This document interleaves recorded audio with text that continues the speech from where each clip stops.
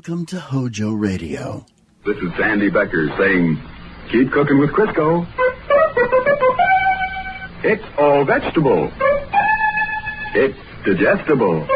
The Cavalcade of America.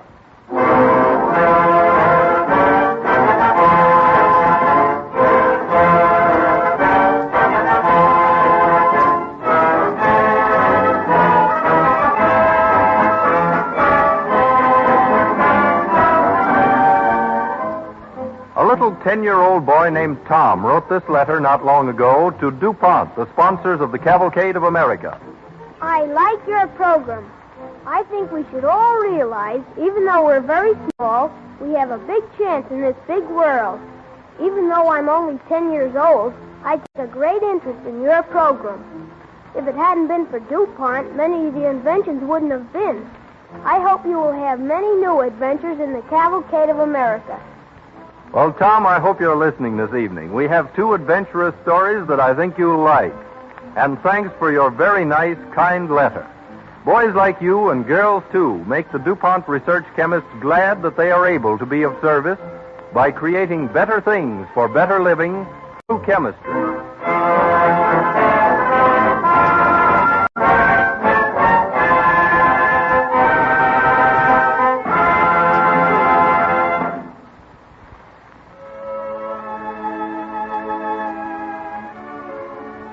The DuPont Cavalcade Orchestra sets our stage for A Tale of the Seas, with a specially arranged group of well-known sea songs.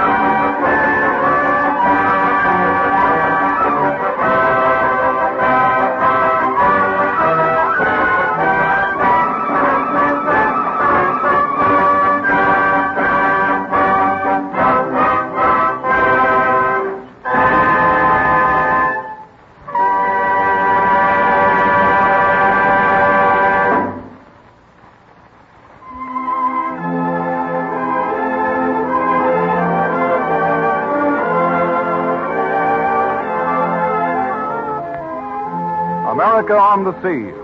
To what better place can one look for so many of the finest traits of American character? For the skill and courage, the gallantry and perseverance, the audacity and bravery that have contributed in such rich measure to the nation's development. Let us turn back to the year 1851. A single word has sped with a mighty roar around the world: gold. Swifter ships are needed to carry food and supplies to the clamoring horde in California, and New England genius is called upon to build them. We find Donald Mackay, one of the greatest of all shipbuilders, with his friend, the poet Henry Wadsworth Longfellow, in Mackay's East Boston shipyard, where a great new ship is being fitted out, the Flying Cloud. So the Flying Cloud is ready for the sea, Donald. Ready and eager to be gone. No more so than our new owners, Mr. Longfellow. Sold already? This beautiful, graceful thing? Aye, she's sold. A Flying Cloud was bought this morning by Messrs. Grinnell, Mintford and Company of New York for the California trade. It did not take them 15 minutes to make up their minds once they'd seen her. Yeah, that doesn't surprise me greatly, Donald, if I know anything of ships. Ah, but you're a poet. And do you think this ship is not a poem? Look up there, Donald, at your work. Those masts and spars, that intricacy of lines and rigging, so strong and yet so light. I doubt if I shall ever write a finer poem. Hard-headed businessmen are different, Mr. Longfellow. They want results. And I have guaranteed that she will reach San Francisco in 100 days. 100 days? If they let me choose her captain. And will they? They have. Do you see that man yonder, standing by the after ladder? Yes. Captain Josiah Creasy, as fine a shipmaster as ever trod the quarterdeck. Oh, Captain Creasy! Aye, sir. Come in. My friend Mr. Longfellow wants to shake hands with you, Captain. I do, sir. I envy you greatly, Captain Creasy. What a glorious experience to command this noble ship. But aren't you a little nervous? About what, sir? Making San Francisco in 100 days. Why, it's unheard of. Well, not when Mr. Mackay says it can be done. Mrs. Creasy sails with me, sir, and between us, if we don't put the Flying Cloud in San Francisco within 100 days, well, sir, we'll give up the sea and start to plant potatoes somewhere inland.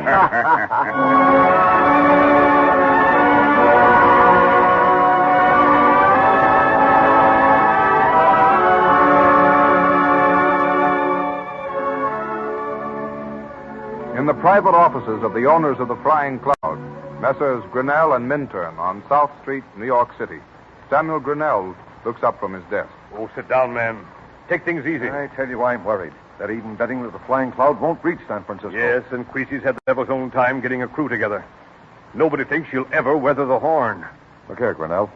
We don't know too much about Creasy. It's just possible That he's betting against himself and us? Yes. Well, I'd trust anyone Donald Mackay recommended. You can ask Creasy yourself. I just saw him through the window crossing from the ship. Captain Creasy, gentlemen. Show him in. Morning, gentlemen. Good morning. We're all in readiness. Ship's loaded and the last of the crew signed on. Captain Creasy, what's your honest opinion? Can she make it? Well, Mr. Minton, I won't fool you. No man can tell for sure. But I do know this. She's the sweetest thing I ever handled. And if hard driving will get her there, you can count on Josiah Creasy to do his best.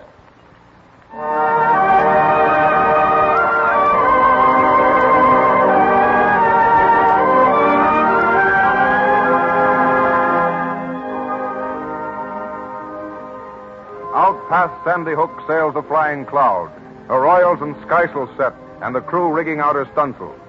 Offshore, the breeze freshens. Now to a half gale, then to a gale. But her captain keeps everything on her. 3 days out, on the quarterdeck, Mrs. Creasy is with her husband. There's hard squall coming, Josiah. I see it, Bessie. Ease the helm. Here's the helm. Well, what's wrong, man? The wind's taking charge, sir. Another man aft here at the wheel, Mr. Barrow. Another man at the wheel, sir. Listen to her, Bessie. Miss Jade knows where she's going. She's like a wild young colt, Josiah. Aye, and a handsome one. You hear that, Bessie? Aye. As long as she creaks, she holds. Steady, helmsman. Aye, sir. Well, what is it, Mr. Morrow? Captain Creasy, sir. Hadn't we better make ready to shorten sail? Not yet, Mr. Barrow. Yeah, but look aloft, sir. Something will snap. Helmsman, bring her closer to the wind. Closer to the wind, sir. She'll never stand it, Captain. We'll let the ship tell us that itself, Mr. Barrow. My furled course is in a lesser blow, sir. And the glass is falling. Let it fall, Mr. Barrow. Captain Creasy, sir, the men won't stand this. They're too young and green. Mr. Barrow, I'm master of this ship, and I'm keeping every inch of canvas on her till it blows away. I won't ease up while there's an inch of canvas clinging to a yard.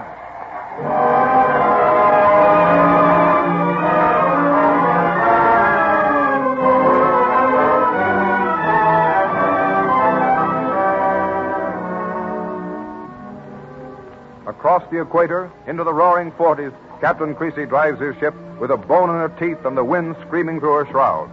He loses sail, springs spars, sets up new rigging, but always he fights for the last mile he can get out of each day afloat. But as they near the Horn in the middle of the southern winter... Oh, look here, lads. It's now or never. Do we stand up for our rights or don't we? We better if we ever hope to see dry land again. If the old man keeps up his crazy driving, we're done for. I've been round Cape Stiff in midwinter, and I know. He's mad, that's what he is. The old woman ain't much better. Willing to kill us to clip a few days off the run. All right, then. We stick together. Here's Mr. Barrow. He's with us. What's this mean, men? wait. Why aren't you at your station? I'll do the talking, boys. We got a complaint to make, Mr. Barrow. We don't hold with the way this ship's being run. Now, that'll do, lads. I can't help you none. I'm in the same position as yourselves, obeying orders. Look here, sir. We're through obeying orders that are as good as suicide. We're going to see the captain. Yes, sir. Come on, man. Mr. Barrow, you please. Aye, sir. We'll go aft with you, sir. Come on, lads. What's this, Mr. Barrow?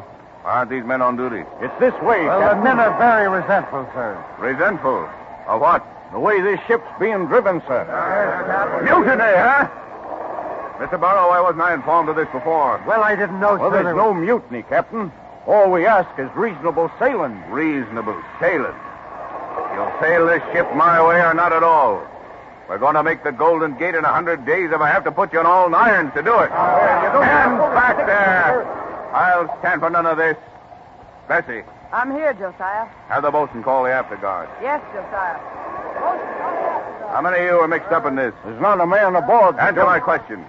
This watch, mainly. We'll see who's sailing this ship. Bessie's the after guard here. They're here, Josiah. Boatswain, take these men aft. Call out the other watch. I'll attend to them later. All right, sir. Mr. Barrow. Just a moment. Yes, sir. I have an impression you are in sympathy with the men. Well, sir, you've taken brutal chances. That's all I want to hear. Mr. Barrow, you may consider yourself as supercargo. From now on, Mrs. Christie will act as mate of the Flying Cloud.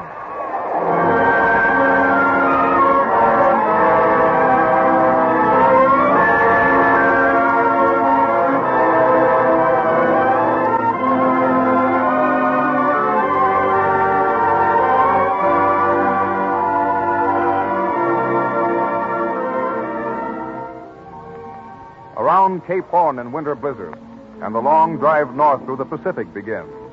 Day after day, Creasy and his wife drive their ship on, replacing gear, fishing yards, bending new sails. Finally, she drops anchor inside the Golden Gate. The gig is lowered, and Creasy is rowed ashore. On the waterfront, a crowd begins to gather. Look at that.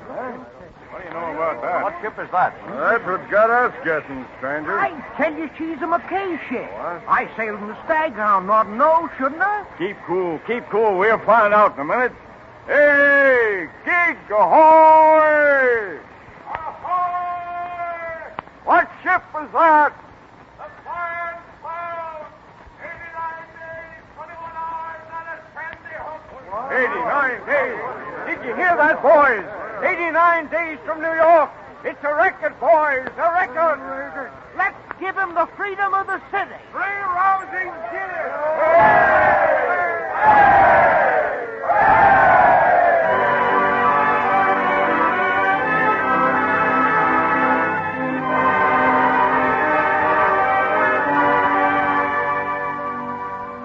From New York to San Francisco in less than 90 days.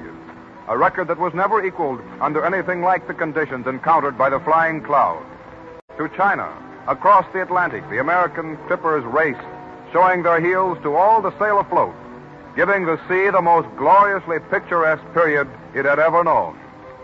The clippers swiftly vanished, but the breed of men who sailed them remained to bring glory to America in later days.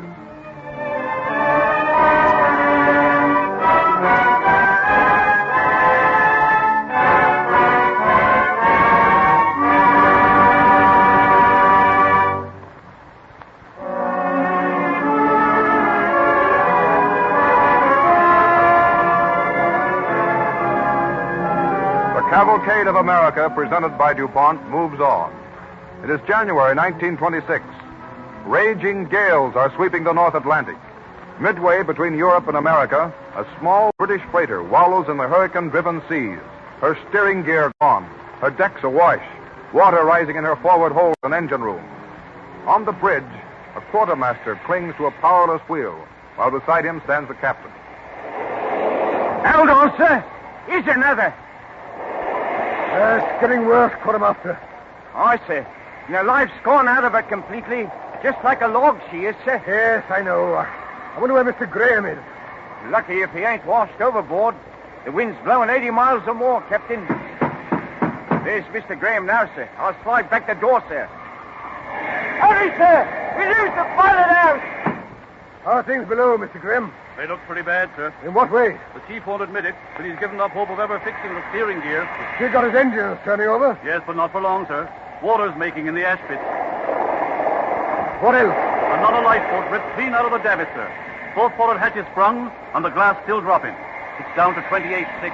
Mr. Graham, I don't want to call for help. Is there no hope whatever? I believe not, Captain. And there's 25 men aboard. And our wireless may fail us at any hour now. I suppose you're right, Mr. Graham. Well, send this SOS. British freighter, Antino. Position unknown. Rough latitude 46.1. Rough longitude 39.8.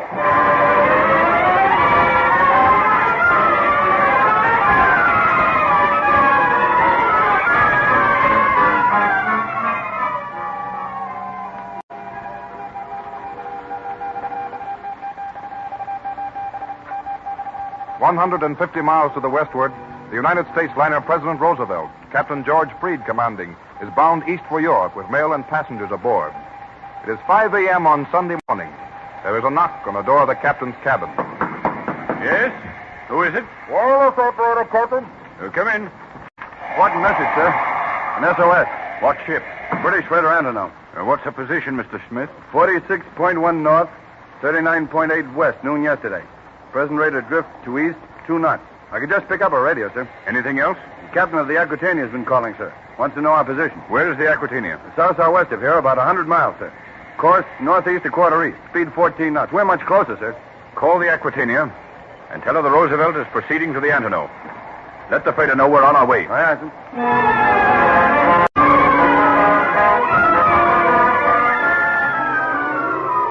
10 hours later, on the Antino, Captain Toes and his first officer are inside the battered bridge, staring out into the swirling pall of snow.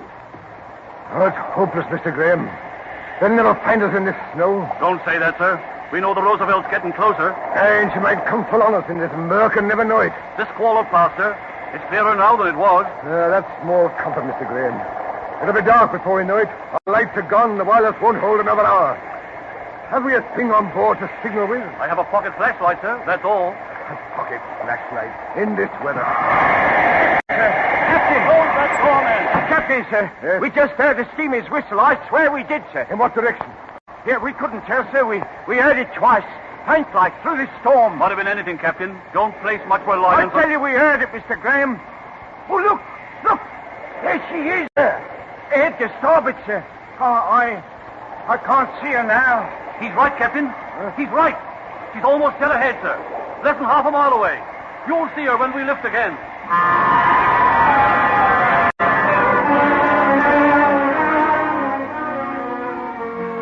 On the Roosevelt's bridge, the short January day has drawn to its close. Quartermaster, Yes, sir. keep that searchlight moving. Very good, sir. Slow engine steerage way, Mr. Miller. Yes, sir.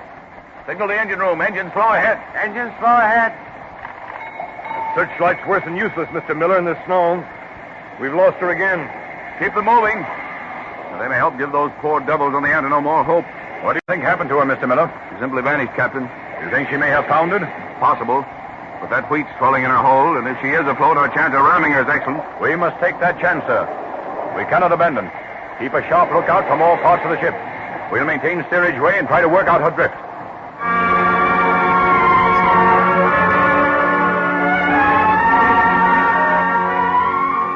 17 hours later, in the Roosevelt's first-class smokeroom, a handful of passengers cling to lashed furniture.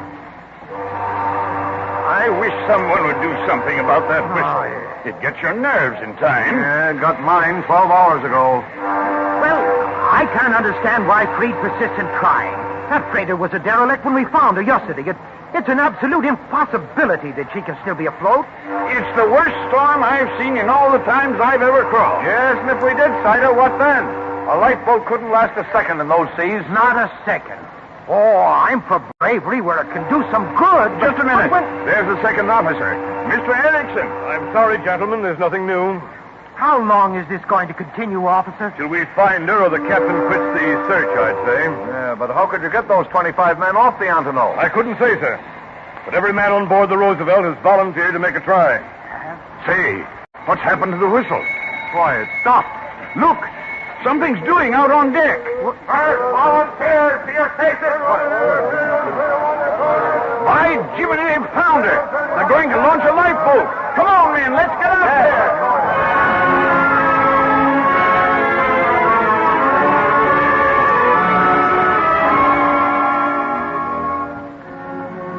On board the freighter Antelope, 25 half-frozen, despairing men huddle in the shelter of the after deck house, staring with salt-encrusted eyes at the nearby liner. For 2 days now, they have watched a score of attempts to rescue them. 3 lifeboats smashed, 2 men drowned, lines snapped, gear ripped asunder on the heaving waves. Now another boat is being lowered from the liner, but the 25 aboard the freighter have long since abandoned hope. There's not one chance in 10 million. That boat will founder as the others have. Look at her. One more wave like that and she's a goner. She must have taken water that time, Mr. Graham. Yes, but look at those men row. There are sailors in that boat, Captain. Blimey, what are they doing now? They're not turning back. No, sir. The officers are swinging your broadside to gain what drift he can and clear our bows. Hi, mate. Look at that. She's going like a runaway express plane. But wait till he tries to come around. That'll be the finish. Graham, look at them, man. I'm almost beginning to believe they can make it. Oh, row, you row, row. Dear God, help them. God's strength. Pray, you sailors, pray. They're going to make it. They're going to clear our bow. Give them a cheer, lads. Steady, men. We're not off here yet. How many of you can jump without help? Help me, sir. You want us to stand by, sir? Not yet. You there, by the corner of the deck house. Can you see the lifeboat? Aye, sir. He's 50 feet off our port bow. Making for the next. There she is, sir. Coming out. Shipping water as fast as they can bail. Ahoy! There! Ahoy, the Argonaut! Stand by to jump aboard! Aye!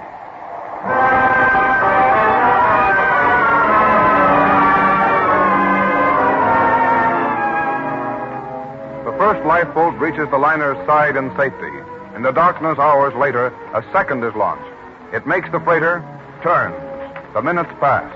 A small white spot is seen in the path of the liner's searchlight. It fights the long climb of a wave, stays poised an awful instant on its crest, and then plunges down, down, down as the passengers on the Roosevelt watch. I can't stand it, John. Oh, it's horrible. No, it's all right, dear. They're going to make it. Oh, they must make it. They must. Keep this space there! Oh, John. Oh, it's all right. We're not in the way here, dear. Look, honey. What? Look, there it is. They're coming in now. Oh, they'll be crushed against the side. No, they've got their boat hooks ready to fend it off. See, they're lowering the sling. On it! Ready, go! Can you see, dear? They're putting them in the nets. I can see. It's wonderful. Take a string on the net. Take out the straw. Oh!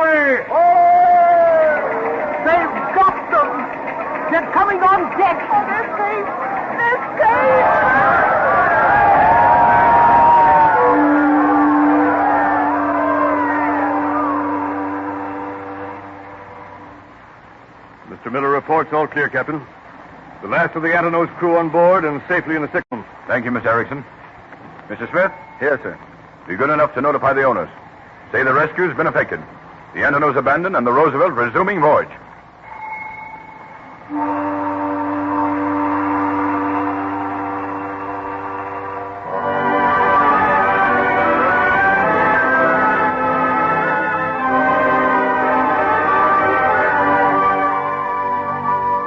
From the days when the New England fishermen first built their barks and sailed north to the Newfoundland banks, down to the present age of steel and speed, the character of the men who manned the ships has been the same: courageous and skillful, gallant and persevering, audacious and brave. Heroes of the sea, the cavalcade of America salute you.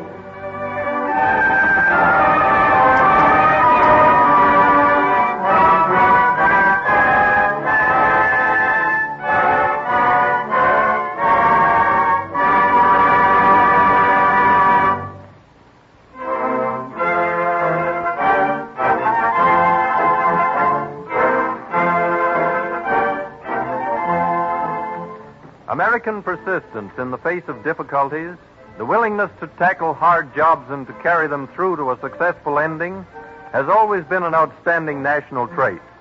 This spirit exists on land and sea, on farms, in cities, and among other places in chemical laboratories.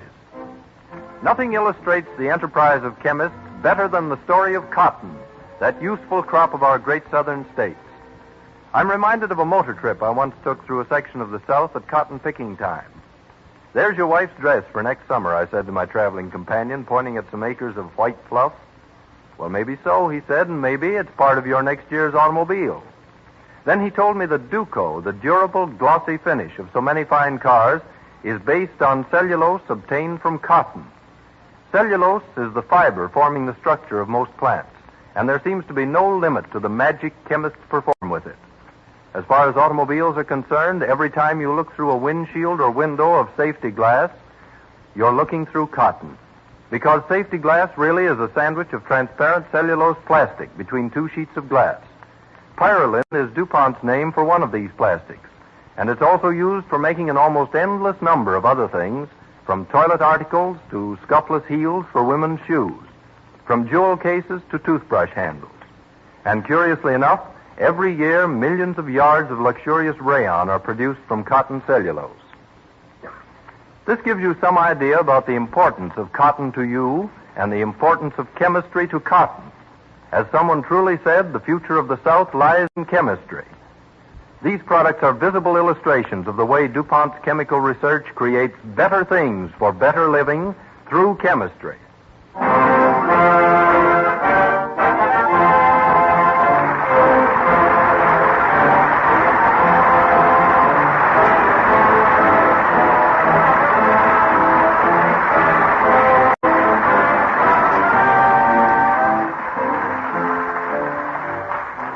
Next week at this same time, you will hear the stories and melodies of songs that inspired the nation, when DuPont again presents the Cavalcade of America.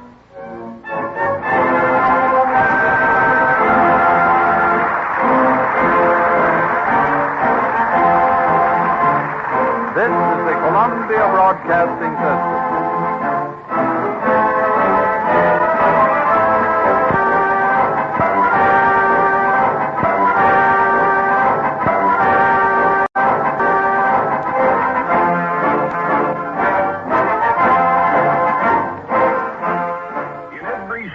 Showroom across America, more and more people are looking at the car that's just out and just wonderful, the 1957 Chevrolet.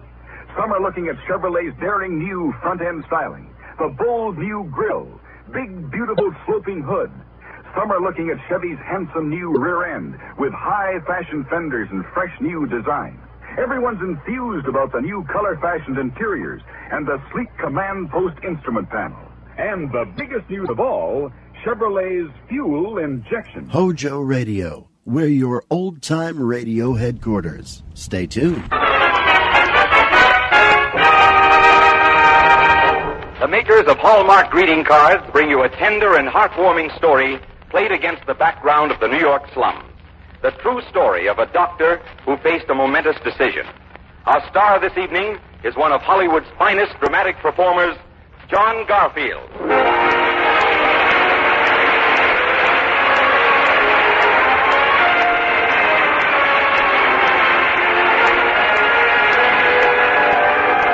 For more than a third of a century, quality has been a habit with the makers of Hallmark cards. They have the pride of craftsmen in their name, Hallmark, Hallmark. That's why Hallmark cards are the kind of cards you can be proud to send, proud to receive. So when you want to send the very finest, look on the back for those 3 identifying words, a Hallmark card. Those 3 words, a Hallmark card, are your assurance of finest quality. They tell your friends you cared enough to send the very best. To be doubly sure, always look on the back of the card you choose for those 3 identifying words, a Hallmark card. Now, to preside over our program this evening, here is our regular master of ceremonies, the young Broadway actor and producer, Richard Calmer.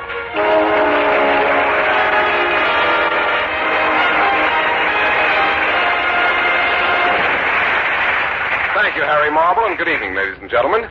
Down along the Lower East Side of Manhattan Island is a district of slums known for its poverty, its assortment of faces and tongues, and its tough vitality. This is where our story, Dr. Mike, is set tonight. And to play the leading role, the makers of Hallmark greeting cards bring you a star who knows the life of those slums better than any actor in Hollywood. You saw him on the stage in Golden Boy and Awake and Sing.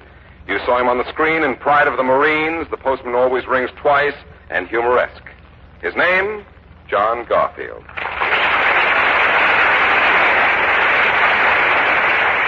Hello, Dick, and thank you. Sure, I know the East Side slums. I grew up in them. Well, you've come a long way since then, John. Oh, no, I haven't. The people down there are real. Those noisy streets are part of me. I don't ever want to get too far away from them. Well, how did you get into acting, Johnny? By the back door. You know, you learn to be tough fast if you're brought up on the East Side, New York streets, the way I was. I learned to fight. That made you an actor? Oh, no. That almost won me the Golden Gloves. And then I figured you can't say much with boxing mitts, so I studied speech. And that's how I got interested in acting. Well, being fast with the leather gloves came in pretty handy, didn't it, John? I hear this new picture of yours is a film about boxing. That's right. It's called Body and Soul, being made by Enterprise Productions. Well, if you like roles about real scrappers, you ought to enjoy this show tonight. Enjoy it? Dick, this guy I'm playing tonight, this Dr. Mike, is so right I feel like going out and meeting him afterwards. Or sending him one of those Hallmark greeting cards just to say, Doc, you're okay. Well, maybe when you were a kid on the streets, Johnny, you knew him. Maybe I did. Ladies and gentlemen, the makers of Hallmark greeting cards are proud to present on the Reader's Digest radio edition, John Garfield in a story he might have lived, Dr. Mike.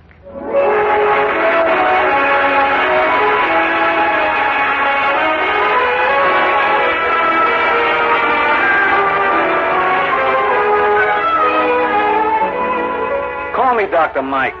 That's what my patients call me. It seems pretty nice to be a doctor. My parents were immigrants. My father died when I was a baby. There were 5 other kids besides me. My mother made stockings at home on a machine with thread furnished by the company. Sometimes she made 75 cents a day. 7 mouths to feed. 7 mouths to feed. That's what I used to hear my mother saying every morning. 7 mouths to feed. So as soon as I could, I went to work in a box factory. Up at 5, 12 hours a day piling boxes, no heat in winter, no open windows in summer, piece of bread or dried scrap of meat for lunch. Yeah, it seems pretty nice to be a doctor. I managed it by going to night school first and then quitting work to go to college. And now I'm back in the neighborhood I grew up in, and I'm a doctor, and a busy one.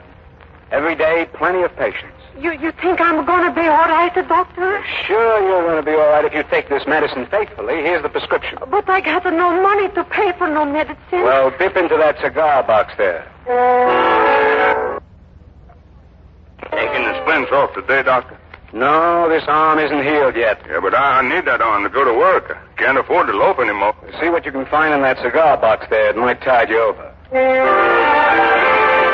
Here's $2, doctor. Well, throw it into that cigar box there.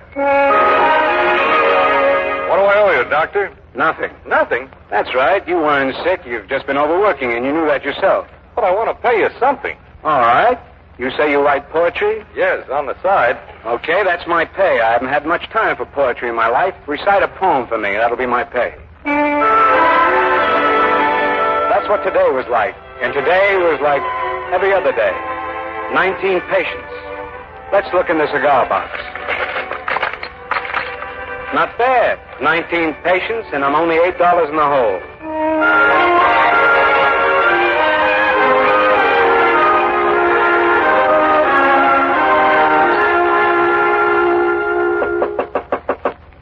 Come in. Well, Irene O'Neill, how are you? Hello, Dr. Mike. Sit down, son. You look healthy and pretty. What's ailing you? Nothing. Well, a social visit? Uh-huh. I just come to give you an invite, Dr. Mike. I accept. An invite to what? My wedding party. What? No kidding. You and Tony? Me and who else? Sure. When? Tomorrow. Tomorrow? That's right. Tony just got a swell new job, but he's got to go out west to take it, so we're slipping on the old ball and chain pass. Well, congratulations. Thanks. I don't think I can make it tomorrow. Well, you gotta make it. Oh, yeah, I got patience, Irene. Sure, and I'm one of them, and Tony's another. We won't get married if you're not there. No, I mean it. You gotta come, Dr. Mike, and we got it all fixed. Oh, what do you mean? Well, Tony's kid cousin, he'll stay in your office and take your calls and let you know if anybody needs you worse than we do at the party. See, yeah. Well, you want me that badly? Well, look, Dr. Mike, I ain't so good with the mushy stuff. Except with Tony, huh? Yeah, except with Tony. But, well, you're the best friend Tony and I got. When he was out of work and sick, too, well, we don't forget how you used to tell him to dip into the cigar box like you owed him money. Forget it. Tony paid me back. No. Nobody ever pays back a thing like that, Dr. Mike. You know what Tony and I agreed? No, what? Well, we're going to be out west there, and well, maybe someday... Well, I mean, we hope... Well, I mean, maybe we'll be going to have a baby. I could imagine such a thing happening sometime soon. Well, we're going to come east when that happens. Nobody's going to bring our baby into the world but Dr. Mike. Irene. Well, Irene, I don't know how... Well, that's the nicest... Hey, look. Irene. Yeah? Have Tony's cousin here tomorrow. I want to dance at your wedding.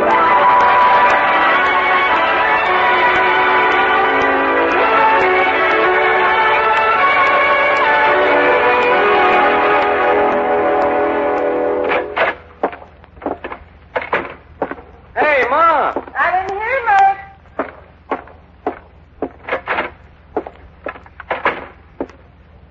I got supper fixed. Swell. How would you like to step out tomorrow, Ma? Where? Tony Camilli and Irene O'Neill are being married. Good. And we're going to the wedding. Dance, sing, laugh, a good time, a day off. What do you say, huh? Good, we'll go. But, Mike... Yeah, Ma? When are you going to get married? Me? I don't have time. You mean you don't have money? Same thing, maybe. Well, I don't kick for myself, Mike. I got more than I ever had before in my life, but... You're a doctor. You ought to be rich. Oh, Ma. How about those fellows want you to open up an office with them on Park Avenue? Oh, yeah, I didn't have the heart for that. Sit down, Mike. Eat. Okay. How about you? I ate. Oh. There's a fellow coming to see you. Huh? A patient? No, a doctor. A doctor? Oh, why didn't you tell him I wasn't sick? You're going to have to make up your mind, Mike. What do you mean? This doctor, he telephoned. I told him to come. I think he wants you to come in with him. Maybe it's another chance on Park Avenue. Look, Ma, I'd like to be rich, sure. Who wouldn't? But this Park Avenue stuff isn't for me. I haven't got anything against it for the guys who belong there. Most of them come from swanky homes, and they're working among their own people. Well, I come from this neighborhood, and I want to work among my own kind of people. Can't you see that? I can see you're getting no praise. That's what I can see. Maybe, but I've got to do the best I can for the kind of people I know and understand. That's what it means to be a doctor. And if it gets a guy no place, well, it gets him no place, that's all. But it's what it's what I have to do. We'll see. We'll see. This is darn good stew, you know. Don't change the subject. Okay, Ma. Patient so early in the evening, too. I'll go and see. You keep on eating.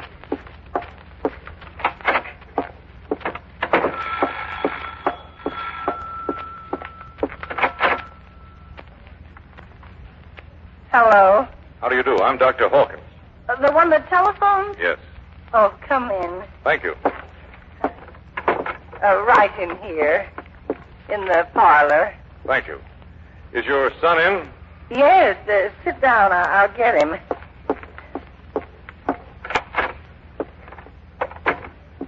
Well? You're wanted in the parlor. Oh, sure. Patient? No, it's that doctor.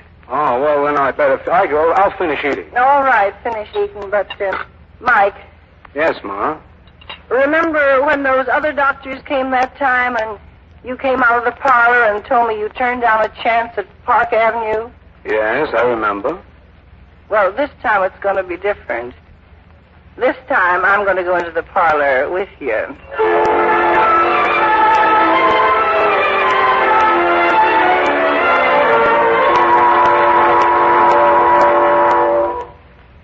Here's my son, Dr. Hawkins. How do you do, Doctor? How are you? Sit down, won't you? Yes, thanks. Well, sir, I suppose you're wondering why I came here. More or less. They haven't forgotten you at Bellevue since your intern days. Well, that's nice to hear. I've been talking with the members of the staff at Bellevue pretty regularly for the past 2 weeks, going into a few matters pretty thoroughly. I see. What matters? Well, for one thing, the most important thing to you, I was looking for a good internist. They recommended you. That's nice of them. Why were you looking for an internist? I'm starting a clinic. Oh. I want you to come in with us. A lot of money in it, I suppose? I think we all should do pretty well. A big suite of offices on Park Avenue? Well, as a matter of fact, we do hope to open on Park Avenue. I thought so. You see, Doctor, we feel that this is a time when a clinic would be most acceptable to the general public. People are coming to realize the truth that the various types of disease and pathology require attention of specialists. I agree, but only if the ailment is serious enough. We plan to have a large staff, from eye, ear, nose, and throat men to psychiatrists. On Park Avenue? Yes. And you want me? Yes, as an internist. The answer is a flat no. Mike! No, Ma, I know what I'm saying. I know why I'm saying it. I can't do this thing. I'm sorry, Doctor. He'll take the job, Dr. Hawkins. He'll take the job. No. Of course not. I wouldn't want you to do it if you wouldn't feel right about it. But, Dr. Hawkins, this job, would Mike work nights? No. We'd keep office hours, long ones, but daytime hours. Well, Mike, you could have some fun. You could... I know, Ma, I know, but it's no. I'm very sorry, Doctor. I'm sorry that you feel this way. I have heard about your work in the neighborhood here, and I was sure our clinic would appeal to you. What made you think so? The obvious, genuine love that you have for your poor patients. You see, we're going to devote half of each day at our clinic to the patients without the means to pay. What's that, Doctor? We're going to devote exactly half our time to people without the means to pay. Well, what? Well, why didn't you say so? If there's no money in it, Mike's for it.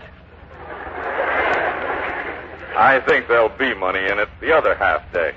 Plenty of money. Well, Dr. Hawkins, a clinic like that for poor people, it's a good thing. Oh, there you are, night work. You take this job and you'll be freer. Oh, wait a minute, let me answer. Hello? Yeah. Yes. I see.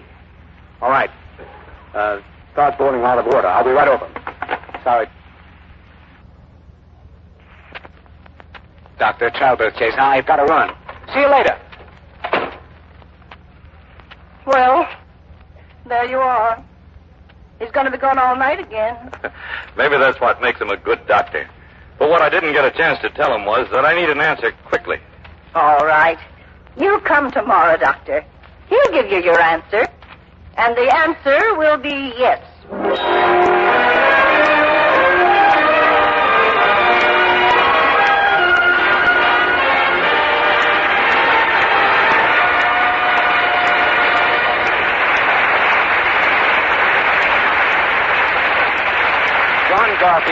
back in just a moment with the second act of tonight's drama, presented by Hallmark greeting cards from the pages of the Reader's Digest, America's favorite magazine. Now, here's Dick Hallmark. Mother's Day is Sunday, May 11th, only 10 days away. Don't let this day slip by without telling your mother how much she's always meant to you. A Hallmark card will do this so beautifully, for remember, a Hallmark card will say just what you want to say, the way you want to say it. Your Hallmark dealer has a complete selection of Mother's Day cards, so stop in tomorrow. You'll find just the right Hallmark card to tell your mother that you haven't forgotten. And don't forget the many others that you'll want to remember on Mother's Day. A favorite aunt, a grandmother, sister, or anyone who's been like a mother to you. There are Hallmark cards created especially for each of them. And when you send a Hallmark card, it means so much more. You see, for more than a third of a century, quality has been a habit with the makers of Hallmark cards. That's why discriminating folks look on the back of the cards they send and receive for the three identifying words, a Hallmark card. Those three words, a Hallmark card, are your assurance of finest quality. They tell your friends you cared enough to send the very best.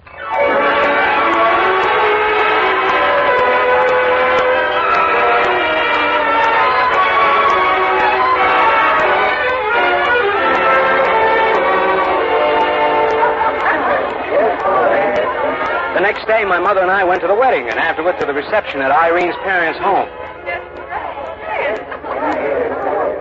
Do I get to kiss the bride, Tony? Just one time. Don't be a hog like some of these fellas. All right, Irene.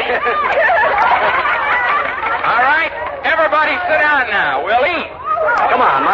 Let's sit here. All right, but we ought to go back soon, Mike. Well, what do you mean? You've always wanted me to take a day off. Well, this is it. Well, that Dr. Hawkins is coming for your answer today. Oh, there's no rush about that. There's lots of rush. He wants the answer today. Well, if he really wants it, he'll find me here. That kid is at the office, and he can tell Dr. Hawkins where I am. Hello, Dr. Mike. Hello, Mary. I wasn't sure you'd be here. Missed my own cousin's wedding.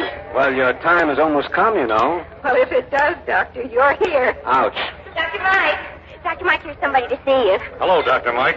Dr. Hawkins, how do you do? Oh, you did come. That's good. Why don't you invite your friend to stay? Well, I'll do that if you don't mind, Irene. This is Dr. Hawkins, and this is the bride, Doctor. And a very pretty one, too. Oh, thanks. Well, I better get back or Tony will want a divorce. Oh, sit down, Dr. Hawkins. No, right next to Mike. Thanks. Some party. They're wonderful people. You know, I came for your answer, Doctor. I know. What about it? I don't know. I'd like some time to think about it. Well, I haven't got much time, Doctor, to keep it open. Well, can you stay until the party is over?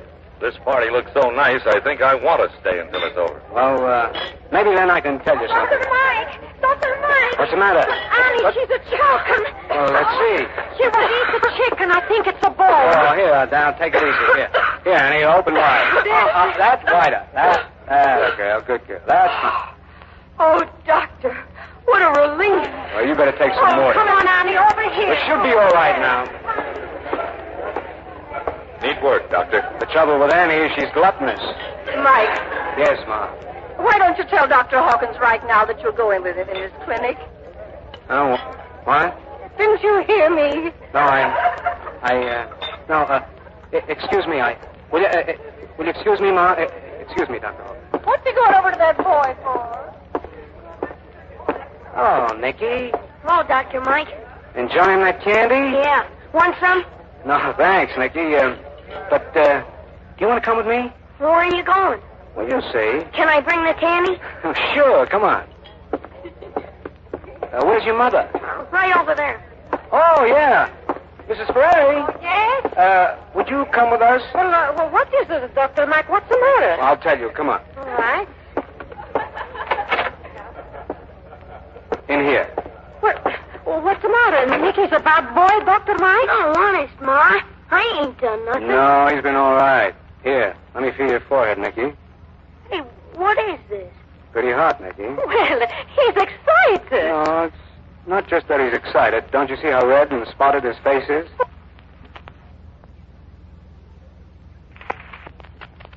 What do you mean? We're taking Nicky home. He's got the measles.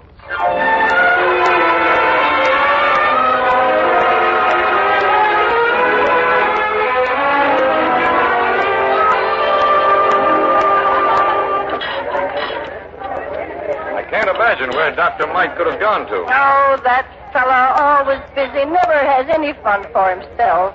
And you want him to, eh? You bet. He ought to do all right for himself in that clinic of yours. If he accepts. He'll take it. I hope so. He wouldn't, only you're going to treat poor people half the time. And that's what he likes. I know. He's a great doctor, your son is. He's a great son. But he don't take care of himself. Here he is now. Hello, Doctor. Well, I'm sorry I ran off that way, but... Well, you missed the spaghetti. Well, I'm in time for the ice cream. What happened, Doctor? Oh, the boy had some measles, and I brought him home and put him in bed. You see, that's the way it is. Wherever Mike goes, sickness comes. So you make me sound like Typhoid Mary, Ma. Well, that's the way it is. Well, I'm back now, and it's all over, and no more work for today. Dr. Mike. Dr. Mike. Oh, here it is again. What is it, Annie? I don't want to get everybody excited, but you better come upstairs, Dr. Mike. What's the matter? It's Mary. Mary? Yes, her time has come. Oh. Can I help, Doctor? I probably won't need you, Dr. Hawkins. Stay here and eat my ice cream for me, will you?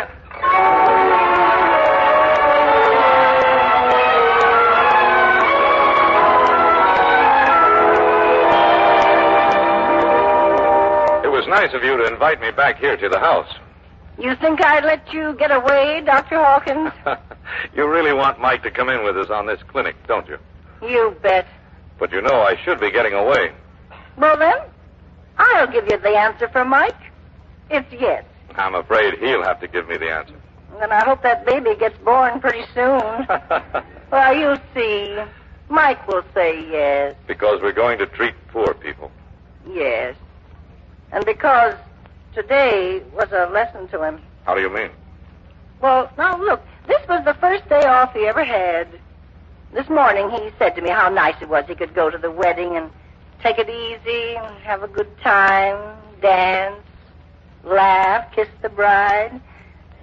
Well, did he have a good time? No. No. Did he have a day off even? Not so that you could notice. Well, there you are, and that's the way it is in this neighborhood. That's the way it always will be. And he knows it now. He'll go into the clinic with you. Hello, Ma. Dr. Hawkins. Well, Doctor? A 7.5-pound boy. Fine. Well, did today teach you a lesson? Yes, it did. You see, Dr. Hawkins? You were right. Dr. Mike, I'm going to have to go very soon. I take it you have your answer ready now. That's right. The answer is no. Mike! Ma, listen, you want me to be happy? Yes. Well, this is my way of being happy, staying here, working among these people. Today taught me a lesson, all right. I was nearly ready to accept Dr. Hawkins' offer. But in the clinic, no matter how many poor people you treat, you don't get to know them.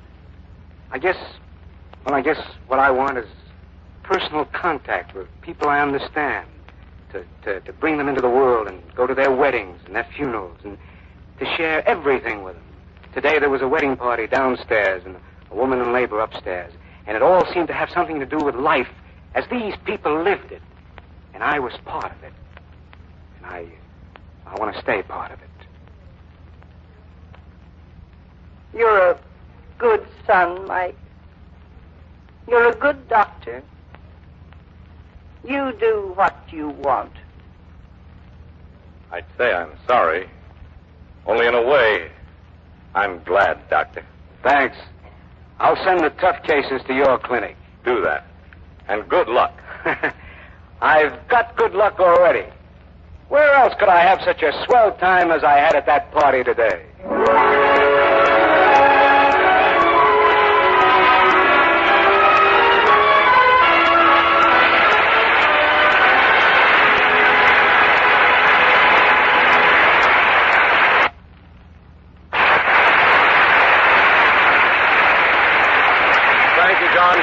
That was a wonderful performance.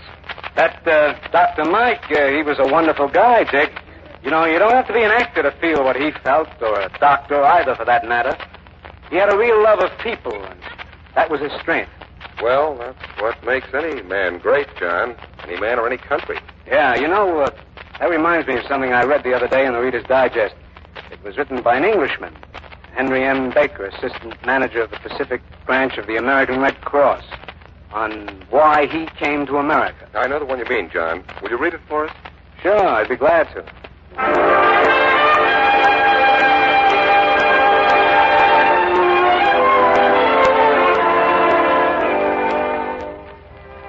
I was filled with a hunger for knowledge and a yearning for freedom when I came to this country 30 years ago. Day and night I had dreamed of breaking through the iron bars of poverty and class distinction. Poverty kept me from college in England, but my room was full of catalogs of American universities. Here was a country in which education was not just one of those for means. I came here also for freedom. Freedom to climb from poverty. Freedom from class and caste. Freedom from ever-present tradition. Freedom to think and grow and really live. Did I find what I came for? Yes. 1,000 times over. Education was mine for the price of a personal toil. Unbelievable it seemed at first that I could pay for classics and sciences by mowing lawns and cleaning furnaces. And to find that I was not inferior to the men whose lawns I was mowing was an education indeed. I found freedom. It gave one the urge to accomplish. It stimulated to individual enterprise. It developed a deep and abiding affection for the American way of life and a profound respect for American institutions.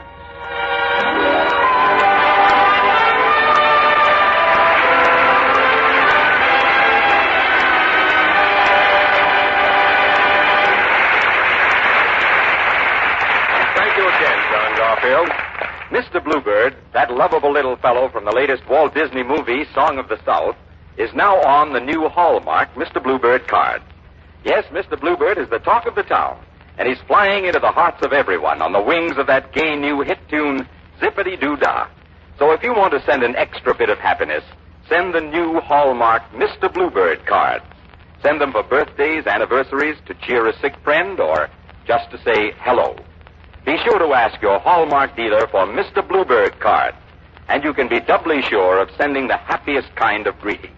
You're cordially invited to be with us again next week at the same time for another fine dramatic program brought to you by the makers of Hallmark greeting cards.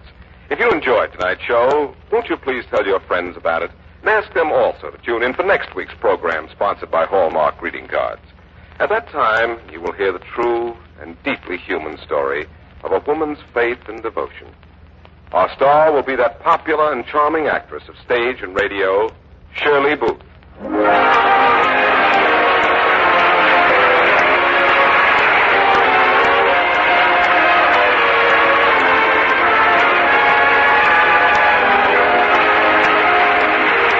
Garfield was supported by Evelyn Barton in the role of the mother. Dr. Mike was dramatized by Robert Senadella from the Reader's Digest, America's favorite magazine.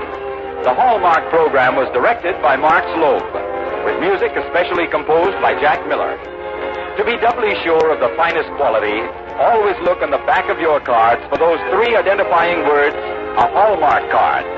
This is Harry Marvel speaking for the makers of Hallmark greeting cards and for your friendly Hallmark dealer. You'll find a wide selection of Hallmark cards at America's finest shops and stores. Remember, a Hallmark card will best express your perfect taste, your thoughtfulness. This is CBS, the Columbia Broadcasting System. If you want to relieve headache, neuritis, or neuralgia pains quickly, try Anacin. The relief it brings is incredibly fast. Here's why. Anacin is made like a doctor's prescription, contains not just one, but a combination of medically active and proved ingredients.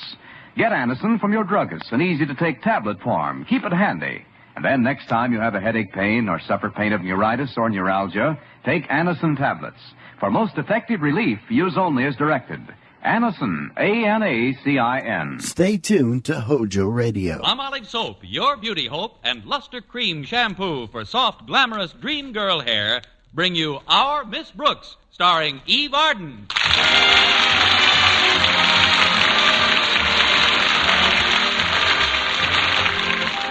Although our Miss Brooks teaches English at Madison High, her problems, like those of any other teacher, aren't always confined to purely scholastic ones. There's Mr. Philip Boynton, for instance, a biology teacher of whom Miss Brooks is extremely fond. And who, in return, lavishes his affection upon his frogs and guinea pigs. There have been other problems, too. A perfect example of what I'm talking about occurred last Sunday. A grand illustration of what can happen when you let a little softness of the heart spread to your head. The day started off innocently enough when my landlady, Mrs. Davis, knocked on my door around 9:30 in the morning. Connie! Oh, Connie! Get up, Connie. It's 9:30. Oh, come on in, Mrs. Davis. I don't like to disturb you like this on Sunday. Oh, that's all right, Mrs. Davis. I've been up. Since when? Since you said, Connie, oh, Connie, get up, Connie, it's 9:30. Well, I got your note to wake you, dear. And I'm glad you did, Mrs. Davis. I've got to do a little checking today on one of my pupils who's been absent all week, Eddie Garson. But, Connie, today's Sunday. I know, Mrs. Davis, but Eddie's always had such a good record of attendance. I just can't understand it. His mother hasn't answered any of my notes, and by tomorrow, Mr. Conklin will send a truant officer after him. I'm going over to his house today and investigate. It's very nice of you to take such an interest in the boy, Connie. Well, I feel it's my duty to go to Eddie's home, Mrs. Davis. He's always been a good student, well-behaved, with a fine character, and he lives 4 doors from Mr. Boynton. Oh, I see. Connie, did Mr. Boynton ask you for a date? Well, how could he, Mrs. Davis? I haven't asked him to yet. But if I can straighten out Eddie Garson in a hurry, I might accidentally run into Mr. Boynton. I'm perfectly willing to meet him halfway. Of course, if his door opens outward, I'm liable to get a broken nose. But I understand that Mr. Boynton likes to take his Sunday morning constitutional by himself. Well, that's what's nice about a constitutional. You can always amend it.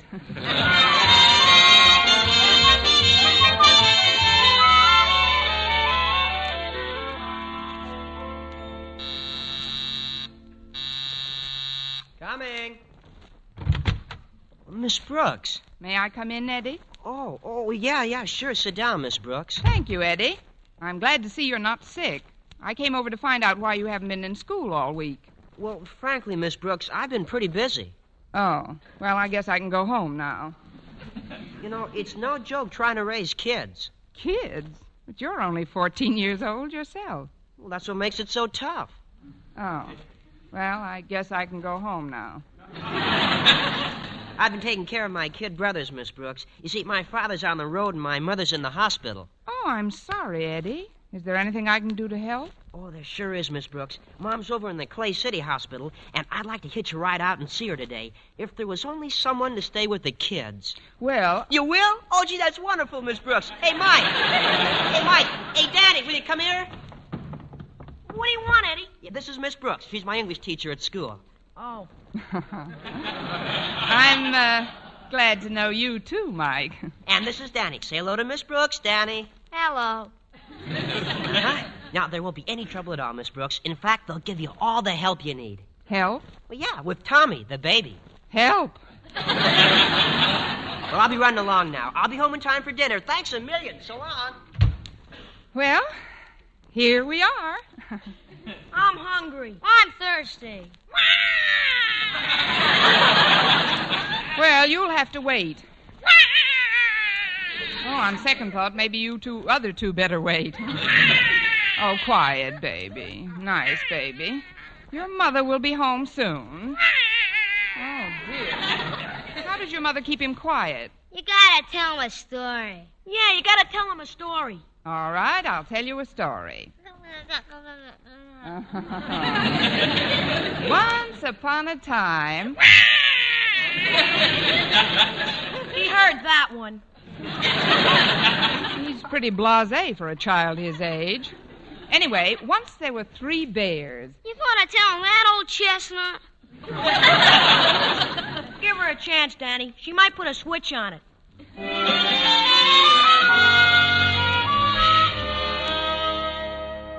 And so Snow White and the Prince lived happily ever after. I'm glad for him. I wonder why Eddie ain't home.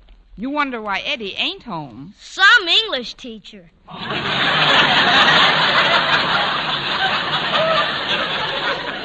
You know, I never in my life hit a child, and this is the first time I ever wondered why. Eddie should have been back by now, though. It's after 7. I'm hungry. I'm thirsty. Well, I'll get you something to eat and drink in a minute. Quiet, Tommy. Now, once there was a girl named Little Red Riding Hood. Oh, great. Whose father was a traveling salesman.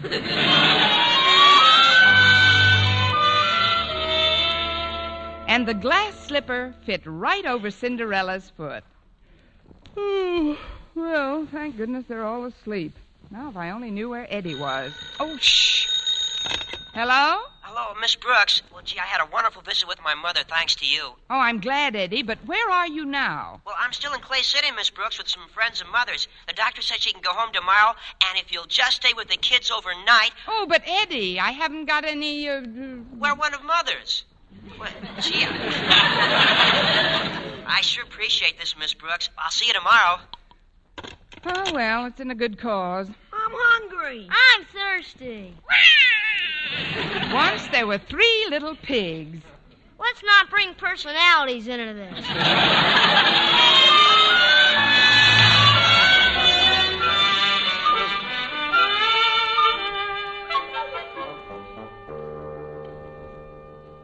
I'm hungry. I'm thirsty.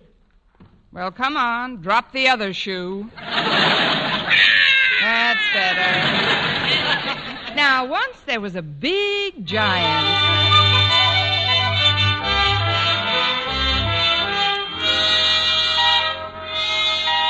Oh, what a horrible night. Let's see now. I better see what's in the kitchen before Hungry, Thirsty, and Screamy wake up. Oh, there's not a thing in the cupboards. I better call Mrs. Davis. If they'll only stay quiet for a few more minutes.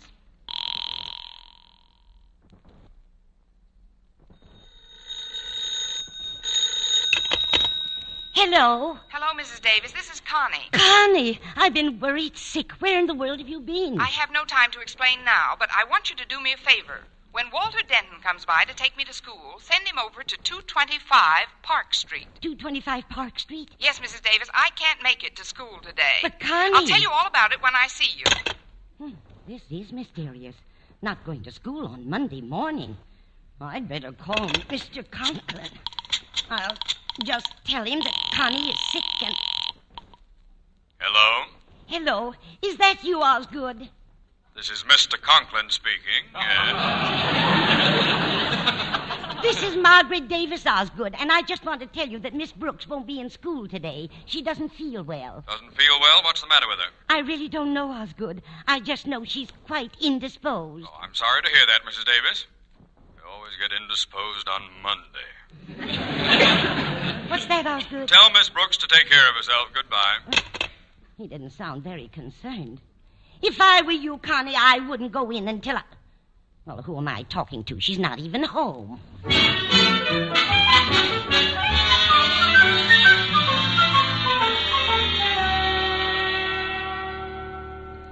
are we going to eat, Miss Brooks? As soon as I send one of my students to the store, Mike. You playing hooky today, Miss Brooks? I guess I'll have to until your brother Eddie comes home. Say, that reminds me. I better call Mr. Conklin. But what'll I tell him? I can't explain about Eddie on the phone. Besides, there's no proof of his story until his mother comes back. I wish you'd talk to us for a while. You're making me very nervous. I'm sorry, Danny. I know what I'll do. I'll make believe I'm Mrs. Davis and tell him I'm sick. Hello? Hello, Mr. Conklin. This is Mrs. Davis. Margaret? Yes, I just wanted to tell you that Miss Brooks doesn't feel very well. What's the matter? Is she taking a turn for the worse? Who? Miss Brooks. Yes? Oh, that is, she's no worse than she's ever been. Have you had a doctor?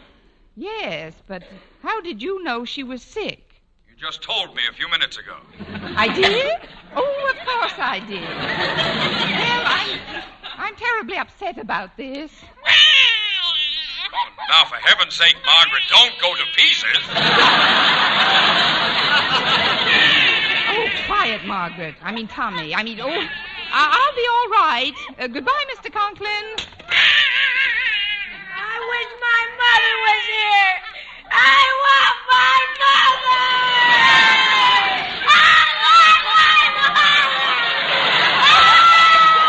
I could use my mother, too.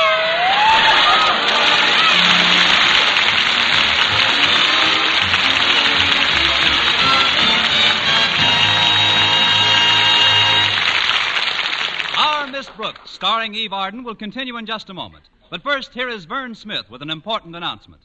Palmolive Soap is giving away prizes worth $67,000, a grand prize of $25,000 in one lump sum, or $100 a month for life. And that's not all. There are over 2,000 prizes in Palmolive's big treasure chest contest. Ford sedans, Westinghouse laundromats, Fromm Silver Fox scarves, Toastmaster toasters, and it's easy to enter. Complete the last line of this jingle. A fresher, brighter-looking skin is something I would like to win. I'll get Palmolive Soap today.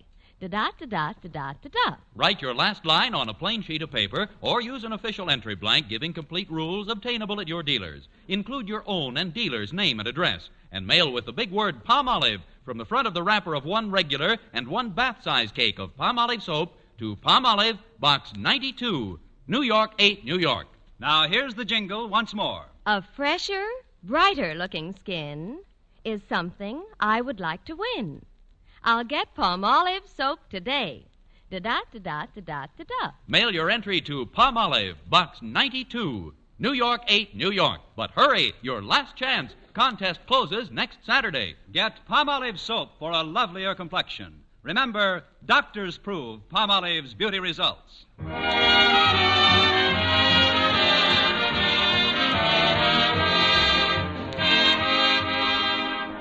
And now back to Our Miss Brooks, where we find Walter Denton and Harriet Conklin listening to the radio in Walter's car. And that, ladies and gentlemen, concludes our newscast from our nation's capital. Will you? I think they're going to give another clue for the $18,000 contest on Sing It Again. Okay, Harriet. And here, ladies and gentlemen, is your extra clue to the Phantom Voice on the CBS Sing It Again program. At camp, his father was a king who spent some time at lumbering. Okay, Walter, you can turn it off now. Boy, I'd sure like to win those prizes. At camp, his father was a king. What was the second line, Harriet? The second line? Da-da-da-da-da-da-da-da. Oh. It was nice of you to give me a ride this morning, Walter. Oh, that's all right, Harriet. If I were the principal's daughter and you were me, you'd give me a ride if my father drove off to school early in the morning without me this morning, wouldn't you? You mean the only reason you stopped for me is because of my father? Oh, of course that's not what I mean. I thought you might want to ride over and pick up Miss Brooks with me. Mrs. Davis was pretty mysterious about her. Said she hadn't been home all night. Well, where did Mrs. Davis say Miss Brooks was, Walter? 225 Park Street. Park Street? Doesn't Mr. Boynton live on Park Street? Yeah, come to think of it, he does. Walter, remember that picture we saw last week? The one called Her Other Life? Yeah, Harriet. Maybe Miss Brooks has another life. Who knows? She might even be secretly married. Miss Brooks? Married? To who? Why, to Mr. Boynton, of course. Oh, don't be silly, Harriet. Mr. Boynton doesn't like girls. He likes frogs. Well, it's a wonder I didn't think of it before. Why, they might even have a family by now. That's just like a woman, always giving people families. Well, this is Park Street, and there's Miss Brooks in front of that house. Hiya, Miss Brooks. Here we are. Hello, Walter. Harriet, I'm glad you could... Harriet, I didn't know you'd be along. But now that you are, I've got to take you into my confidence. Harriet, can you keep a secret? Oh, certainly, Miss Brooks. Even from your father? Especially from my father. Oh, good. Then I don't want either of you to mention that you saw me here. You see, I told Mr. Conklin that I was sick, and, well, I'll explain it all later. But right now, you've got to go to the grocery store for me. Well, what is it you're going to explain later, Miss Brooks? That's the secret, Walter. Just take this list and this money and have them send these groceries out as soon as possible. The address is right on the bottom of the list. Well, okay, Miss Brooks, but there sure is something funny going on. Why, there's nothing funny about it at all, Walter. Good day, Miss Brooks, and give my regards to the children. Thank you, Harriet, I will. What?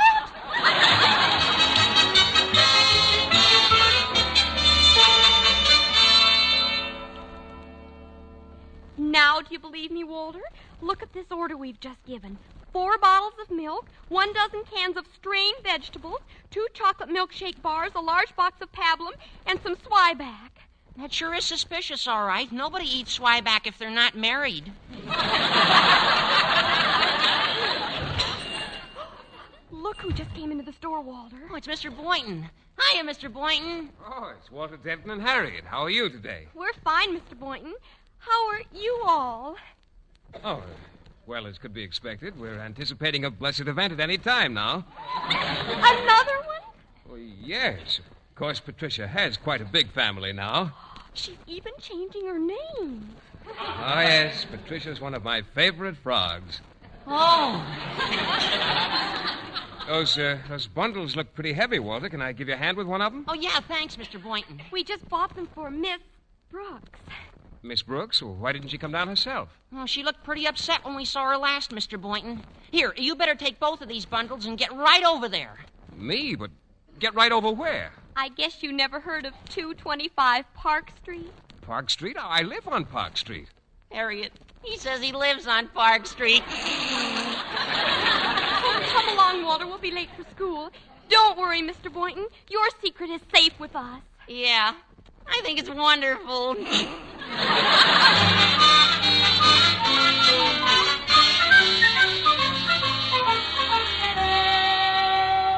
And while Sleeping Beauty was waiting, Prince Charming came to her door. Come in, Prince. It's the doorbell. I guess you got carried away by the story. It should happen to me. At last, the groceries. Hello, Miss Brooks. And Mr. Boynton right behind them. Come in, won't you? He's a big one, ain't he? Ain't he? There she goes again. Miss Brooks, who are these... Children will do, High Pockets. Oh, they're terribly bright. Now, boys, run to the kitchen and play with the meat cleaver until lunch is ready. All right. But please make it snappy, because I'm hungry. And I'm thirsty. Oh, did you have to turn that on? Oh, excuse me, Mr. Boynton. There, little baby. There. Shh. Oh, I guess I'll have to pick him up. No. Miss Brooks, I don't want to pry, but where did all these children come from? Why, any biology teacher knows that. The stork.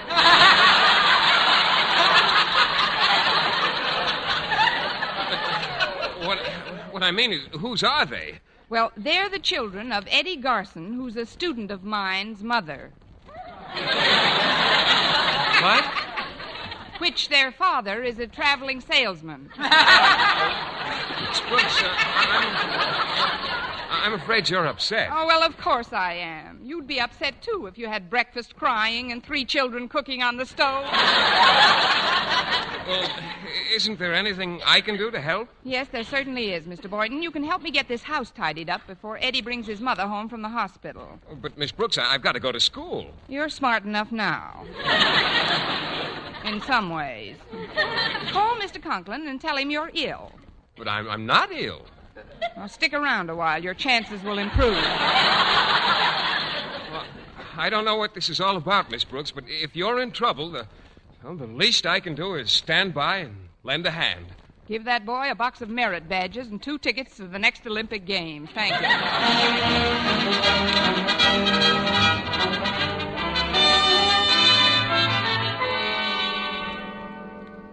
No doubt you're wondering why I summoned you two to my office, Harriet. Well, yes, Mr. Conklin. I was speaking to my daughter.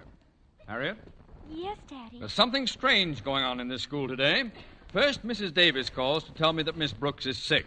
Twice. Then Mr. Boynton calls, tells me he won't be able to come to school today because he's expecting an illness. And then, while I was conducting both their classes, I catch my own daughter receiving a note from this... Scallywag? From this scallywag. Thank you, Denton. Hand over the note, Harriet. But, Daddy... The note. That's better. Dear Harriet, whatever you do, don't let the cat out of the bag about meeting you-know-who in the grocery store and sending him where we did. We don't want to get Miss You-know-who in trouble. After all, we have no proof that those little you-know-whos are hers. Nor are we positive that 225 Park Street is a love nest. You-know-whos? Love nest? What's the meaning of this, Harriet? Well, you wouldn't want me to betray a confidence, would you, Father? Yeah, you wouldn't want her to do that, would you, Father? Mr. Connell? Quiet! I'll find out what's going on at 225 Park Street.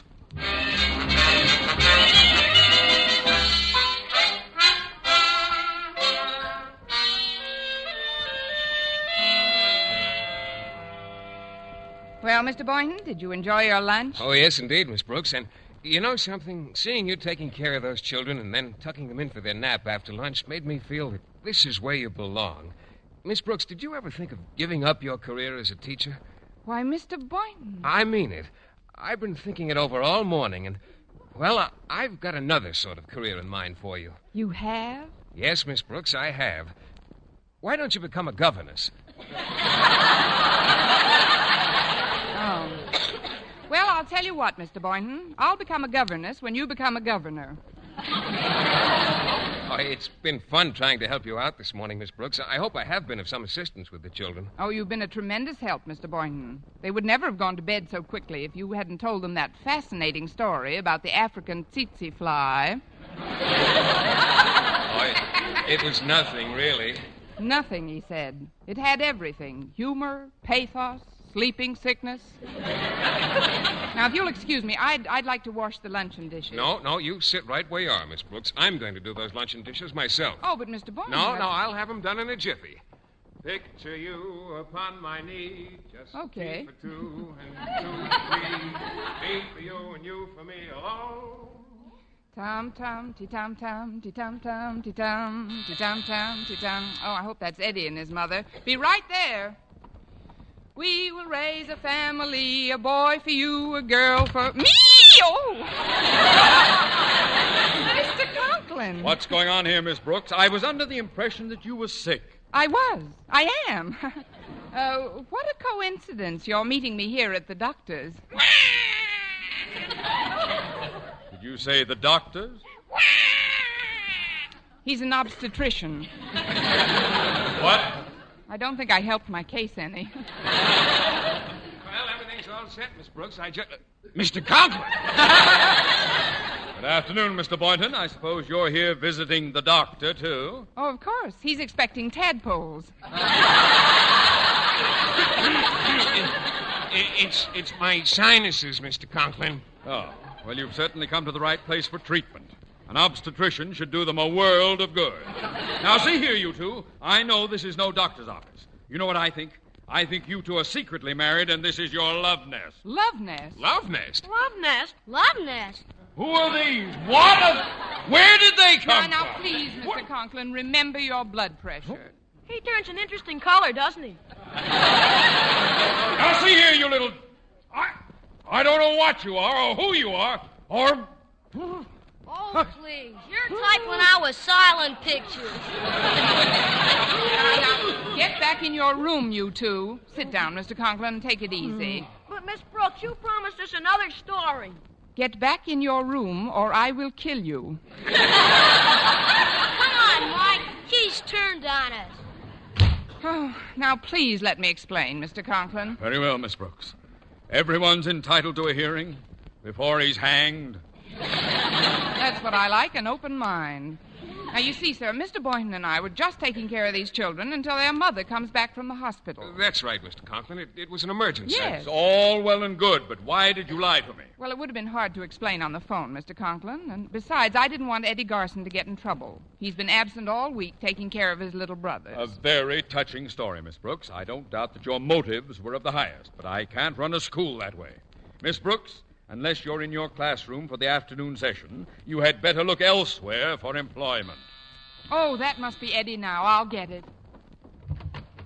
Eddie, I thought you'd never get... Where's your mother? Well, she's paying the cab, Miss Brooks. She'll be right in. The doctor says she's fine. Oh, good. Then she'll be able to take care of her family again, and I can get back to school. Oh, no, you can't, Miss Brooks. We need you more than ever now. Look, in this blanket here, a brand new baby brother. Once upon a time, there was a governess named Connie Brooks.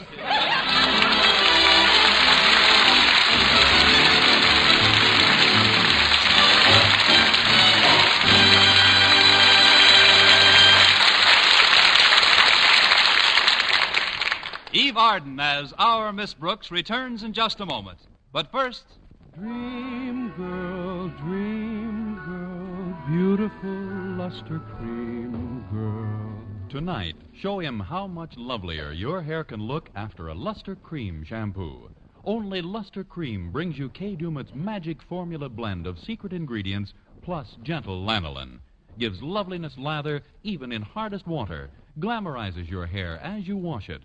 Luster Cream. Not a soap, not a liquid, but a dainty cream shampoo. Leaves hair fragrantly clean, free of loose dandruff, glistening with sheen. Soft, manageable. Gives new beauty to all hairdos or permanents. 4-ounce jar, $1. Smaller sizes, either tubes or jars. Tonight, try Luster Cream shampoo and be a dream girl, beautiful luster cream girl. You owe your crowning glory to a luster cream shampoo. And now, once again, here is our Miss Brooks. Well, I couldn't afford to lose my job at school, and yet I hated to leave Mrs. Garson in the lurch. So I did the only thing possible under the circumstances. I got somebody to help out in my place. Before I left for the afternoon sessions, I gave a few last-minute instructions. Now, be sure the formula isn't too hot, and don't be stingy with the talcum powder. Any other questions? What should I do with the safety pins when they're not in use? Well, with a baby this age, you won't have that problem. Goodbye, Mr. Conklin.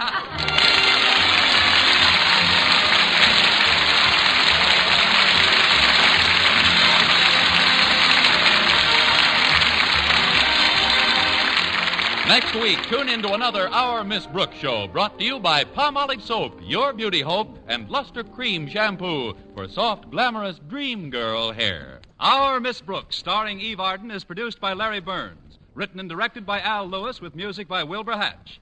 Mr. Boynton was played by Jeff Chandler. Mr. Conklin by Gail Gordon. Others in tonight's cast were Jane Morgan, Dick Crenna, Gloria McMillan, Tommy Cook, Sandra Gould, Bobby Ellis, and Jeff Silver.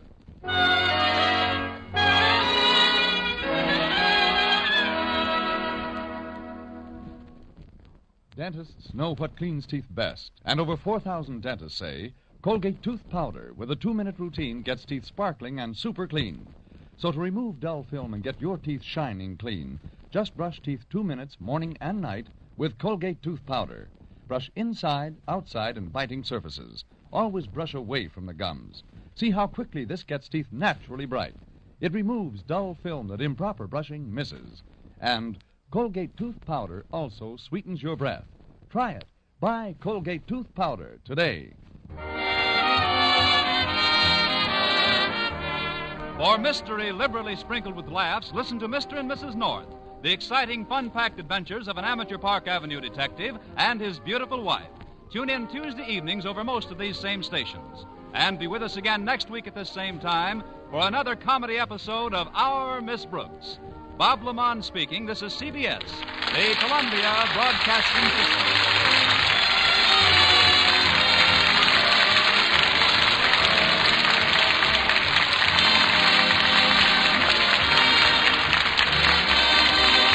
I'd like to say a few words about health. Over 50% of all family colds can be traced to uneven heat or overheating in the home. So protect your family's health by burning blue coal, America's finest anthracite. Then you will be sure of steady, lasting, healthful heat at less cost. The next time you order fuel, ask for blue coal by name. You don't have to get a full supply. Your nearest blue coal dealer will be glad to send you a trial ton. Phone him tomorrow. HOJO Radio, where the classics come alive. The Johnson Wax Program with Fibber McGee and Molly.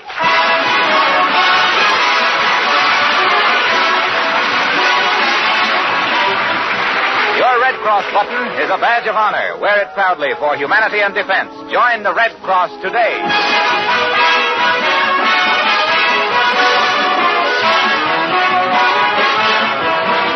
The makers of Johnson's Wax and Johnson's Self-Polishing Glow Coat present Fibber McGee and Molly, written by Don Quinn, with songs by Martha Tilton and the King's Men, and music by Billy Mills. The show opens with Be Young Again.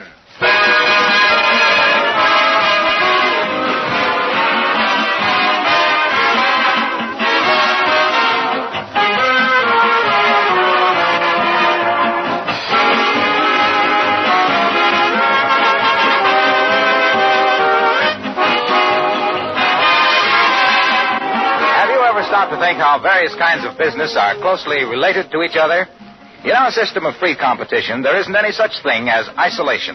A new basic material or process is discovered, perhaps in a remote laboratory. If it's really worthwhile, it may cause far-reaching changes in the products of many industries. When the metal chromium was made available commercially, it certainly found a great many uses, all the way from dolling up your automobile to making handsome modern furniture. And to protect the beauty of these sleek surfaces, the makers of Johnson's Wax developed special wax dressings that are widely used by the manufacturers of chromium equipment. If you have chromium pieces in your home or office, you can protect them against wear and harmful fingerprints with genuine Johnson's Wax. You can keep the chromium on your car brilliant, either with Johnson's Car New or with Johnson's Auto Wax. It really is surprising when you begin to investigate the great number of uses for Johnson's Wax polishes besides those familiar to you in your own home. But play safe. When you order polishes, be sure they carry the name Johnson, your assurance of complete satisfaction.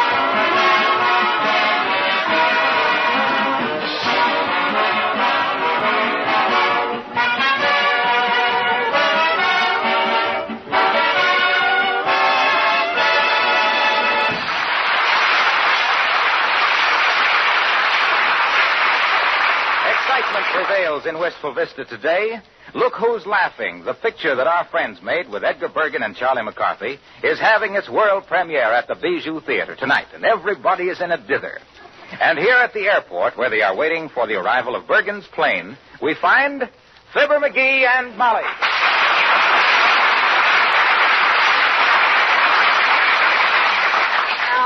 My, this is an interesting place, McGee. You know, we ought to come out here oftener. I think so, too. More planes. Oh, boy. Did you see that one, Molly? Yeah. That's one of them new military planes. One of the HICTIGs. The what? Yeah. HICTIG? Yeah. Here it comes, and there it goes. I'm thinking about buying a plane myself. Imagine me getting a sudden call to Washington, packing my bag, dashing out here to the airport, and leaping into my plane. Out the other side and down to the railroad station. With me on your heels. No, dearie. You stay down here where the terra is firma. Yeah, but Bergen says... Mr. Bergen isn't married. Maybe he ain't now, but wait till Mrs. Uppington goes to work on him. There's a grass widow that's out to make hay. Believe me. Hello there, kids. You're just the kids I wanted to see, kids. What can we do for you, Mr. Oldtimer? Give me a couple of tickets to the premiere tonight. How's about it? Gee, I'm sorry, Oldtimer, but we had such a demand for him that I... No, come on, Johnny. I'll be in there whistling and stomping every time you come on the screen. Well, how loud can you whistle? Listen, daughter.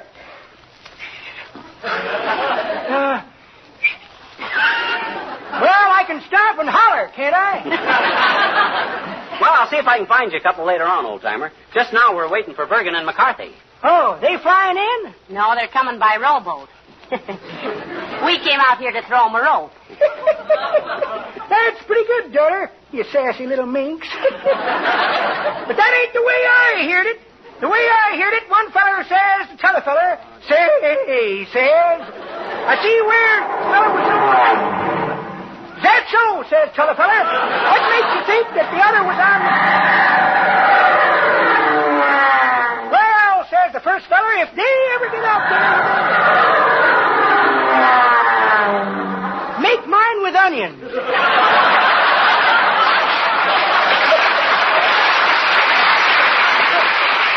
Best one I've heard for a long time, kids. Anything I like, it's a yarn with a punch. I always Attention, please. Attention. Oh, quiet, boys. Here's an announcement. Flight 79, Plane leaving Gate 5 for Happy's Landing, Hot Springs, Warm Springs, Cold Springs, Chillicothe, and Orson's Wells will not be leaving. Must keep that guy busy announcing the planes that don't leave. Hey, old-timer, can I have a private word with you? Sure, Johnny. Excuse us a minute, daughter. Oh, that's all right, boys. I'll go inside and watch the passengers getting weighed. You know, it does things for my inferiority. I'll be back in a minute. Well, what's on your mind, Johnny? Look, I'll get you a couple of tickets for the premiere on one condition, old-timer. You want to make a deal? I'll do anything that's honest and above board, Johnny. Otherwise, it'll cost you 3 tickets. Look, when the picture is over, you walk back and forth amongst the people out in the lobby, see, and rave about how good I look on the screen. What do you say? 3 tickets. Okay, 3 tickets then. But it won't hurt your conscience any. I am good.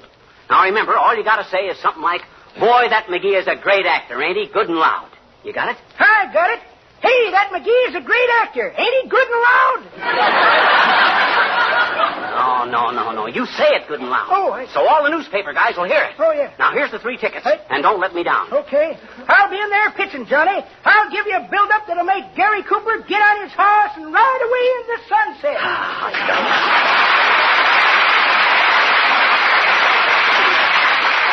That was a great idea. Well, maybe it ain't strictly ethical, but... Well, why ain't it ethical? Well, shucks, it's just publicity, ain't it? Well, yeah, but it's kind of underhanded. What's underhanded about it? Well, it's almost bribery. It ain't any such thing as bribery. All I done was... McGee, what are you so excited about? You're all red in the face. Oh, I was just having a little argument. I'm the most unreasonable guy to argue with. Hey!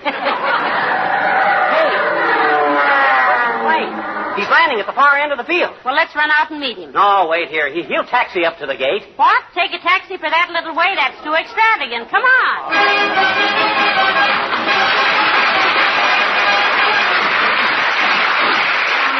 The King's Men sing I Like a Balalaika. Won't you come with me down to the Russian quarter? You will hear a melody strummed by a Russian quarter.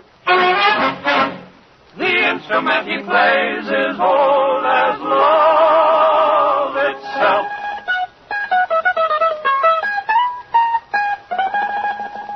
It's called a balalaika, and speaking for myself, I like a balalaika, a Russian balalaika, because the gal I like likes to hear a balalaika playing like a balalaika play. Hey, they play a passionata, concerto or sonata, they sing an awful lot of notes, and that is why I like to listen when the balalaika play. Hey! You know that steel guitars don't go with Sam. Oh, hi-yo-yam. The balalaika is all you hear in good old Russian atmosphere. Oh, the balalaikas make me want to taste delight, not waste the time.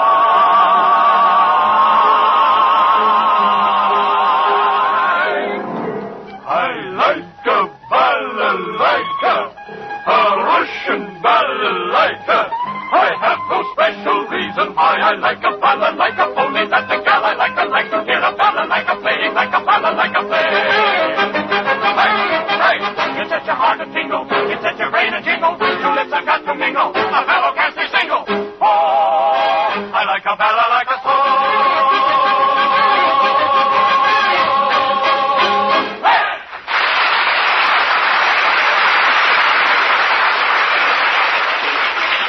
Hey, where's Bergen and McCarthy, Molly? They're up in Uncle Dennis's room. He won't be here tonight. He won't? No.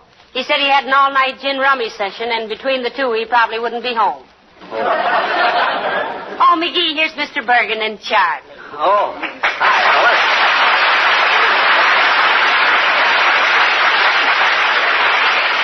fellas. Find everything you need upstairs, fellas? Oh, yes, Biffy, yes. We're very comfortable, thank you. And you, Charlie? Oh, I'm all right, Mom. Don't mind if I call you Mom, do you? Not at all, Charlie. I love it. Good.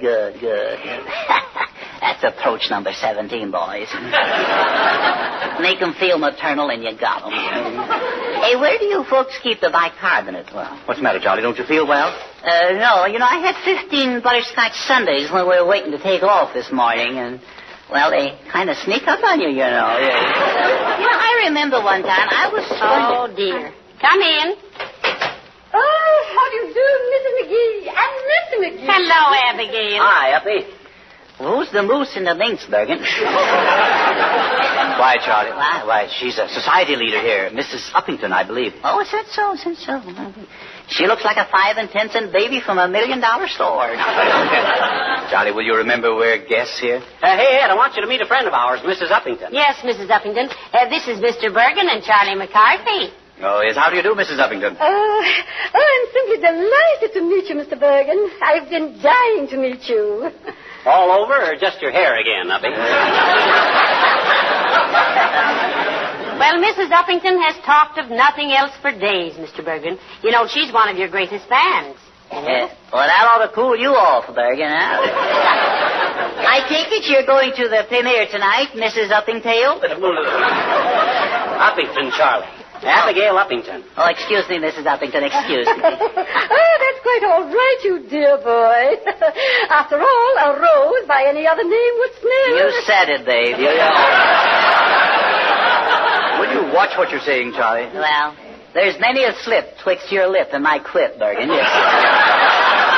You know that. Charlie is such an irrepressible little fella, Abigail. Of course, my dear, I understand. Oh, and I'm so glad I met them, so I could invite you all over to my home after the theater tonight for midnight supper. Oh, well, thanks, Uppy. We'll be there. I always have an appetite after watching one of my performances, Uppy. You ought to. You're strictly from hunger. Charlie. It's 35. No, Fibber did a wonderful job in that picture. Yes, Wonderful sir. job. Yes, sir. I remember what you said after the first day shooting, Charlie. Well, what did I say now? What did I say? I know what you says. You says, what a character man he is. Yeah? That's exactly what you said, Charlie. No, not exactly. No, not exactly. Well, what I said was, man, what a character he is. I know. Oh, yes. Well, how about this midnight supper, Bergen? Shall we sneak over to Snooks for a snack? Well, of course. Sure. And they have some laughs. Huh? Yes, we'll be there, Mrs. Uppington, and thank you. Oh, splendid.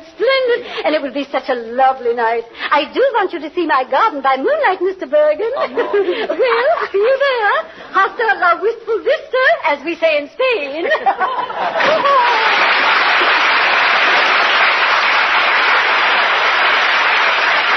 You seem to have made quite an impression on her, Mr. Bergen. All you got to do to impress her is wear trousers and speak English. And broken English would do. A very charming woman, I thought. No, careful there, Edgar. She's setting her cap for you. Oh, my goodness, not that. Well, what's wrong with that, Charlie? Did you ever see Bergen in a cap? I've seen Ed in a cap, and I thought he looked pretty smooth, Charlie. Well, he looks a lot smoother without it. Well, if you'll all excuse me, I've got to run up and get dressed. It's almost time to go to the theater. Oh, certainly, Molly. We'll run along now. I will just... Hey, Fibber, how about... Oh, hello, Edgar. Hello, Charlie. Oh, hello, Harlow. Well, if it isn't the old polish promoter. How's your linoleum today, Mr. Wilcox? Pretty perky, Charlie. How's your coffee? Percolating pretty, pal. Are you going to the premiere tonight and see yourself on the screen, Mr. Wilcox? Oh, gee, I don't know, Molly. I'm scared. I guess I've got stage fright. Oh, you've got to be there, Harlow. You'll be expected to say a few words into the microphone, for the crowd. Honest, will I? Why, yes. Oh, it's easy, Mr. Wilcox. You just say what everybody else says. I hope you will enjoy seeing this picture half as much as we enjoyed making it. Work like dogs. What's trite always use. Oh, you mustn't be nervous, Mr. Wilcox. Well, I am. Every time I get in front of a microphone, I automatically start talking about Johnson's self-polishing glow coat. No, not this time, Harlow. Hardly fit the occasion. Well, I think I could make it fit. Oh, dear. Look, suppose I said something like, ladies and gentlemen, with genuine Johnson's glow coat, with its swift results and absolute minimum of effort and the elimination of old-fashioned rubbing and buffing, you have more free hours to see moving pictures like this. It's really a great combination, folks. Fibber and Molly work for Johnson. Johnson's make glow coat, which gives you leisure to see Fibber and Molly in the pictures. It's a vicious circle, isn't it? Well, how about us, Wilcox? We were in there, too, you know. What do you mean, Charlie? Well, why don't you say after the movie, ladies and gentlemen, enjoy a grand cup of delicious Chase Sanborn coffee? Yes, in your beautiful, gleaming, spotless kitchen. Darn it, he did it again, didn't he? Well, I better run home now and get dressed. I'll see you later, folks. Doesn't he ever lose his gusto fibber? No. That guy thinks the 7 wonders of the world are the pyramids, the hanging gardens of Babylon, and 5 cans of Gloco. Well, I simply must be getting dressed, and you boys had better be getting into your dinner clothes, too. I believe you're right, Molly. Come on, Charlie. Go ahead, Button, go ahead. I'm going to wear pajamas. Oh, but pajamas aren't dinner clothes, Charlie. Well, they are if you eat in bed. Well, now go away, all of you. There's a book here I want to read. What is it, Charlie? Well, it's Peoria High School Annual for 1912. It's a murder story. That's what it is. What do you mean, a murder story? Well, look at this picture of you. It kills me. Come on, Molly. Come on, Ed. He's a character. Peoria High School. I'll bet he was voted the student most likely to succeed, making a chump of himself. You know, come in. Hi, Mr. McGee. Oh, you're not Mr. McGee. No, you can say that with a glad smile. Nice, interesting little intruder. Gee, I bet you're Charlie McCarthy, I bet you. I am, indeed I am. Charles McCarthy, man of the world, man about town, and man of pumps, boys. I'm going to work. You a local girl, beautiful? I say, are you one of the neighborhood nifties or one of the more impressive imports? Not that I don't want to be personal, because I do. Well, I live in that greenhouse across the street. Is that so? A greenhouse, huh? Most appropriate, I blooming well think, my blossom. You mean it's a bouquet, I'm okay, huh? Yeah. You're the girl of my dreams. Let's take a walk in my sleep sometime. How's about a date for the premiere tonight, huh? Oh, I bet you don't want to go out with me, Mr. McCarthy. Oh, come. Let's not stand on formality. Let's jump on its face. Call me Charlie, huh? Or better than that, wouldn't you like to call me Chuck, huh? Yes, I would, Chuck. No, not Woodchuck.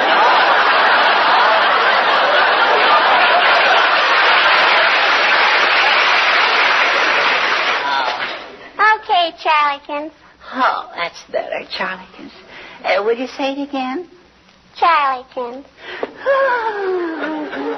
Mozart never wrote music like that. Come over here and sit by me, angel face. Let's discuss us. I guess I better be going home. I gotta do my homework. Homework? Oh, tush. Going out with me is a liberal education.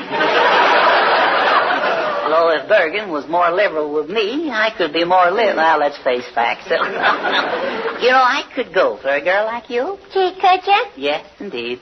How about a little kiss? You good at oscillating? No, I always fall down. What was that? You said, was I good at ice skating, and I said I always fall down. So, ice skating and osculating are two very different things, my demi-debutante. Or didn't you know? Sure I know, I betcha. In ice skating, you gotta keep your feet, and in osculating, you gotta keep your head. And if you think you're getting anywhere with that fast patter, you better get back in your den before somebody collects the bounty on you. So goodbye, Wolf.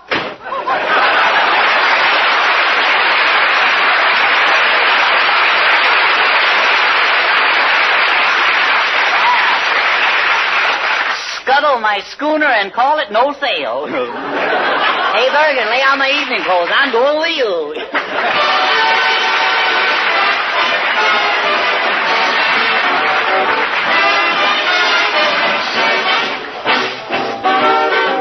On the Tilton Things, I see a million people. I see a million people, but all I can see is you. I hear a million voices, but only your voice comes through. I wait for your footstep, I've waited before. I know that it's you. If you knock on the door, I'll know you're around by the sound of my pounding heart. I see a million faces, but what do I really see? A million little traces keeps bringing you back to me. And try as I may to forget to care, what can I do if you're always there? I see a million people, but all I can see is you.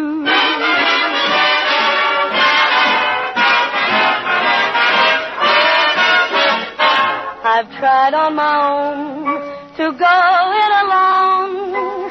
I've tried to get lost in a crowd. But even when I wander the roaring streets, the picture of you repeats. I see a million faces, but what do I really see? A million little traces keeps bringing you back to me. And try as I may to forget to care, what can I do if you're always there? I see a million people, a million little traces, a million kinds of voices and 100 million faces, but all I can see is you.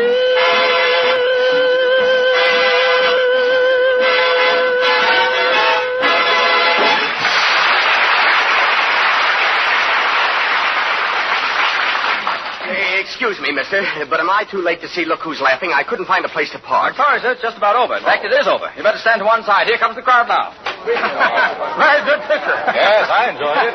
Well, Molly, what do you think? Pretty good stuff, eh? Well, I thought it was very good, McGee. How was I? I don't know. I was busy watching me. How was I? I don't know, and for the same reason. Oh, hello, Mayor Latrivia. Did you like the picture? Yes, indeed, Mrs. McGee. I thought you did a simply splendid piece of work. How about me, Trivial? Is it true what they say about me being another Barrymore? It's possible, if there must be another Barrymore. Good night. Good night, Mrs. McGee. Good night, Mayor. McGee, where are you going? In the box office. I want to use the telephone and call the newspapers. Going to tell them what a success it was. Come on, Molly. I'll tell them. Hey, Bud, you mind if I use your telephone? Who are you? Don't you know? He was the star of the picture tonight. Oh, yes. I didn't recognize him, Mr. Bergen. Go right ahead and use the phone. Oh, hurry up, McGee. I want to go out and hear what people are saying. Okay. Hello, operator. Give me the Wistful Vista Gazette or the... Huh? Oh, is that you, Mert? You're at a time like this. How's every little thing, Mert? It is, eh? What's say, Mert? Your brother. Thrown in the hoosgow, eh? Oh, heavenly days. What for, McGee? The police force elected him king of the cops for 1941, and they're building him a throne in the hoosgow. They're building him a throne in the hoosgow. Say, Mert? Line's all busy. Okay, I'll call later. Goodbye, Mert. Why don't you do it again? Come on, Molly.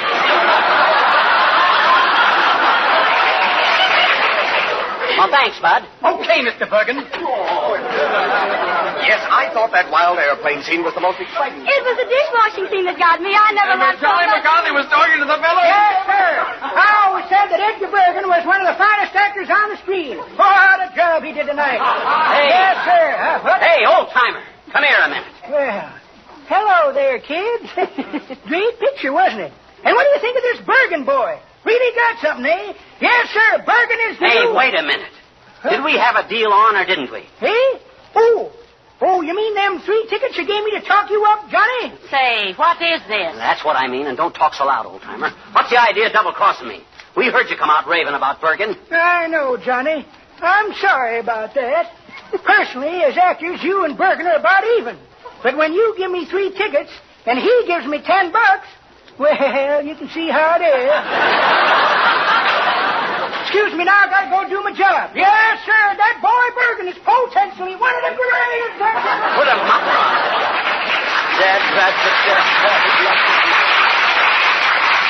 Well, I'll be a monkey's uncle. Yes, and I hope your nephew is proud of you. Now, come on.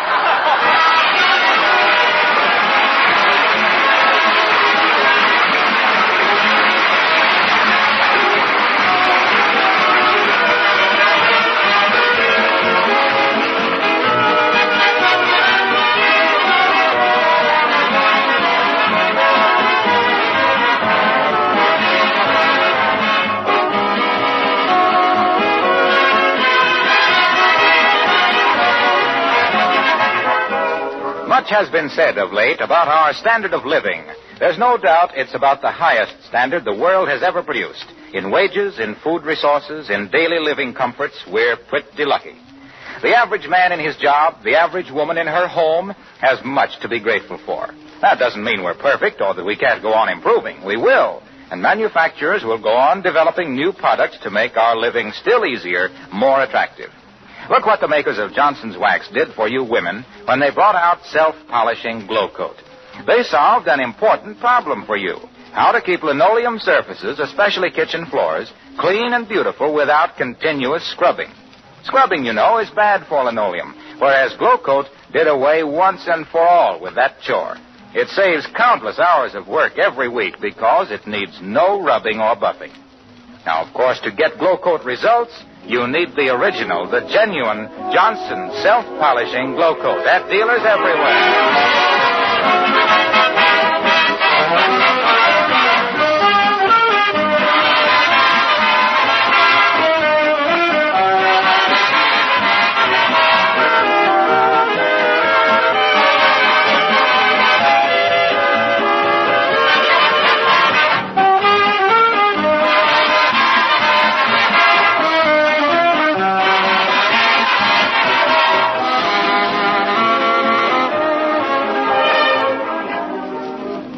Ladies and gentlemen, Edgar Bergen and Charlie McCarthy will appear at the Golden Gate Theater in San Francisco tomorrow, Wednesday, for the opening of the picture we made together, Look Who's Laughing. Yes, and we hope you'll all go see them. We had a lot of fun doing it, didn't we, dearie? Yeah, but I don't know. As good as I was in it, I really think I could still do better if I had the... You know, that's what everybody says. They do? Gee, ain't that wonderful? Oh, say, McGee, I almost forgot. RKO called this morning, and they want you to come back. Hot dog. They do? To make another picture? No. You left your correspondence course in how to act in the dressing room. Oh, so, good night. Good night, all.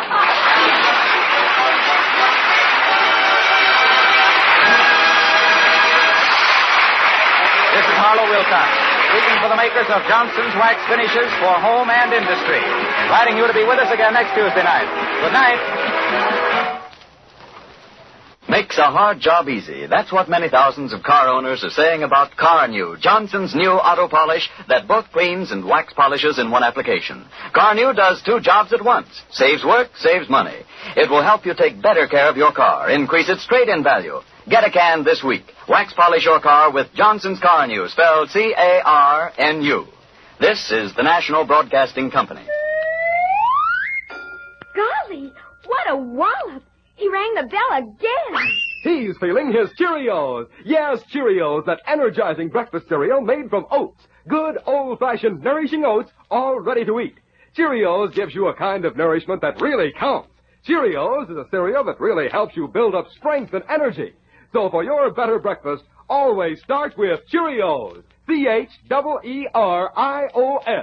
Cheerios. Keep it tuned right here to HOJO Radio for more classic old-time radio. And now, the Mole Mystery Theater, presented by M-O-L-L-E. Mole, the brushless shaving cream that guards your tender skin with its special protective film.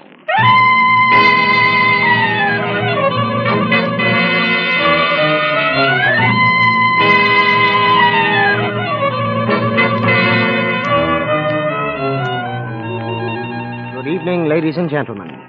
This is Jeffrey Barnes welcoming you to the program that presents the best in mystery and detective fiction. Our story tonight is entitled The Gioconda Smile and was written by one of the outstanding literary figures of our time, Aldous Huxley. It is the story of a man named Henry Hutton whose life is intimately involved with 3 women. 3 different types of women, yet having one thing in common. All 3 are in love with Henry Hutton. It is a story full of hate, love, jealousy, and passion. And it leads inevitably to the murder of one of the women.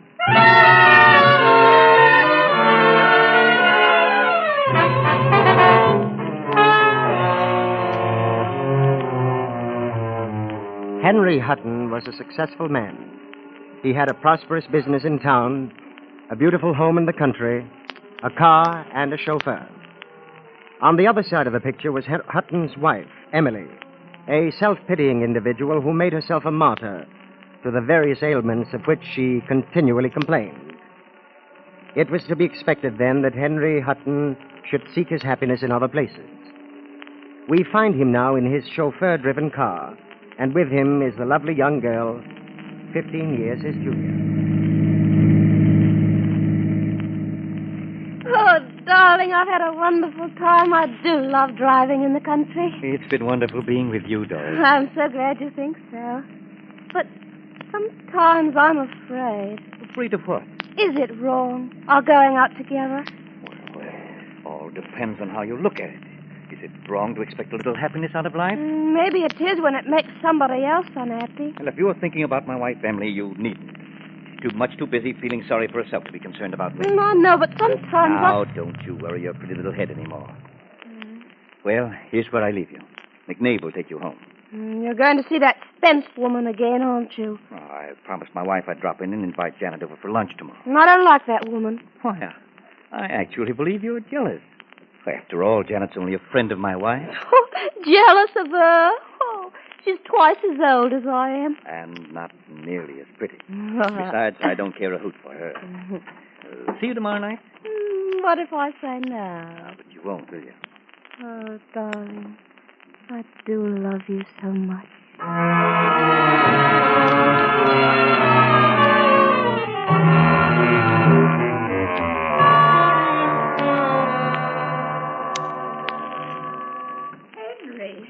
What a delightful surprise. Hello, Janet. Won't you sit down, Henry? Well, I really can't stay long. Emily asked me to drop by on my way home. Oh, how is Emily? Not much better, I'm afraid. But she hopes to be well enough to see you at lunch tomorrow. Can you come? I'd love to, if you think she's well enough to have a visitor. Of course. You'll do her good. Do us both good. In married life, 3 is often better company than 2. How cynical. Oh, I still believe in the ideal. Marriage between 2 people in perfect tune with each other. That is something worth hoping for. You know, Henry, I envy you. Envy? Me? Why? You really have 2 lives. 2 lives? Well, for one, there's your life out here in the country, where you have fresh air, sunshine, and unimportant people who envy you. Yes, and my other life? Well, there's your life as a business executive in town, where you meet important people, make important decisions. Oh, that. Well, Janet, why don't you take on a position in the city? I've always felt you'd make a wonderful career woman. I've often thought of it, Henry, but I'm afraid it's too late. I've gotten used to doing nothing, and I've got the money to do it with. Oh, well, I've really got to be running along now. Then you'll come tomorrow? Of course. Fine. I know Emily'll be looking forward to your visit.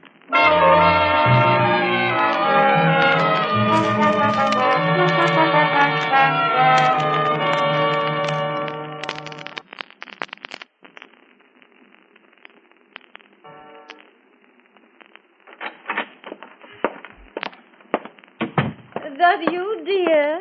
Yes, Emily. Oh, I'm so glad you're home. Isn't it rather hot in here? Really, dear. You know I have to keep warm. I hope you're better this evening. Oh, not much, I'm afraid.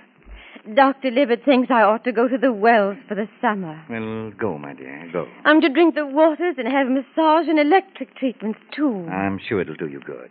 I was wondering if you'd come with me, dear. You know I'm going to Scotland on business the end of the month. Oh, it's a long trip. The thought of it is such a nightmare. Oh, I don't know if I can manage it. You know I can't sleep in hotels. And then there's the luggage. No, No, I can't go alone. But you won't be alone. You'll have Anna with you. I don't think I'll be able to manage with just my maid. But you must, my dear, if the doctor tells you. Besides, the change will do you good. I don't think so. Dr. Libet thinks so, and he knows what he's talking about. No, I can't face it. I'm too weak. I can't go alone. Oh, Emily, please, for heaven's sake, be reasonable. I'd rather be left here to die in peace.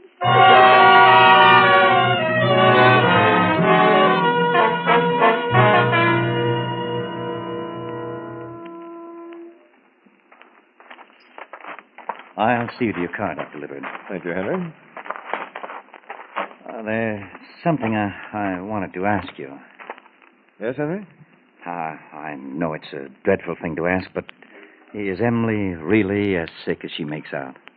No, but Emily is the type of woman who thrives on sympathy. You have a tendency to be impatient with her. That only aggravates her condition, which is none too good. That's what I want to know, Dr. Libet. Is it likely that she'll ever be well again? It depends on a number of things. I really couldn't promise. I see. Thank you, Dr. Libet.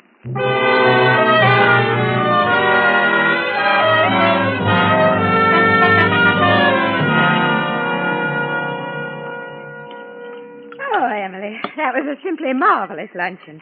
I love eating out here in the garden. It is nice, isn't it, Janet? Dr. Libet says the air is good for me. Oh, Janet, I'll never be able to thank you enough for recommending that man. Dr. Libet is a dear. It's so reassuring to have a doctor like that. Oh, especially in my condition. Of course, you poor dear. Uh-huh. Where's Henry? He's seeing Dr. Libet out. Oh, here he comes now. Well, what are you two fluttering? Oh, Janet's wonderful, dear. She's really done me a world of good. Mrs. Hutton. Oh, yes, Anna. Shall I take the things away now? Yes, but leave the coffee. Mr. Hutton, they want another cup. Yes, ma'am. Oh, I do believe it's time for my medicine. Would you mind, Anna? I'll fetch it, ma'am. Never mind, Anna. I'll get it. I'm going in for my pipe. Why, he's really such a dear, Janet. Poor man, sometimes I think it's not fair to him. Oh, I dare say everyone has problems of one sort or another. Oh, of course, you poor dear. It can't be very pleasant for you, all alone in that big house with not a soul to keep you company. There's always Spotty. Just think, I can talk to him for hours, and he never answers back. I suppose it's better to joke about it. But just the same, you must get pretty lonely sometimes. Yes, I suppose I do. Here you are. Here's your medicine, dear. Thank you, Henry. Oh, I do hate the horrid tasting stuff. But Dr. Libet seems to think it's helping me. In that wine glass, it looks just like sherry. Isn't it sweet of her, Henry? Always trying to make things pleasant for the poor invalid. Now, drink it down, dear. Oh, how awful. I'll pour you a cup of coffee. That ought to take the taste away. Dr. Libet thinks you're doing quite nicely, dear. I'm so glad. Here you are, Emily. Here's your coffee. I put sugar in it. Thank you, Janet. Oh, I do feel much better this afternoon. But I'm tired. As soon as I finish my coffee, Henry, would you help me to my room? Of course, dear.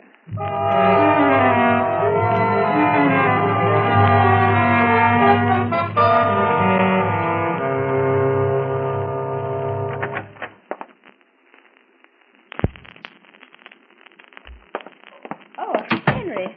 How's Emily? She'll be all right. I'm afraid she's not doing at all well, Henry. Well, I thought she cheered up so much when you came. That was nerves, just nerves. I've been watching her. In her condition, anything might happen. Well, Libet doesn't seem to think there's any immediate danger. Emily asked me to give you her apologies. I really feel terribly sorry for her, Henry. And for you. Couldn't we go somewhere and talk this whole thing out? I have an engagement in town. I promised to go over to the Johnsons. Can I drop you anywhere? No, thank you. Well, I'll say goodbye then. Goodbye. And do try to come and see me again soon.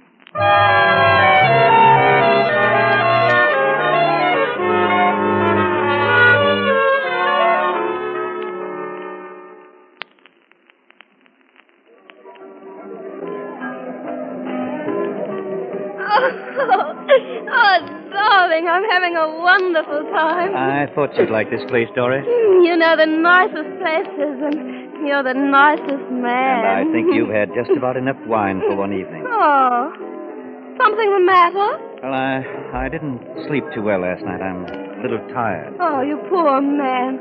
Up all night with her again? Why do you always keep speaking of Emily? Oh, but darling, I was You only... think I like to be constantly reminded that I'm treating my wife so badly? I'm a selfish, unfeeling brute? Nobody said you were. I had to tell her another lie tonight. Said I was going to the Johnsons. You're unhappy. It's all my fault. Oh, no, Doris. It's not your fault. It's not anybody's fault. Maybe if you didn't see me anymore. No, I couldn't bear that, Doris. I couldn't bear it.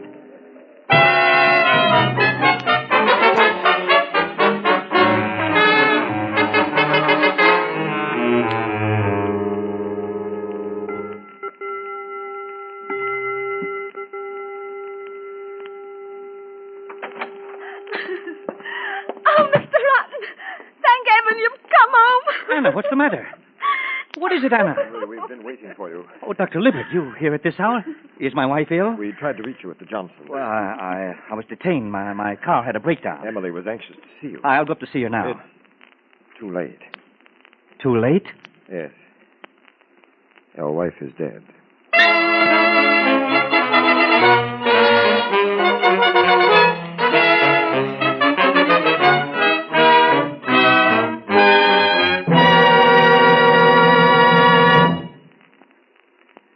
And so Emily Hutton is dead. She was a pitiable woman. As Dr. Libbert said, she was a woman who thrived on sympathy. Oh, I need sympathy. This is awful. It's terrible, and it happens every day. What happens every day? Those little nicks and scrapes I get every time I shave, day after day. It's dreadful, and oh, I need sympathy. My friend, you don't need sympathy. What you need is Mole, the brushless shaving cream that puts face protection first. Mole helps guard your face against irritating little nicks and scrapes because it has a special protective film, a slick, smooth, moist film with more real body and substance than light, fluffy shaving cream. Mole gives your razor something to ride on. Your razor rides along smoothly from the first stroke to the last without pulling or tugging at your whiskers. And then, your tender skin gets the very best of protection against aftershave burn and irritation. Mole is made with ingredients of assured quality, ingredients that meet the official U.S. pharmacopoeia requirements for medical purity. So, gentlemen, try Mole, the brushless shaving cream that puts face protection first. And now back to Jeffrey Barnes and Act 2 of tonight's play. Henry Hutton returned from a rendezvous to discover his wife had died a half hour before he returned. Dr. Libbert, the family physician, diagnosed the cause of her death as heart failure. After his wife's death, Henry Hutton came to a decision.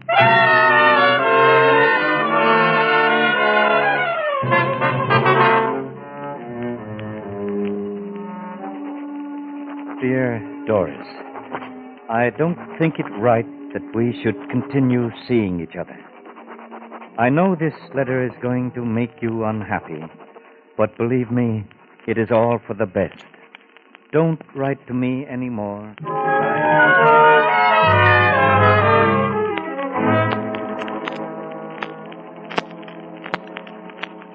Dear Henry, please forgive me for writing, but I cannot help it. You don't know how awful I felt when I heard about your wife's death last month. I'm so lonely and frightened. I can't think of going on without you to give me courage. I'm going up to the seashore next week. It'll be wonderful.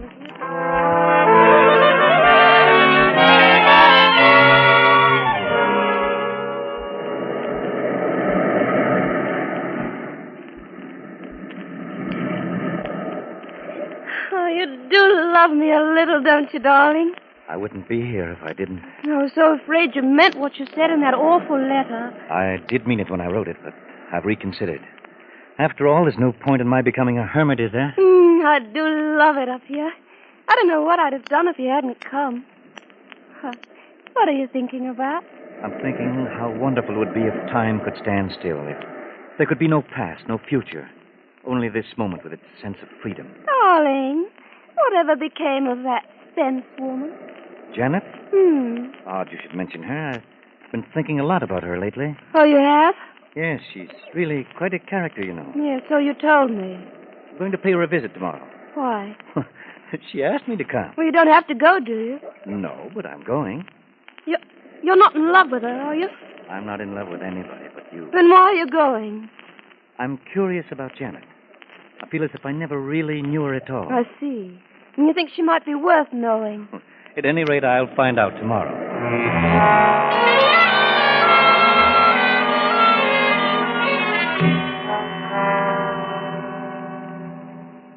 Henry, I'm so glad you could come. Well, how are you, Janet? Fine. Henry, remember that suggestion you once made that I open up a little art gallery? Yes? Well, I've been giving it a great deal of thought, and I've decided to go ahead and try it. Splendid. I've made inquiries in the city, and I think I've got the perfect location. There's only one thing that makes me hesitate. What's that? I've absolutely no head for business. I'd be glad to offer you whatever advice I can. You don't understand, Henry. I want you to come in with me as a partner. But I can't. I have a business of my own to look after. It wouldn't take up too much of your time. I'm afraid I couldn't, Janet. But, Henry, I wouldn't have the courage to go into it alone. Well, I'll be only too glad to advise you about the It's business not end just of it. the advice I need, Henry. It's your business sense, your ability to deal with people. I'm afraid it's out of the question.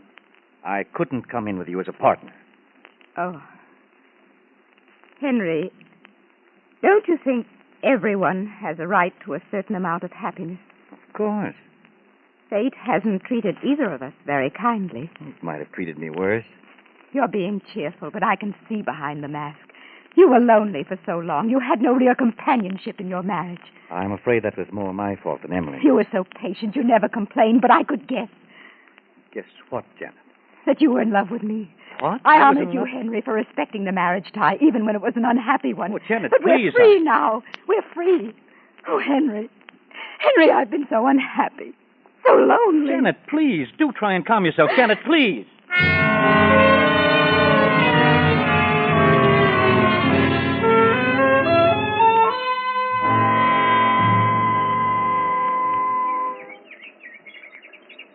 I do love it up here in the mountains.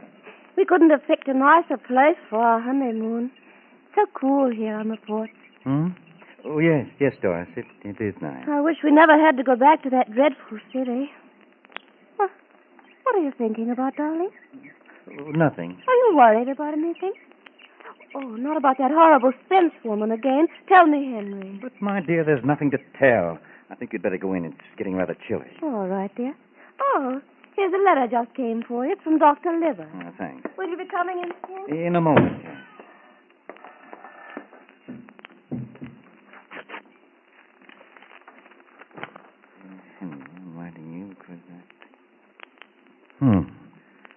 So people are beginning to talk about my marriage to Doris. I'll let them. What's this? Better come back to London. Janet Spence is telling everyone you poisoned your wife in order to marry Doris.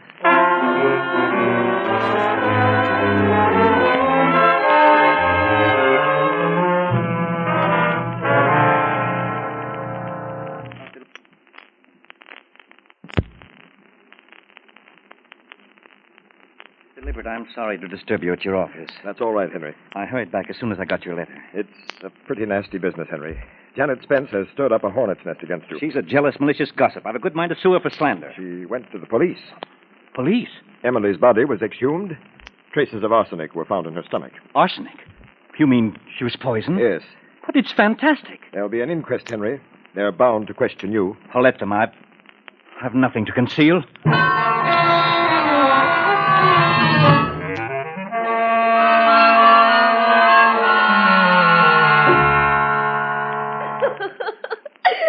I didn't know you loved me as much as that.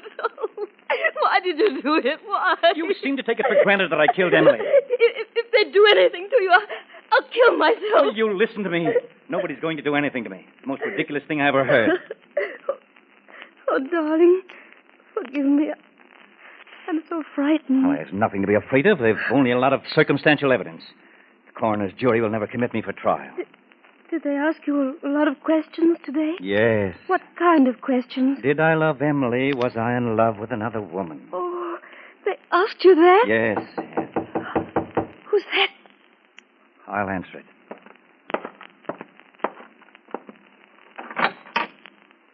Mr. Hutton? Yes, Constable. Sorry, sir, but you'll have to come along with me. The coroner's verdict? Willful murder, sir. You'll have to stand trial.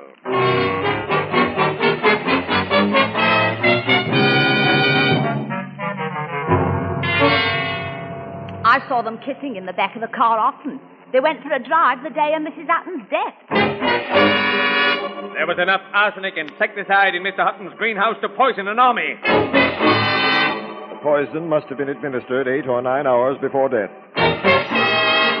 Mr. Hutton brought the medicine already poured out in a wine glass. There can be only one verdict. Henry Hutton poisoned his wife. He is guilty of willful murder.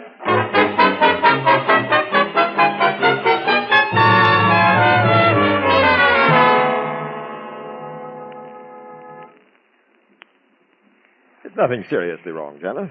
Just a nervous upset. A few days rest around the house and you'll be all right. I guess everything's been too much for me, Dr. Libbert. The trial and all. It was quite upsetting having to testify against Henry Hutton. Poor Henry. Today, the court set the date for his execution. To think that I entertained him in this house. How could I have been so mistaken about a man's character? It was rather a shock to all of us. And then to run off with a girl like that. Shall I bring the tea now, Miss Spence? Oh, yes, Anna. Hello, Anna. Don't you recognize me? Why, of course, Dr. Libbert. I didn't know you were working for Miss Spence now. Oh, yes, sir, Dr. Libbert. Oh, and I'm that grateful to Miss Spence for offering me the position. I don't know anybody else I'd rather be working for, now that poor Mrs. Hutton is dead. That's sweet of you, Anna. Oh, Dr. Libbert, did I tell you what happened to Spotty? No, what happened? He was playing in the garden this morning. He apparently ate something that made him sick. Before we could call in the veterinarian, he died. Oh, that's too bad. Janet, that afternoon you had lunch with the Huttons. Yes? Did Mrs. Hutton have anything to eat or drink after she took the medicine? No, she didn't. Oh, yes, ma'am. Excuse me, Miss Spence, but don't you remember?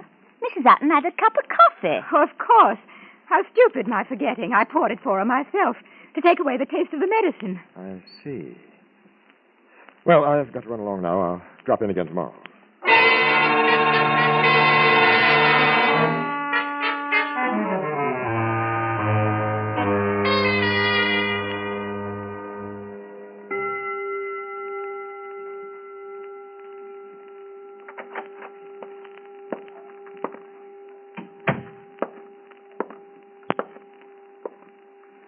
Good evening, Janet. Oh, Dr. Libbert, I wasn't expecting you till morning. I just thought I'd drop by on my way home. Well, if you've been worried about your patient, you needn't be. I'm feeling much better. Janet, it was you who poisoned Emily Hutton. Dr. Libbert? Wasn't it? I don't think I understand. That cup of coffee you gave Mrs. Hutton after she took the medicine. Why, you think I... Really, Dr. Libbert, it's too ridiculous. I took the liberty of having an autopsy performed on your dog this afternoon. An autopsy? Yes. He died of arsenic poisoning. No, he didn't. He couldn't have. Anna told me you keep a large quantity of arsenic weed killer for your garden. Yes, but I don't... He must have gotten hold of one of the containers with a loose cover. Oh, no. No, it's too horrible. Too horrible. Oh. You loved Henry Hutton, didn't you? Yes. I wanted him to be free. I was so lonely. So lonely.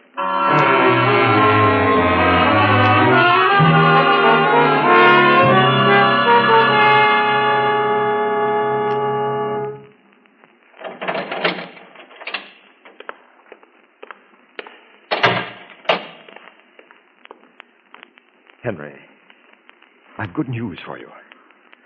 Dr. Libbert, I've made my peace with God. I'd rather be alone on my last night. But this isn't your last night, Henry. You're free. Free? Janet Spence confessed. Confessed what? She poisoned Emily's coffee.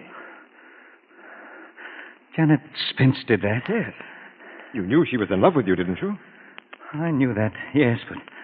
Oh, Lord, what a ghastly joke. Henry, What's the matter? Oh, no. No, it's too ironical. Janet poisoning Emily's coffee so I'd be free to marry her. Yes? But I put the arsenic in Emily's medicine so I'd be free to marry Doris.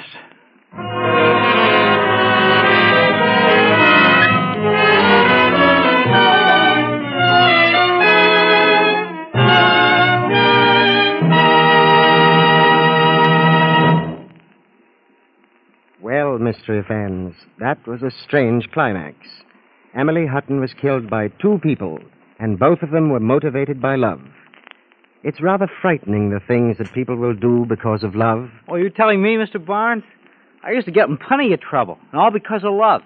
See, my girlfriend always wanted me to look smooth. Smooth? Yeah, she wouldn't see me unless I just had a shave, close shave. And, mister, those little nicks and scrapes I used to get drove me nuts.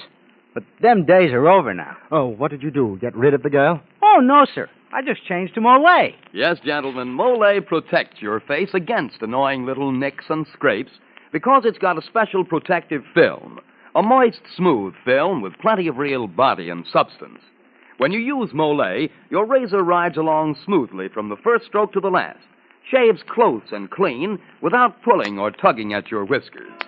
So, gentlemen, try Mole. You'll find that your shaves will get better, better, and better when you use M-O-L-L-E. Mole, the brushless shaving cream that puts face protection first. This is Jeffrey Barnes again, ladies and gentlemen, inviting you to be with us next week when we present the very latest adventure in crime from the pen of the very popular William Irish.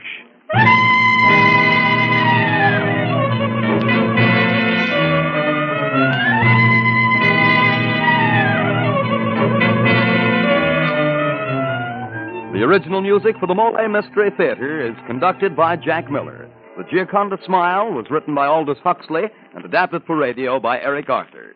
Until next Tuesday, this is Dan Seymour saying good night and good shaving with the brushless shaving cream that puts face protection first. Mole.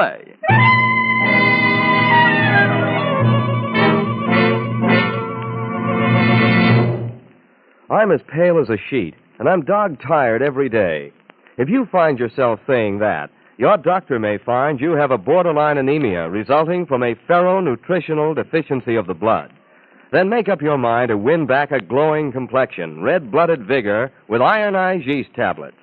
Ironized yeast tablets are made to help build up red blood cells, to help you have the healthy, vital feeling that should be yours. Insist on IY, ironized yeast tablets.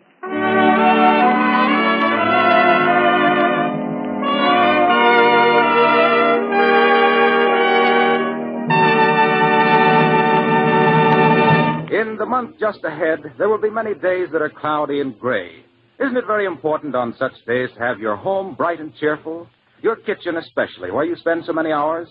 There's one thing that will brighten your kitchen more than anything else. Gleaming linoleum floors kept fresh and spotless with Johnson's self-polishing Glow Coat. Glow Coat requires no rubbing or buffing. There's practically no work to it. You just apply Glow Coat, it shines while it dries with no further work from you. It not only keeps your floors beautiful, but it actually makes linoleum last many times longer than an unprotected floor. Glow Coat is safe, easy to use, and sure to please. Try some tomorrow on your floors. Ask for Johnson's Self-Polishing Glow Coat. GLO-COAT. Stay tuned to HOJO Radio. From Hollywood, the NBC Theater presents...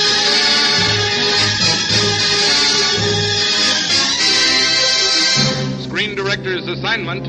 Production, The Trouble with Women. Director, Sidney Landfield. Star, Ray Milland.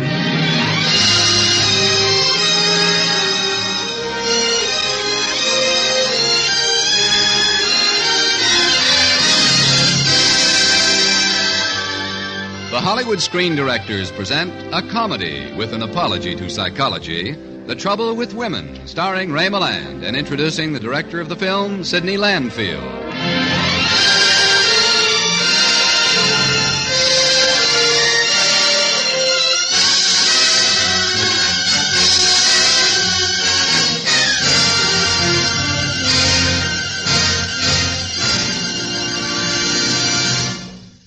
was in the days when vaudeville was bright and shining that a soft-spoken young comedian happened to be performing in Hollywood.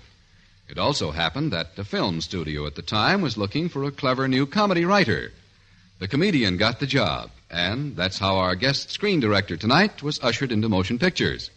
He stayed to become one of Hollywood's most skilled directors, the creator of such fun-filled entertainment as My Favorite Blonde, Standing Room Only, and The Well-Groomed Bride. Ladies and gentlemen, the director of The Trouble with Women, Mr. Sidney Landfield.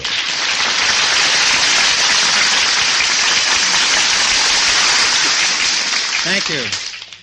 After an introduction like that, I think I should mention that a comedy is only as amusing as its story and its cast. As for the director, well, he just puts those two things together. In the case of The Trouble with Women, it was a particular pleasure, both because of my great admiration for Ray Milland and because of the story itself, which presents a completely cockeyed approach to romance. Now, here it is, The Trouble with Women, starring Ray Milland in his original role of Professor Gilbert Sedley, with Mary Jane Croft as Kate Farrell.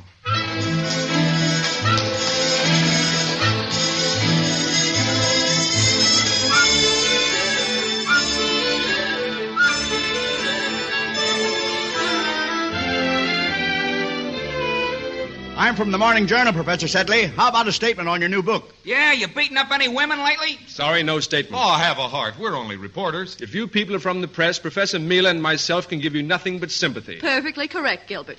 You people have distorted my fiancé's views, made him a laughing stock. Oh, Martha Motherly is the only one who's been writing all those stories. We're on the level. Professor Sedley, just a word about your new book, The Subjugation of Women. If you read it, you'll find my entire theory stated there. We don't read, Professor. Just make a statement. That's all we ask. Very well. As professor of psychology at Midwest University, I have proved conclusively that the human female harbors an unconscious desire to be dominated and occasionally beaten by the human male. Wow, that's it. That's the stuff. How about it, Professor Miller? How does it feel to be engaged to the man who says women should be beaten? Our engagement concerns only Professor Sedley and myself. Hey, Sedley, I got a purely scientific question. What is it? You going to beat your fiancée with your bare hands, or are you going to use a stick?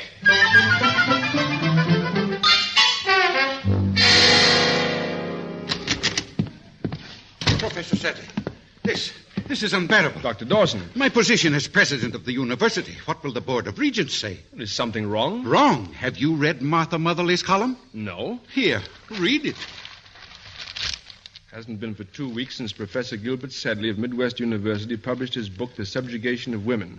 But already 14 cases of wife-beating have been reported, and local hospitals have administered treatment to 5 husbands. Oh, but this is adolescent. It's asinine. It's malicious. Sedley, she also says that you dabble in hypnotism. Dabble? Dr. Dawson, Martha Motherly has gone too far. Exactly. Sedley, you're going to sue. You're going to sue the Morning Journal and Martha Motherly.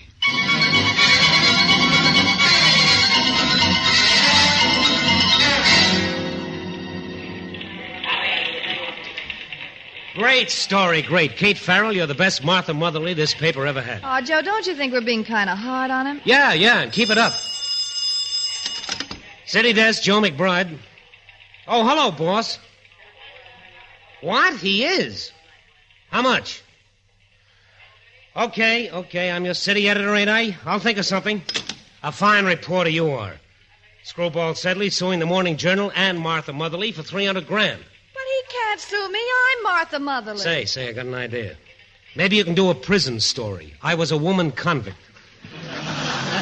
Joe McBride, you told me to write that story. A story, not a libel Oh, suit. what's libelous about that article? 3 misquotations, 4 unproved statements, 57 damaging innuendos. Well, maybe something's wrong with my typewriter. Kate, I've got an angle. If I get you out of this mess, will you marry me? Just come and see me on visiting days. What's your idea? Look, we said that Sedley likes to hit women.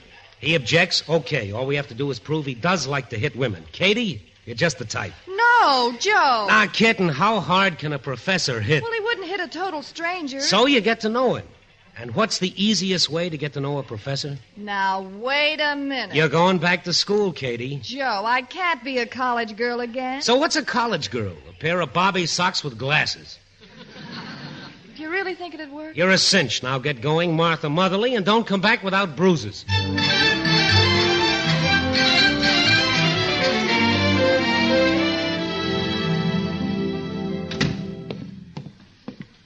Now, Miss Farrell, if you'll sit down. Thank you, Professor.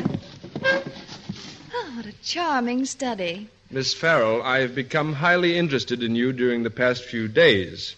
Why, Professor? I am referring, Miss Farrell, to your attitude in class. Oh. For some reason, you bring every discussion around to the question, would I hit a woman? Well, would you? Under certain circumstances, yes. Why? Well, it's just that I've wondered what a man like you would think of my own problem. And what is your problem, Miss Farrell? I like to slug men. Indeed. Yes, right in the kisser.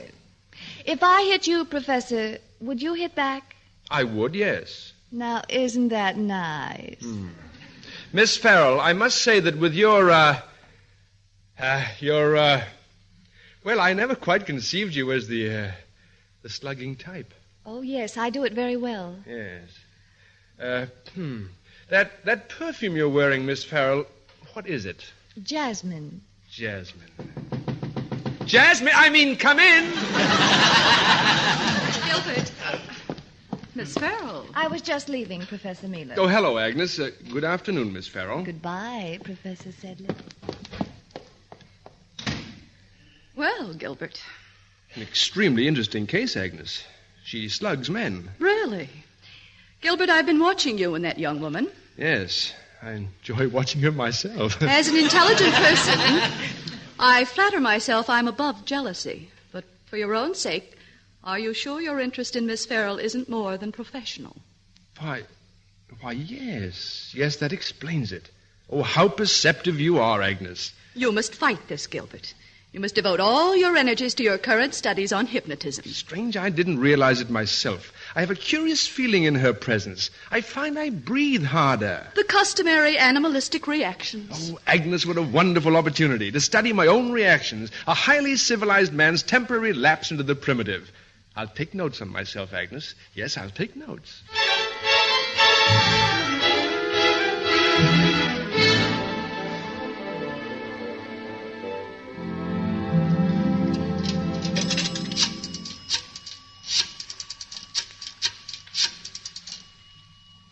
City desk, please.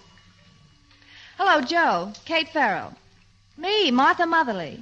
Yeah, well, it's all set. He'll probably hit me tomorrow afternoon. No, I promise not to duck. Just have Herman bring his camera and hide in the bushes next to the administration building, and I'll do the rest. No, Joe McBride, I don't want to marry you. I wouldn't marry anybody who would send me out to be beaten up by another man. Oh, once we're married, you'll take care of those intimate little things. Goodbye.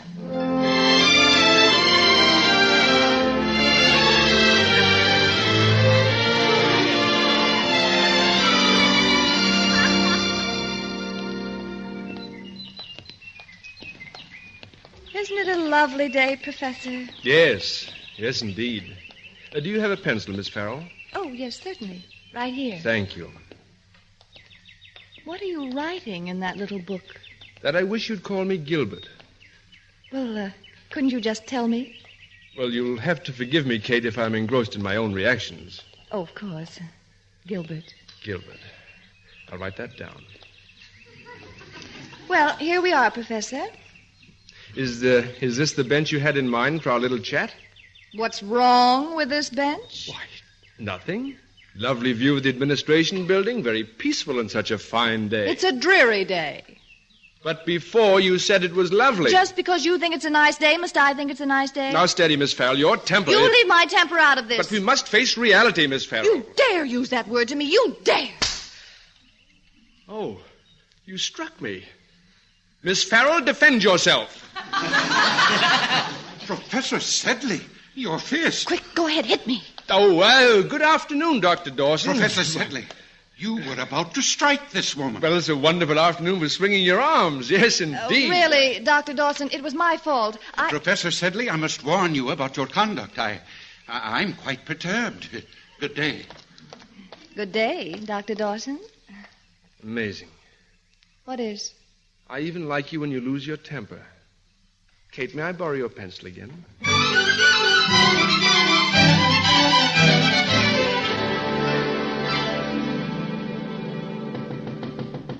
Come in. Gilbert. Oh, hello, Agnes. Gilbert, I'm worried about you. That absurd infatuation, is it any better? No, it's worse, much worse. Agnes, I'd like your opinion on these notes. I've been trying free thought analysis. And what are your conclusions? Well, they're a little frightening. I've just been sitting here thinking, and this is what I've written down. Kate Farrell, pink champagne. Agnes Miller, warm beer. Oh! You beast! Oh, you struck me. Agnes Miller, defend yourself. Professor Sedley. Why, Dr. Dawson. Professor Sedley, the next time I find you indulging in your morbid practice of striking women, it will be my duty to inform the Board of Regents. Good day.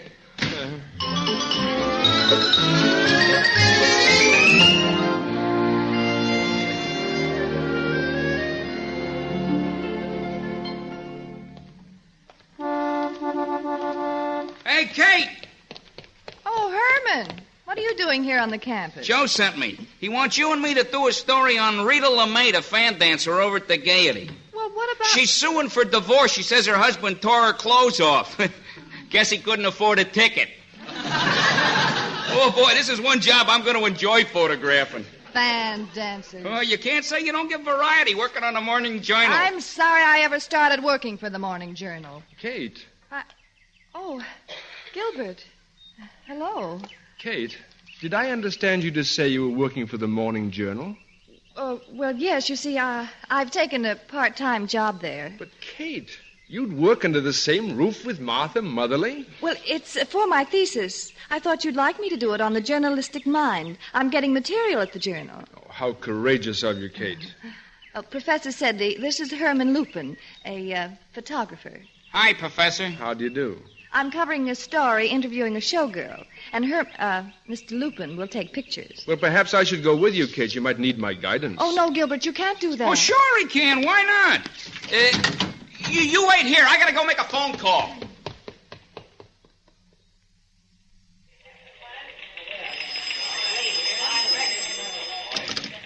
City desk, McBride. How are you, Herman?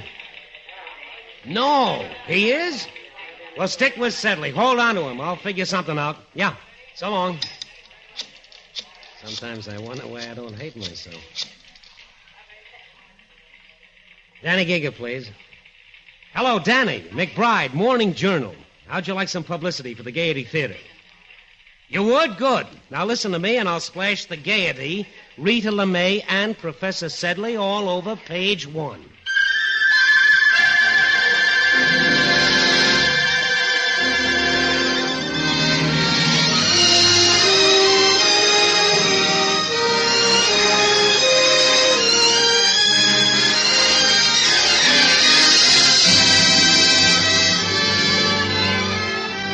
You are listening to the Hollywood Screen Directors presentation of The Trouble with Women, starring Ray Milland and introducing the director of the film, Sidney Landfield.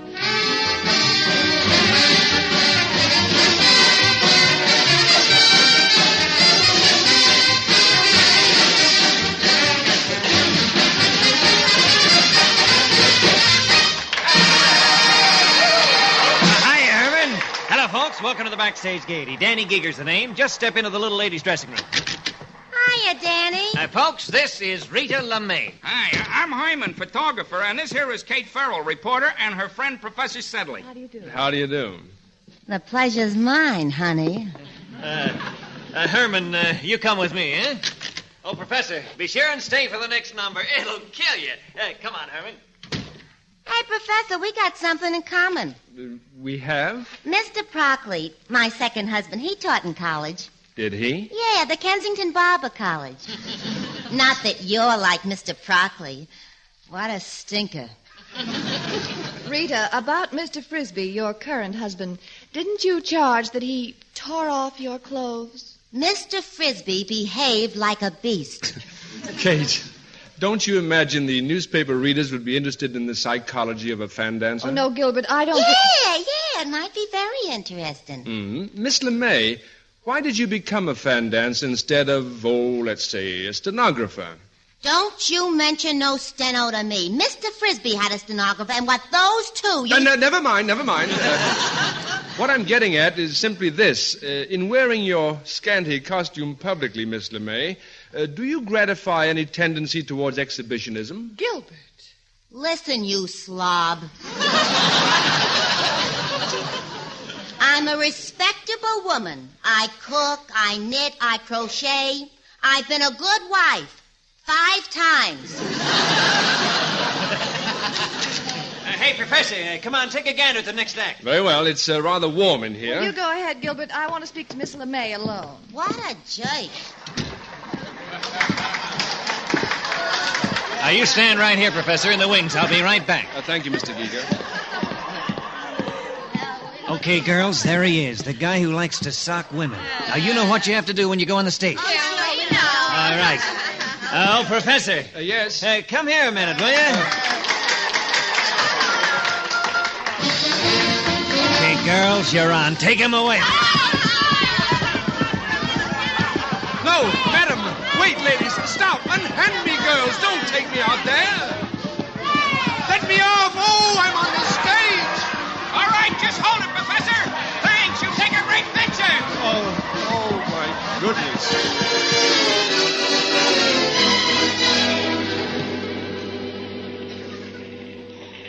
Look at that picture. Look at that picture. Ain't it a Lulu? Oh, Joe, you're not going to print it. Katie, don't you realize what this photograph means? It means you're playing a filthy trick on a decent guy who wouldn't hurt anybody. What do you call that libel suit? Take it or leave it?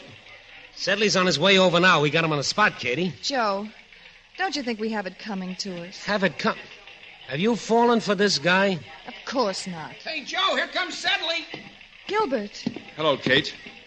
And I suppose you are McBride? Yeah, that's right. Let me present you with this picture of yourself. Very tasty. Gilbert, if I'd realized that I know, Kate.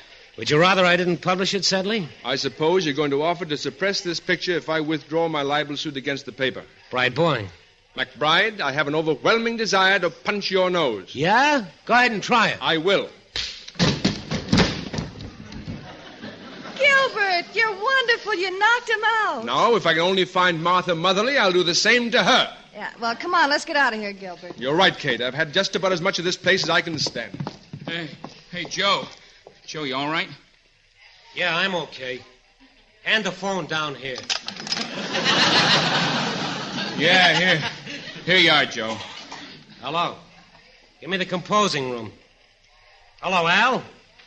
Yank out that beauty contest picture on the front page. That's right. We're running the picture of Professor Sedley instead.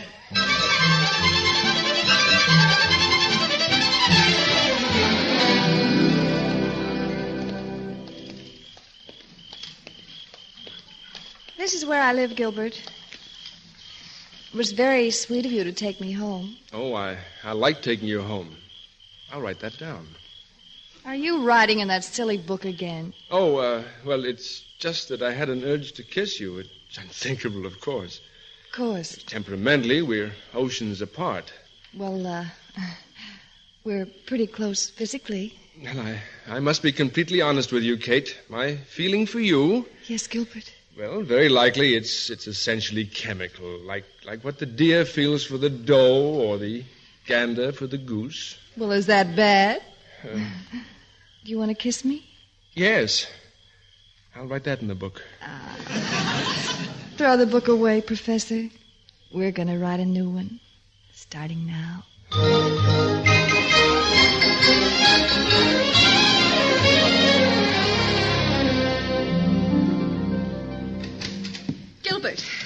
Gilbert. Yes, Agnes? I believe I've found the cure for your infatuation. Oh, it's hopeless. Quite hopeless. Might as well face it. This book may change your mind. Why, it's the Bryce College Alumni Annual. And here's Kate's picture. Catherine Farrell, now reporter for the Midwest City Morning Journal. You see? But Agnes, she told me all about her connection with the newspaper. This annual, Gilbert, was published 3 years ago. That's impossible. Look at the date. I've had the journalism department check on Miss Farrell. She happens to use the pen name of Martha Motherly. You mean Kate? Kate was responsible for those articles? Oh, no! Professor Sedley, you've gone too far. Dr. Dawson, what? Look at this picture in the Morning Journal. Gilbert, you were no shameless women. How could you? Oh, what difference does it make now? What difference does it make? Professor Sedley, I'm calling an immediate meeting of the Board of Regents. You would be wise to prepare your resignation.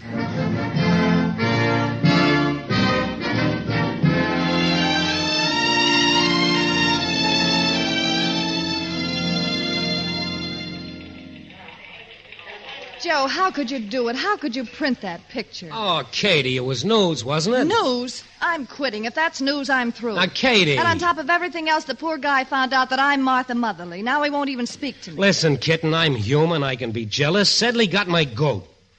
But, Katie, look, I love you. Marry me, kitten. Marry me. I'll do anything you want. Anything would be a human being instead of an animated typewriter. I'll give it up.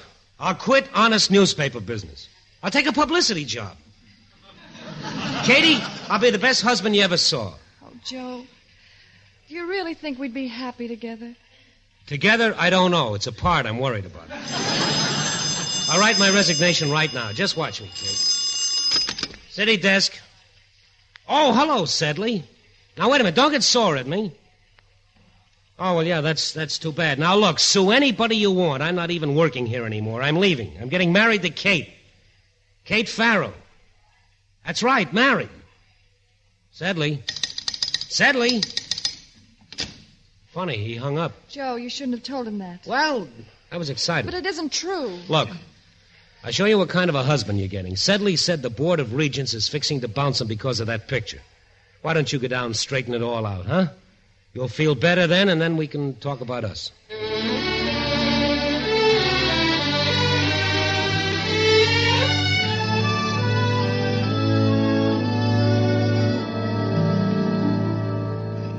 Professor Sedley? Yes, Dr. Dawson. It's my privilege to inform you that the Board of Regents has refused your resignation. They have? Miss Farrell, that Martha Motherly girl, she told us the whole story, blamed herself for everything. You mean Kate defended me? In glowing terms, Sedley. She spoke very highly of you. Well, would you say that she seemed fond of me? I would say that, yes. A fine girl, Sedley, a fine girl. If I were you... Yes, Dr. Dawson?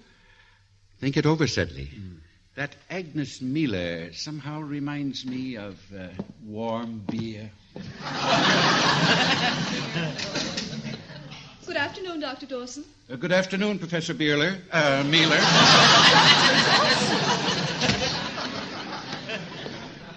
Gilbert, you'll be remaining at the university. So it appears. How wonderful. I'm doing research in one of your own specialties, hypnosis and its bearing on emotion. Oh, very interesting subject. Gilbert, do you think that hypnosis can cause a person to reveal his true emotion, love, for instance? Yes, but only true emotion. For instance, they wouldn't lie about hypnosis? Yes, Gilbert. That's it, hypnosis. Exactly what I'm talking about. That's how I'll find out about her. About who, Gilbert? Miss Farrell. But, Gilbert, she's just a body without a mind. And you, Agnes, are a mind without a... hand me that phone. Who are you phoning? My attorney. I want him to get that lawsuit of mine into court as soon as possible.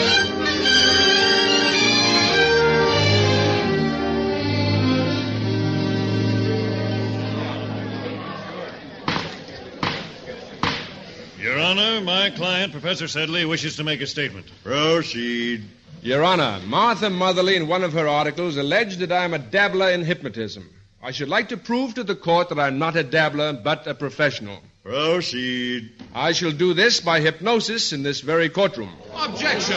Your Honor, this demonstration is pertinent to our case. Proceed.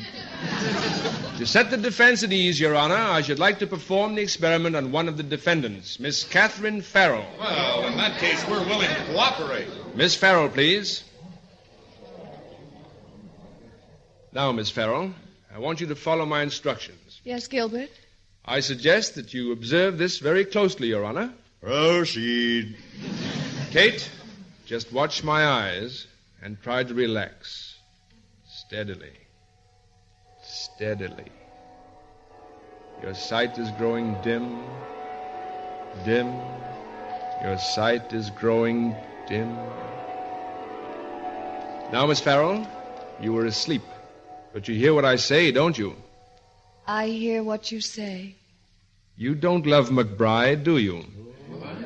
I don't love McBride. You won't marry McBride. I won't marry McBride. You love me, don't you? I love you. Repeat after me. I love you, I love you, I love you. I love you, I love you, I love you. You'll marry me, won't you? Well, it's about time you asked me. Of course I'll marry you, darling. But, Kate, weren't you hypnotized? Not for a second. Then why did you say I love you? Because I do.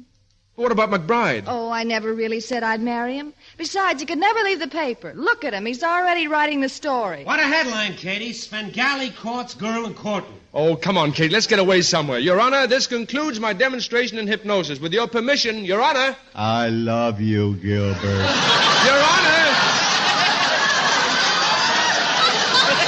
I'll marry you, Gilbert. No, thanks, Judge. I already have a girl. Gilbert, I love you. I love you. I love you.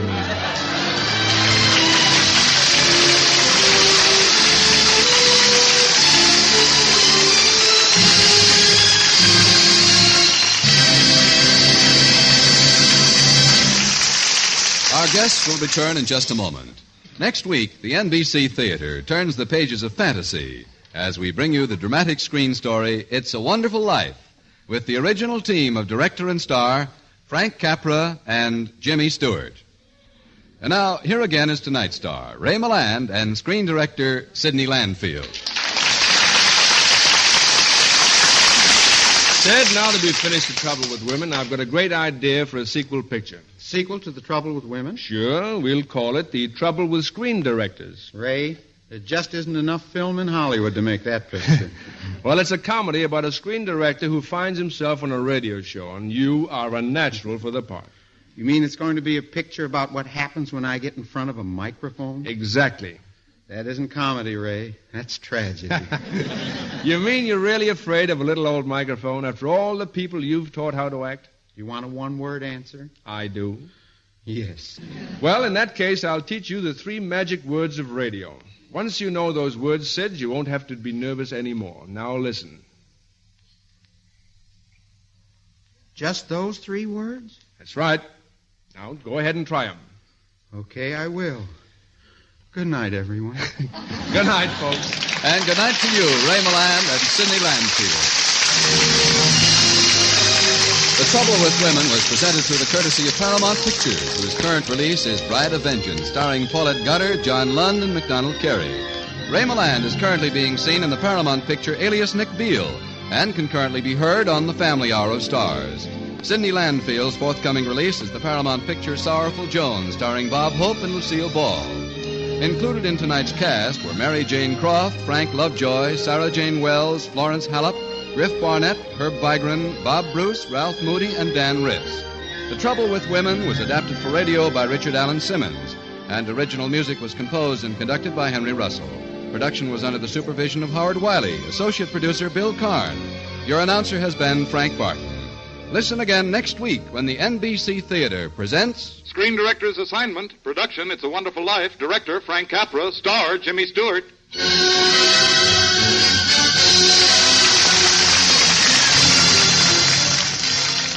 The NBC Theater came to you from Hollywood. This is NBC, the national broadcasting company. The company. holder of the world's professional tennis championship plays a dazzling game of tennis.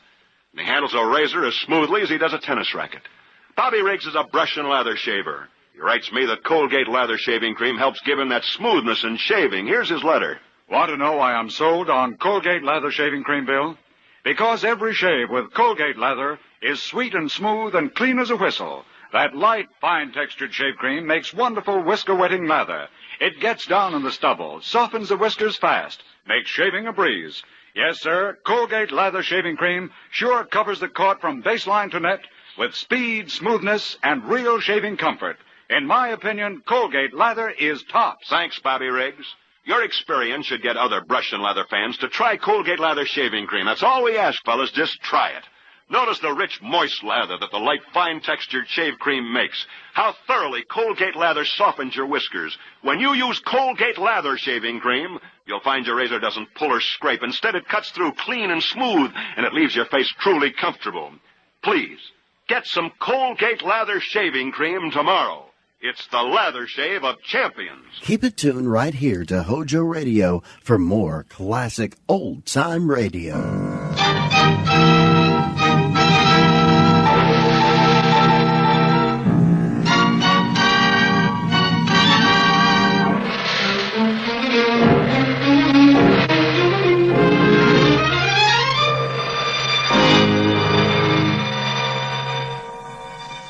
Presenting Orson Welles as the Third Man.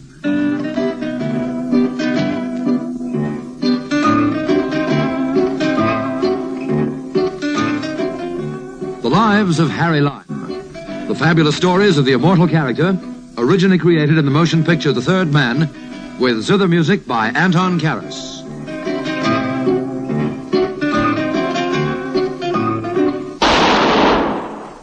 That was the shot that killed Harry Lime. He died in a sewer beneath Vienna. As those of you know who saw the movie The Third Man. Yes, that was the end of Harry Lime. But it was not the beginning. No. He had many lives. And I can tell you about all of them. How? Because my name is Harry Lime.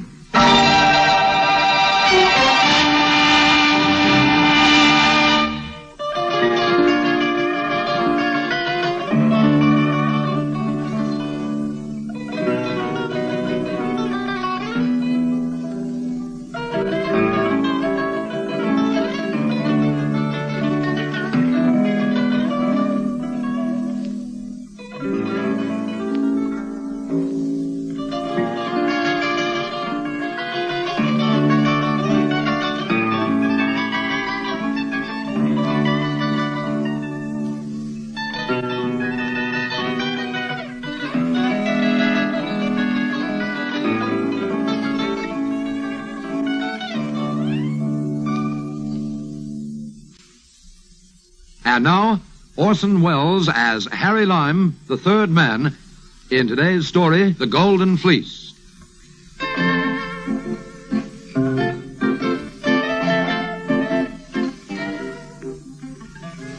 Well, it's a queer story, no matter how you look at it. It begins with a bullfight. It ends with a naval engagement on the China Sea. There's a woman in it, of course. Have another drink? All right, if you are. 2 gin slings, boy. Yes, sir. 2 gin slings. It all started in the little seaport of Algeciras. Like every other town in Spain, there's a bull ring there. I don't know how you feel about bullfights, but if it's Sunday in Spain, it's a little hard to stay away from them. A bullfight is to Spain what an opera is to Italy. It's the only thing in the country that starts on time. I'd been dawdling over my shellfish and beer, so when I got in for the second faena, Soldadito was in the ring. He was younger then and braver than he is now, but I've never been one of his fans. Too much ballet dancing for me and not enough bullfighting, but we won't go into that. I could talk about the corrida all night, but I promised you a story about adventure on the high seas. It's beginning right now. Soldadito is dedicating the bull. He is paying this compliment to the lady who is seated next to me. For the first time, I glance at her, and the glance freezes into a stare. She has very dark red hair, very pale ivory skin, and very bright yellow eyes. I mean, really yellow, like a cat's. I won't dwell on it. I'd like to, but I won't. Suffice to say that this kid could stop traffic on the Indianapolis Speedway. The bullfighter turns, tosses his hat to her in the classical gesture over the shoulder, and moves out into the sunlight toward the bull. But as far as I'm concerned, the bullfight is over. You must watch the ring, senor. I beg your pardon? It is very pleasant to feel your eyes upon me. I adore being stared at, but just now, don't you think it's a bit disrespectful to our friend Soldadito? He's no friend of mine. He's a good friend of yours, senorita. Permit me to inform you that he is my enemy.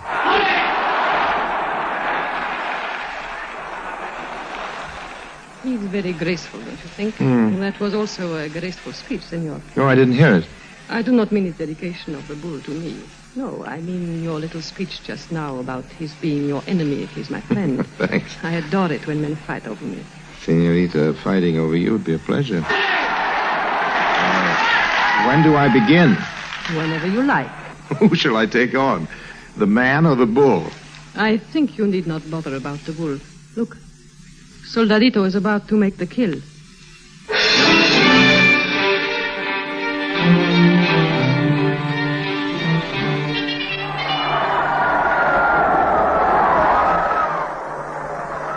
That was a beautiful kill, wasn't it, Mr.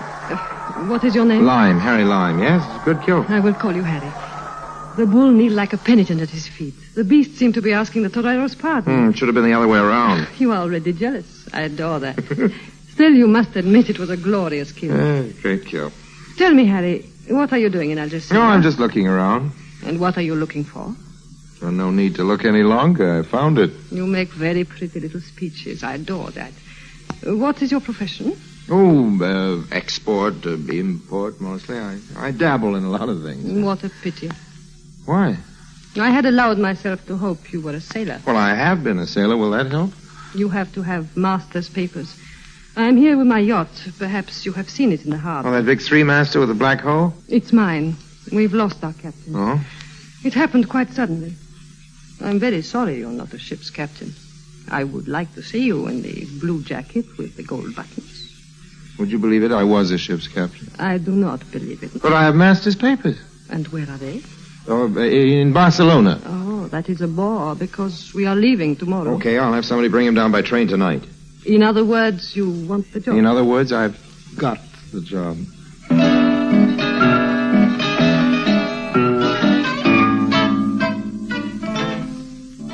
I needed that job too much. And, of course, she knew it. I don't say she didn't like me, but there wasn't any doubt of it. That season, I was a little afraid about the seams. I phoned a friend of mine, a forger up in Barcelona, and made arrangements to cook up some papers for me and rush them down that night to the coast. Then I changed into my best shirt, the other one, and went to the best restaurant. She told me she was going there after the bullfight.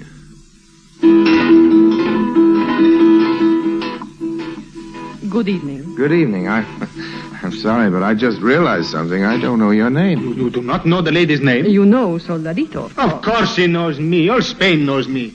But what is this man doing at our table? He doesn't know you. That's all right, old man. You can fix that. Introduce us. I am the Baroness von Gurnifeld. But you will call me Nadia. Okay, Nadia.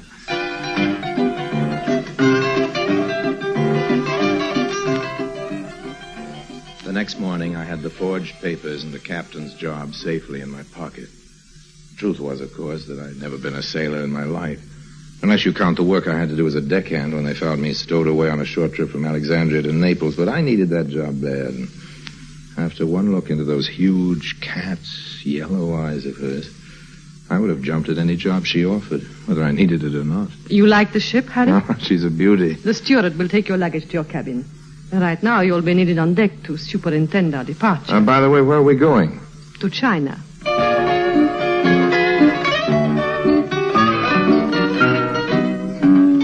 Algeciras, Spain, to Hong Kong, China. That's quite a run for an old salt, whose only experience as a navigator consisted of piloting a canoe around the shallow end of Lake Winnebago, Wisconsin. Luckily, I thought to bring along a little help. The help's name, of all things in the world, was Sidney Carton.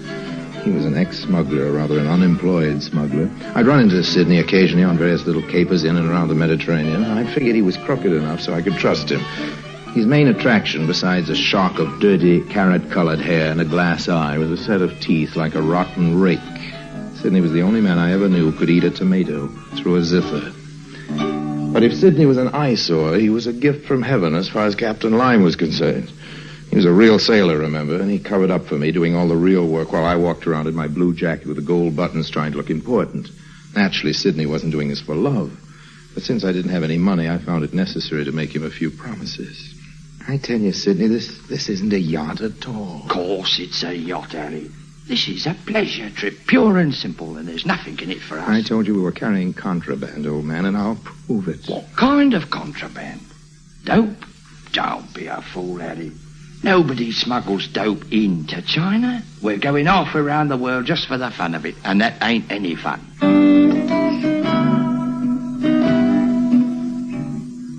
Why had I been signed on with so few questions asked? Why had we left so quickly?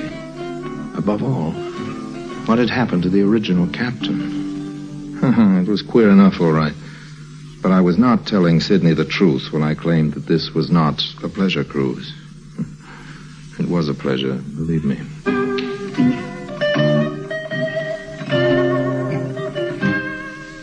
Then, one night, quite late it must have been, because I remember the moon was down, I was up up on deck finishing a cigarette.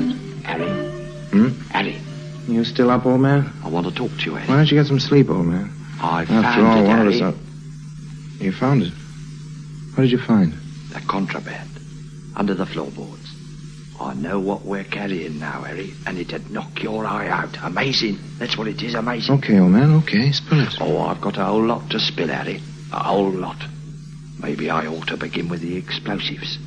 Explosives? Very powerful they are, Harry.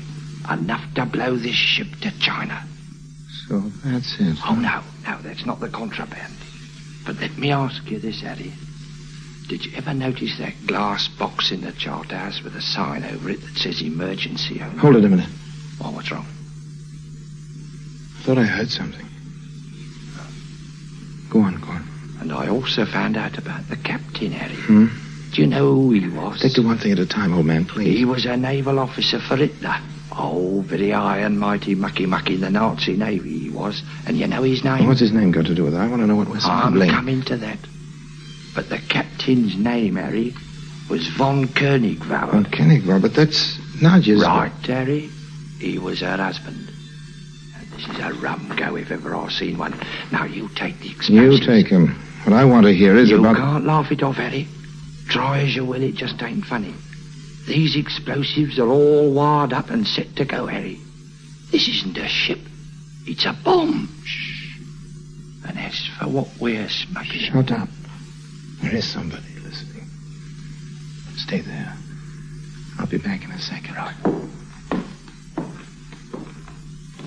Hello. Hello, Nadia. It's too hot to sleep, isn't it? It's pretty hot, all right. Keep me company, Harry. I'm lonely.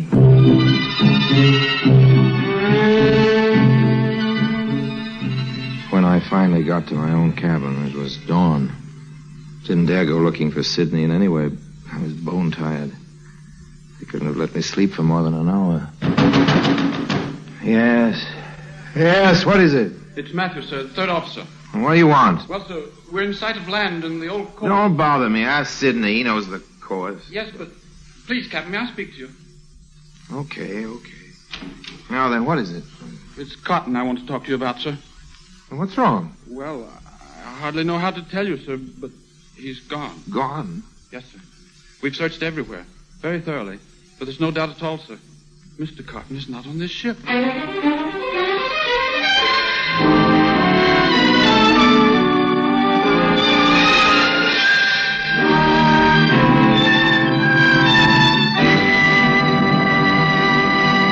Orson Welles returns in just a moment as the third man.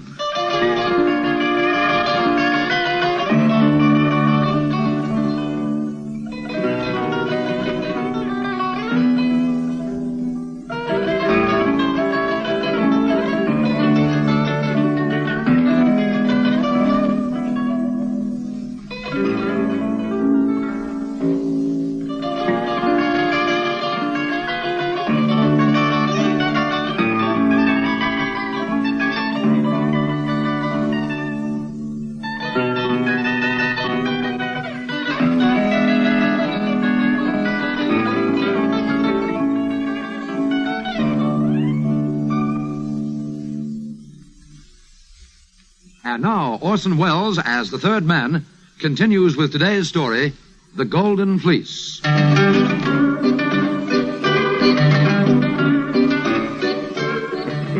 I still don't know how we made it into port. The trick was to keep that second mate from guessing that I couldn't tell the poop from a bosun's whistle. And also to keep all of us from crashing into a reef or turning upside down or something. Luckily, a little boat came out to meet us with the harbor pilot. Seems that's the regular procedure. I was very grateful, I can tell you, to be spared the embarrassment of having to swim for it. But it's a long haul from Hong Kong, China to Panama City, and much as I like Nadia's company, I think I would have quit the job if I hadn't managed to make a deal with young Matthews, the second mate. I showed him some papers I happened to have, proving I was a secret operative from the FBI, and explained that he had to cover up for me the way Carton had been doing before. And by the time we got out of the canal on the Pacific end, I had everything pretty much under control. Would you like another drink? No, thanks. Please go on, Mr. Lime, Harry Lime. You see, I've got a reason for spinning this yarn. We'll come to that in a minute. What happened to Cotton? What? Sydney? Nobody ever saw him again. Now, I'll skip the Pacific crossing now because nothing very important happened to us till we got to China. Unless you'd like to hear some more about those yellow eyes of Nudge. What happened to von Koenigwald, the lady's husband? I'm coming to that, old man. Just a second till I finish the drink. Okay. Well, it was late in March when we sighted Hong Kong. I'd learned how to imitate a sea captain by then, but I was more than a little anxious about my papers. There'd been a nasty moment or two in Tahiti, and I was afraid the British authorities might spot the forgery. They might even have gotten some wireless message about me by then, but I still didn't know the purpose of the trip, you understand. Sydney hadn't gotten around to telling me about what the contraband was before he disappeared. So my curiosity got the better of me as usual, and I stayed with the ship. Captain, there's a speedboat coming alongside on the port bow.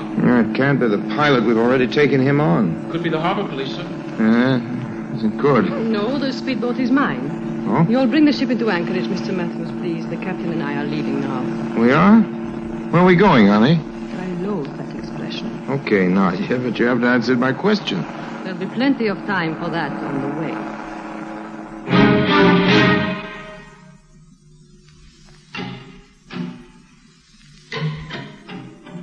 We'd been riding upriver from Hong Kong for a good half hour before Nadia took it into her beautiful head to start talking.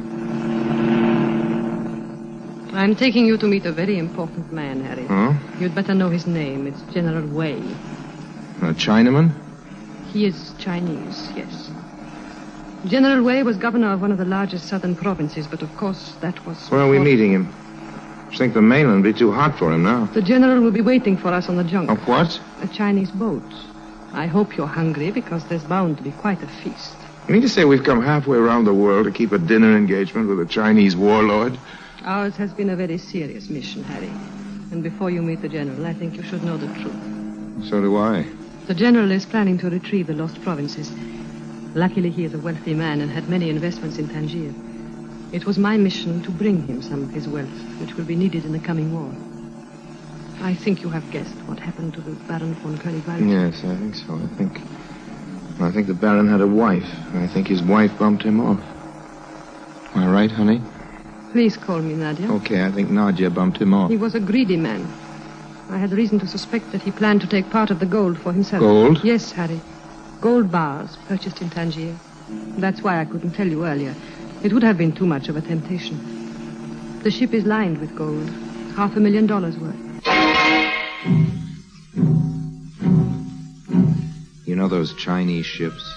You know, the ones that look like some kind of cross between a Spanish galleon and a floating chop suey store? Well, pretty soon we came up to the biggest and gaudiest on the river. We were helped on board with a whole lot of oriental fanfare, and I gathered that in a minute we were going to be presented to his nibs, the warlord himself. Nadia. Yes? There's just one thing I don't understand. No matter what price the old boy pays for that gold you brought him, I can't see why you bothered to cart it all the way across the Pacific. If you just told me before, I could have made a very nice deal for you in Mexico. I did not bring the gold here for the profit, Harry. Here he comes. Nadia, 1,000 welcome. Welcome to you, great one. All my gratitude. This is General Wei, Mr. Harry Lime. Harry, may I present my father? I know you've heard about shark's fins and bird's nest soup, but I'll bet you never knew a Chinese banquet can last 7.5 hours. Well, this one did. With eating all the way. May I offer you some more ice wine, Captain Lime? I'm afraid I've had too much already, General. I know this may sound a little rude, but I can't help wondering, is Nadia really your daughter? She is my only child. That's funny. She doesn't look very Chinese. No, Nadia's mother was a white Russian refugee. I met her in Chifu and made the mistake of marrying her. Nadia, however, is no mistake. She is my very precious jewel, Mr. Lime. And I thank you for taking such good care of her. Father, it's gone. Get the speedboat! What's happened? What's happened? The boat, Harry, our boat with all the gold on it. It has vanished.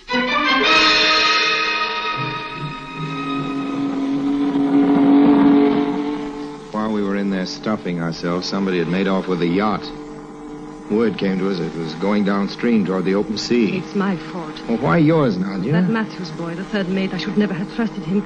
I should never trust anybody. But if you'd gone on stabbing your ship's officers and tossing him overboard, you'd have ended up without any crew. There she is ahead of us. Ahoy there, Golden Fleece! Come about and prepare to receive us on board! Can't you get any more speed, Harry? I'm punching a hole in the floor as it is. Ahoy, Golden Fleece! This is your last chance! Come about or we open fire! They won't answer. They will now. Fire! We had a dangerous-looking gang of hatchet men with machine guns on our launch, and they put up a good show. It wasn't long before we were next to the yacht, and I could see that a lot of damage had been done to the crew on board. It wasn't my crew. It was strangers. Chinese. We'll just have to storm over the side. Come on, Harry. What's wrong, General? Are you hit? That's all right, Captain. Just give me your arm. Okay. Here we go.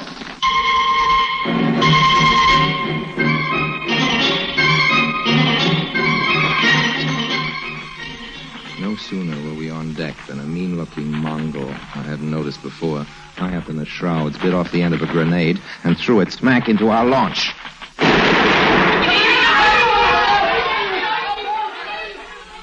Well, there goes everybody on our side. I guess this is it, Nadia.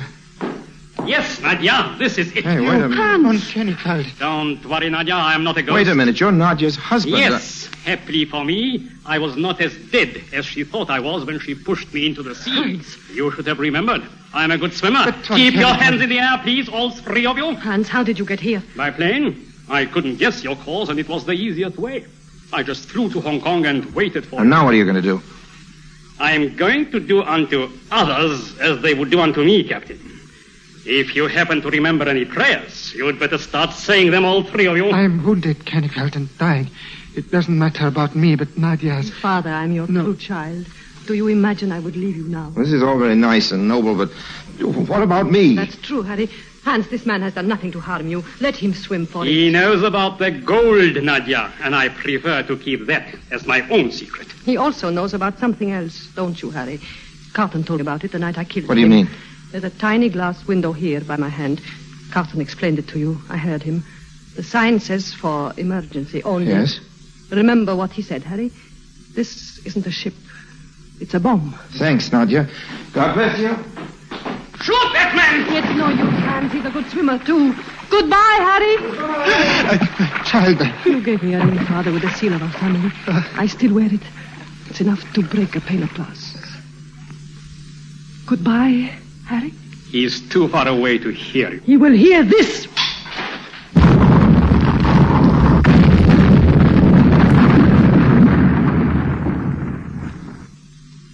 Sampan picked me up, but I almost drowned myself first, thinking about all that gold. $500,000 worth of it going down to the bottom of the sea. Have another gin sling? Thanks again, Mr. Lime. Well, that's the story. Here's why I told it to you. I know the spot where this happened. I've got it marked exactly on the map. Cost about £20,000 to do the salvage, but that still leaves a pretty big margin of profit. And I just wondered if you'd be interested, sir, in investing. Mr. Lime, I wonder if you know who I am. Well, no, not exactly. I'm the Lord Constable and Chief of Police in this colony. We have a full dossier on your activities as a confidence man, and I thought I'd let you tell your tale because I wanted to know how you work. Lime, that salvage racket's the oldest of all the old skin games. I'm surprised that you're trying it on anybody, least of all a policeman. Good night now. And by the way, we'd be much happier here if you'd leave town. Within the next 24 hours, that is. Well, pip-pip. Pip-pip. Another gin sling, sir? No. Just give me the check.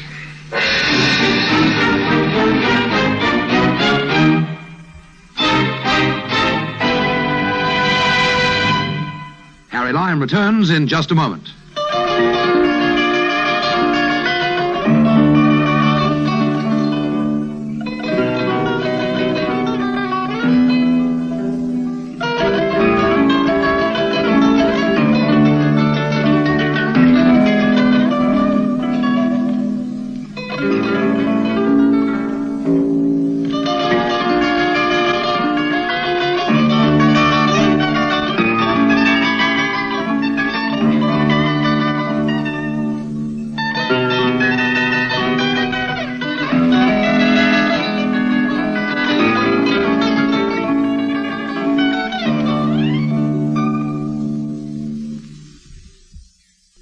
And now, Harry Lime.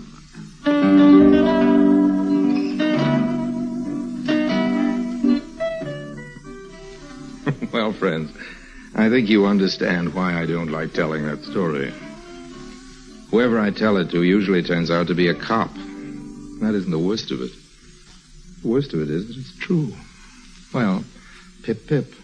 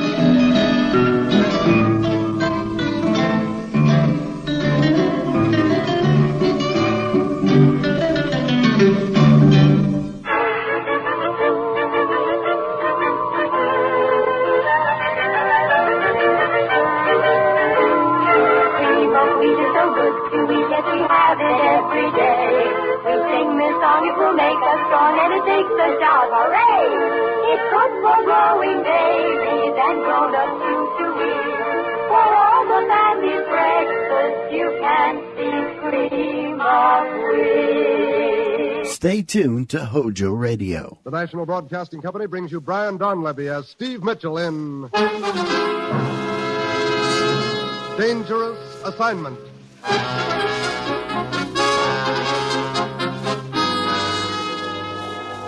time, midnight. The place, a carnival on the outskirts of Zurich, Switzerland. Two men slip furtively through the shadows near the slowly revolving carousel. They stare intently into the darkness. Triflis must be around here somewhere, Carl. Yeah, Hanson. We both saw him enter the carnival grounds. Well, where could he hide? The carnival is almost deserted. You see, there's only one person riding on the carousel, and... Carl, it is he, Triflis, right under our nose. Yeah, riding on the carousel. Good. We wait and we will ride right into our arms. He sees us. Come on. Hanson, drag him from the carousel. No. Grab him.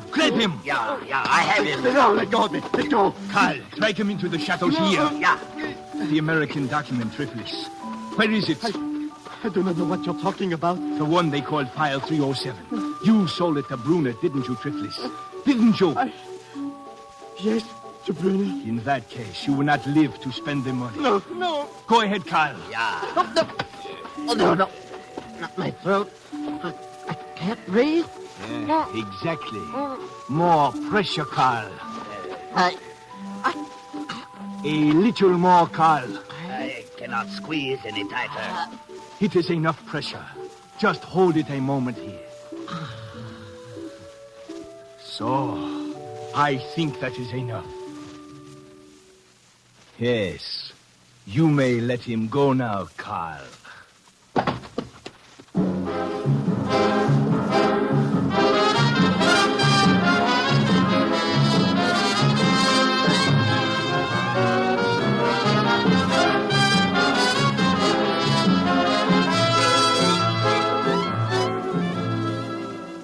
seen him in such pictures as An American Romance, The Great McGinty, and Command Decision. Now, here is our star, Brian Donlevy, in another two-fisted portrayal as Steve Mitchell in Dangerous Assignment.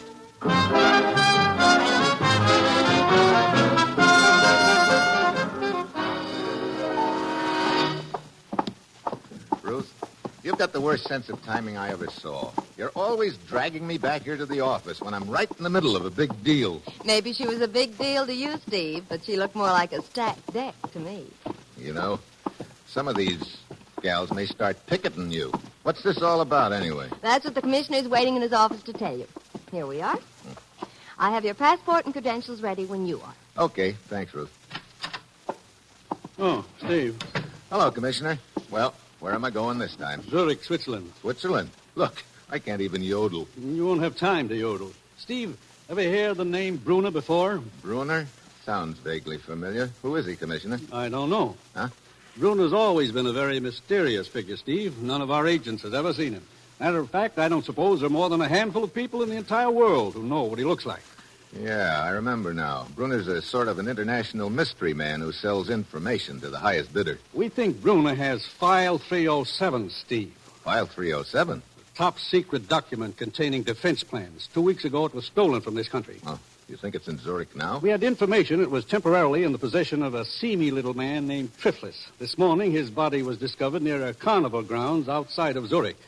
Needless to say, File 307 wasn't on Triflis's body. No, but Triflis paid a visit to Bruner's villa 2 hours before he was murdered. We think he sold File 307 to Bruner. And I'm supposed to get it back from this international secret seller, huh? Great. Well, have we got any contacts in Zurich? One. His name is Max Raber. He runs the carnival over there. Just one more thing, Steve, as to the danger involved. Yeah, I don't imagine trying to get into Bruner's villa is a habit-forming occupation. There's more than that. Other interests are also trying to get File 307 from Bruner. Naturally, they'll try to stop you permanently. Their agents may be watching you right from the start. Yeah? Well, that's it, Steve. As usual, you'll pose as a foreign correspondent after an interview with Bruner. Actually, you ought to find File 307 and bring it back. You've got your assignment. Good luck.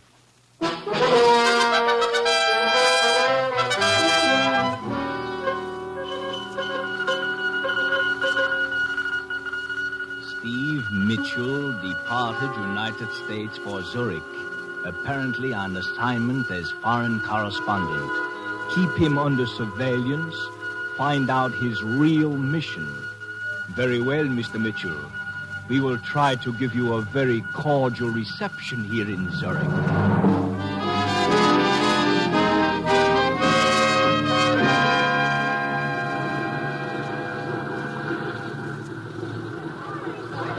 Taxi cab, sir. Taxi? Oh, okay, driver. Koenig Hotel. Yes, sir.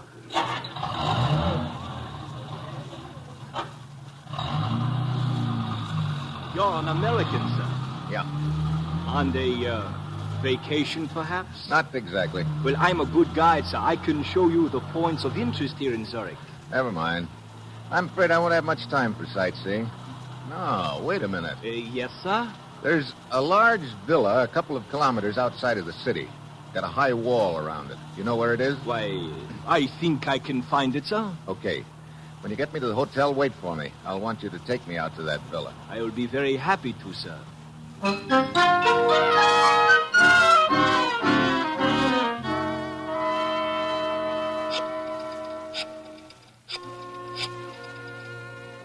Hello, Carl. This is Hanson speaking. I've just brought Mitchell to the Chronicle Hotel from the airport. I'm waiting for him now. No, he doesn't suspect me. He thinks I'm just a cab driver. He wants me to take him to Bruner's villa, so he's after File 307, all right. Now listen, Carl. There is a Max Raber who runs the carnival. They might be working together. If Mitchell tries to contact Raber, you'll know what to do.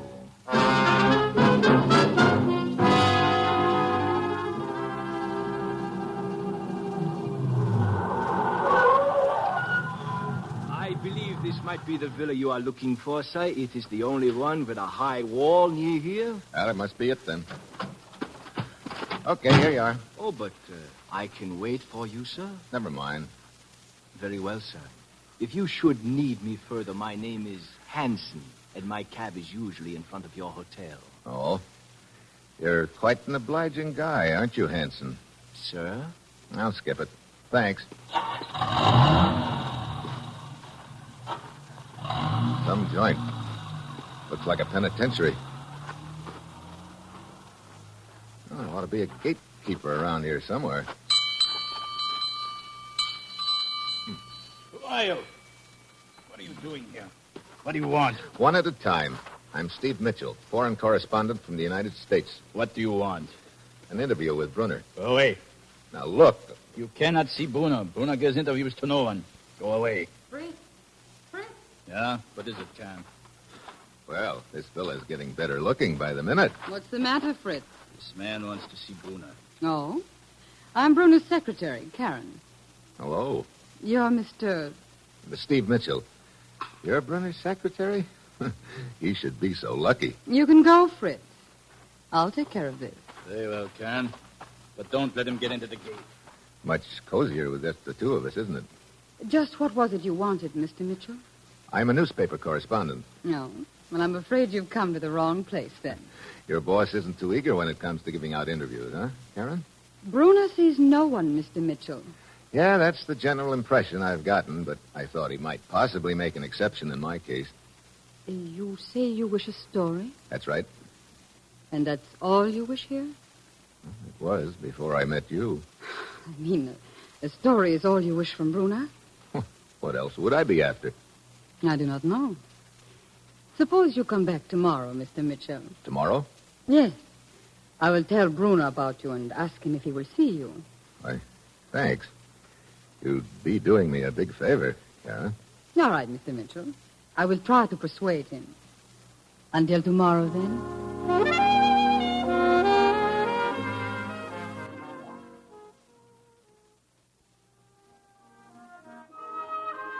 Hi. Is the boss around? The boss? Yeah, the guy who runs this carnival. You mean Max Reber? That his name? I'd like to talk to him. Where is he? Over there, standing at the shooting gallery. The short man with the gun in his hand. Oh, okay.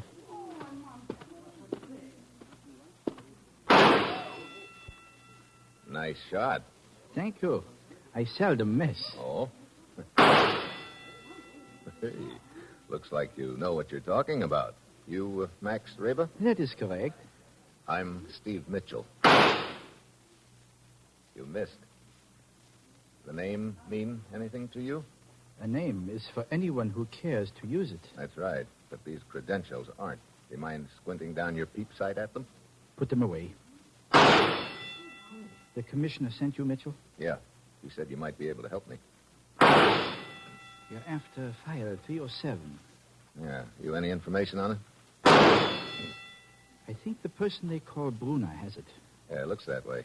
The guy who had it before him turned up dead near your carnival, didn't he? You missed again, Max. Perhaps because you're crowding me, Mitchell. Oh, sorry. Go to 25 Roligstrasse and wait for me. As soon as I close the carnival for the night, I'll come. We'll talk further. 25 Roligstrasse. Right. Only 6 hits out of 8. I am slipping. That's slipping? Look, Raver, do me a favor. What? Don't ever point that gun at me.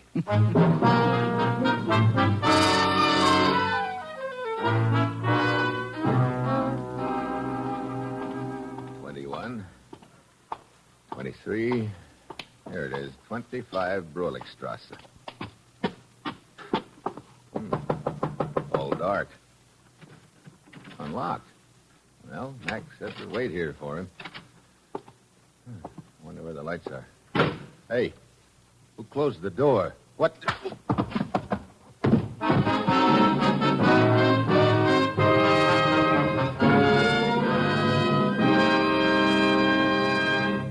In just a moment, our star, Brian Donlevy, returns as Steve Mitchell in Dangerous Assignment.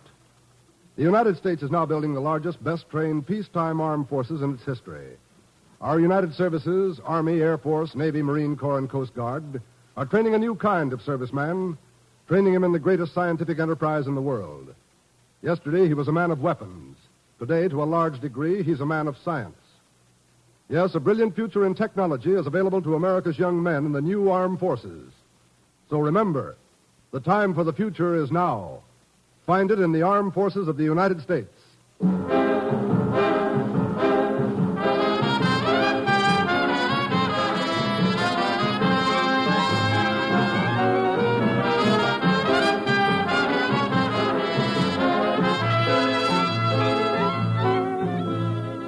Now, the National Broadcasting Company brings you Act Two of Dangerous Assignment, starring Brian Donlevy in the role of Steve Mitchell.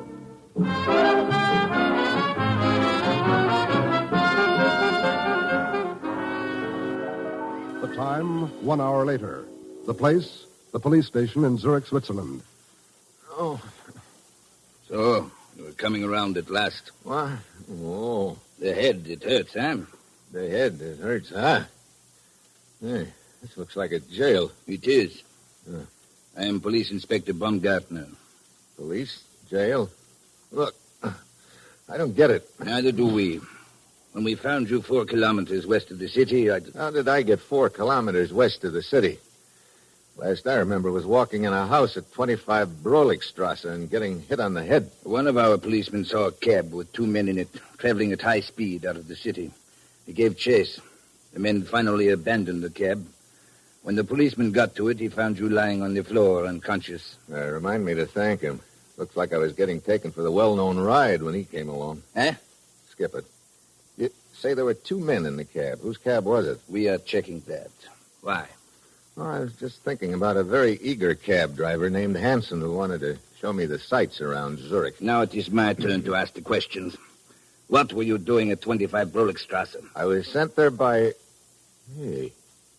a carnival owner I thought was a friend of mine. Incidentally, is there a telegraph office around here? Down the street. Hey, Mitchell, your credentials are those of a newspaper correspondent. May I inquire what you are really doing here in Zurich? It's very simple, Inspector. I'm trying to get an interview with a mysterious character named Brunner. Brunner?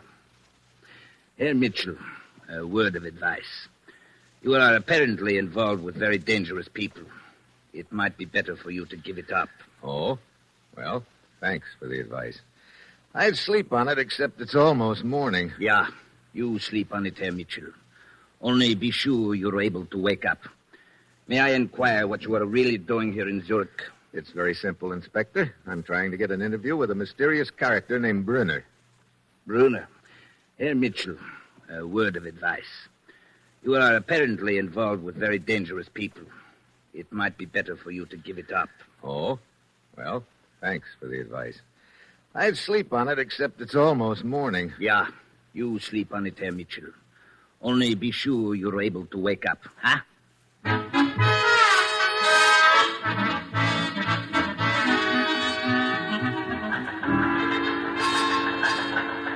It's from Steve, Commissioner. Good. I've been expecting a report from him. Here you are. Oh, thanks, Ruth. File 307 apparently in Bruner's possession. His beautiful secretary, Karen, trying to arrange appointment for interview. Just between us, would rather interview Karen. He never changes, does he? Apparently, Max Raber, not such hot friend of ours after all. I'm still nursing large lump on head, which I collected at address Raber sent me to. What? I don't understand, Commissioner. I thought Max Raber could be trusted. I guess in this business you never know, Ruth. Oh, there's some more coming in. We'll pay Raber another visit this morning when his carnival opens up. In meantime, I'm going back to Bruner's villa. We'll keep you informed.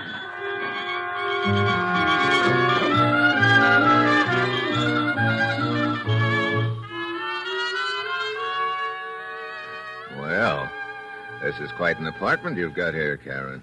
Much better than trying to talk through the bars of that gate outside. Yes, it is a nice apartment. Brunner takes good care of me. You know something? He should.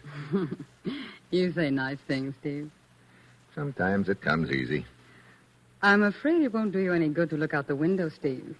You won't see Brunner. Oh? He lives in that other wing, across the courtyard. Look, what kind of a guy is he, anyway?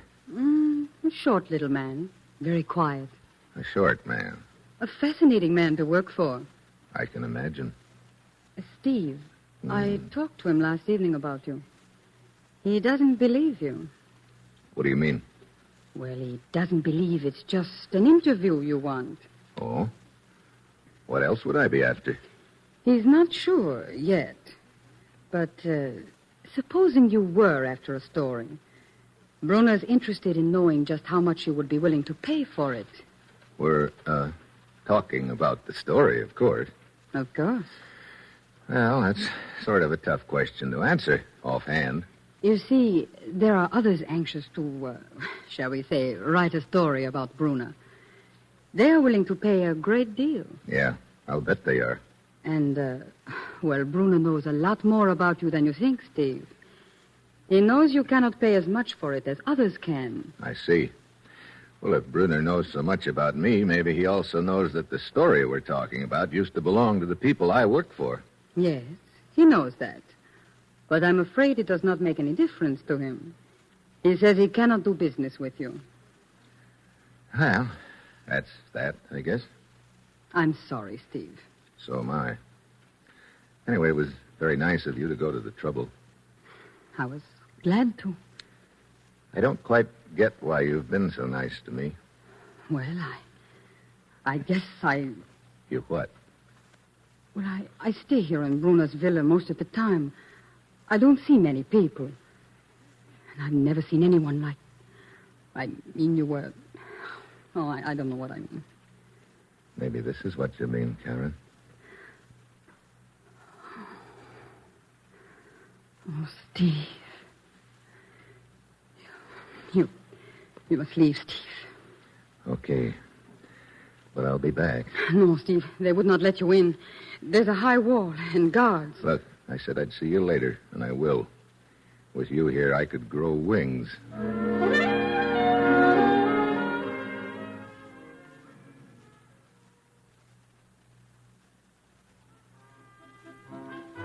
No, Max Reber's not here. Where is he? I do not know. Oh, he should have been here by now to open up the carnival. Yeah? Where does he live? At 25 Broligstrasse. What? Max Reber lives at 25 Broligstrasse? Yeah. You know where it is? Yeah. I've got lumps to prove it. Thanks.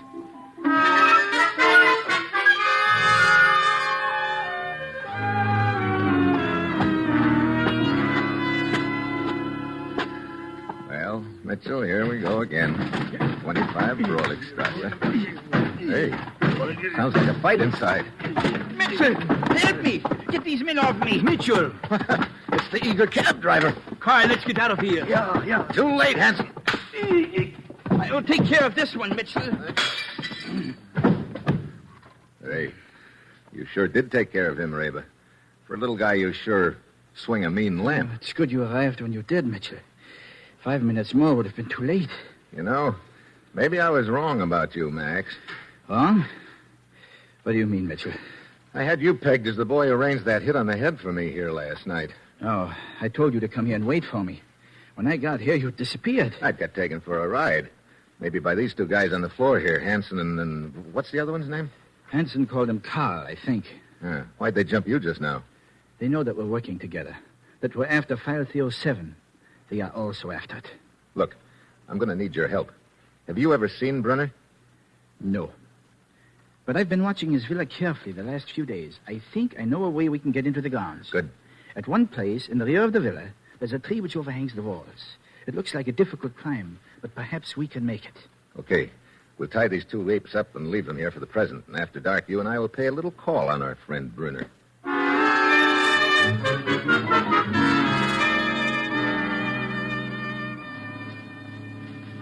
Here, Max.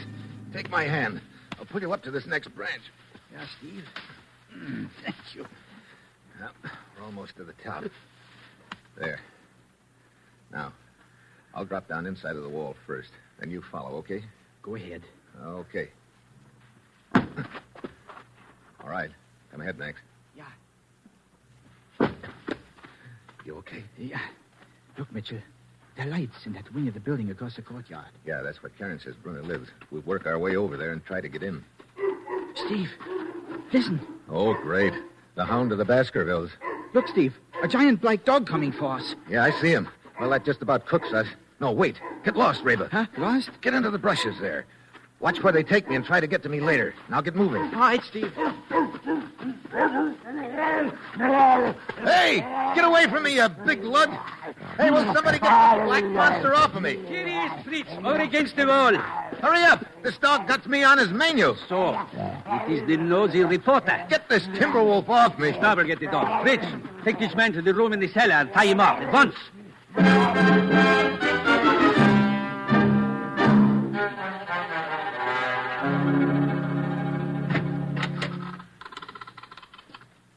Who's there?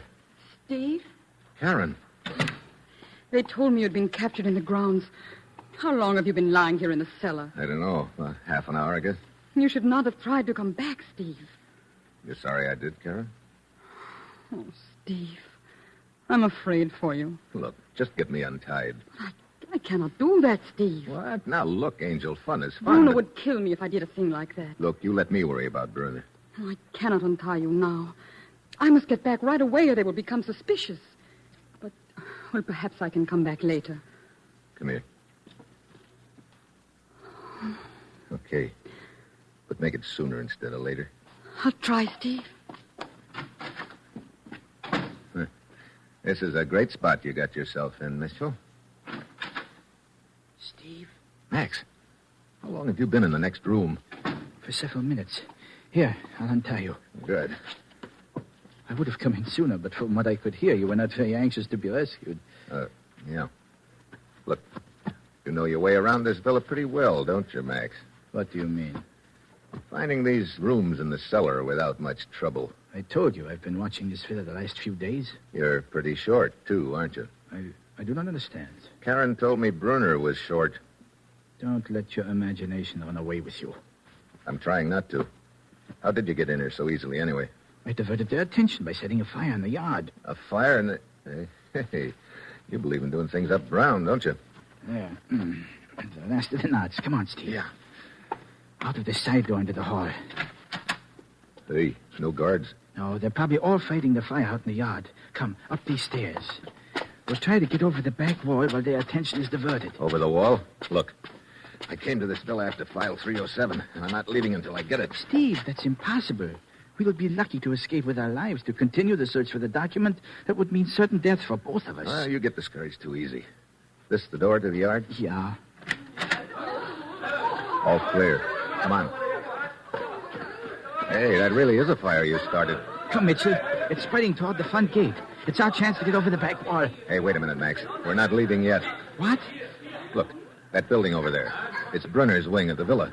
Steve, are you crazy? We cannot get in there. Why not? The door's open. This is our big chance, Reba. But, Steve, I tell you... Look, I came all the way across the Atlantic to find that piece of paper. Come on.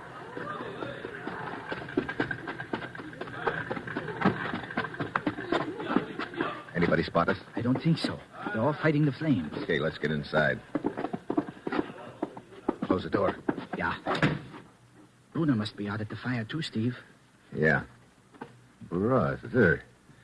I thought Karen's apartment was something. This one looks like the Waldorf Astoria. Well, come on, let's go through some of these drawers. But, Steve, if the document's in here, it's probably in a safe. You can't tell. Brunner might figure a safe would be the obvious place. Hey, what have you found? Silk stockings and negligee, Steve. Yeah, me too. I don't get it. Wait a minute. Boy, I'm really slipping, Max. Sure took me a long time to catch on. Steve, look, this leather case. Give it to me. Someone's coming. What? Here, put the case back in that drawer. Hurry. Yeah. Well, Steve. Karen Brunner. Complete with gun. Karen Brunner? I see you've discovered my little secret. I should have figured it. You're not Brunner's secretary. You're Brunner. You're lucky, Steve. Lucky that I feel a certain affection for you. Otherwise, your discovery would have cost you your life. Steve, stay away from that drawer. Another step and I'll shoot. Okay, Karen. I lose. That's better. You were... Yes. You're getting very warm, Steve. So close to the right drawer, and yet so far. Yeah. Well, what happens now, Karen? I told you. You were lucky. I'm going to let you go, but you'd better go now. Okay. Well, It was nice while it lasted, baby. Yes, it was. And it will be something to remember when you're back in America. That even though Karen Bruner was a little too clever for you, she almost fell in love with you. Goodbye, Steve.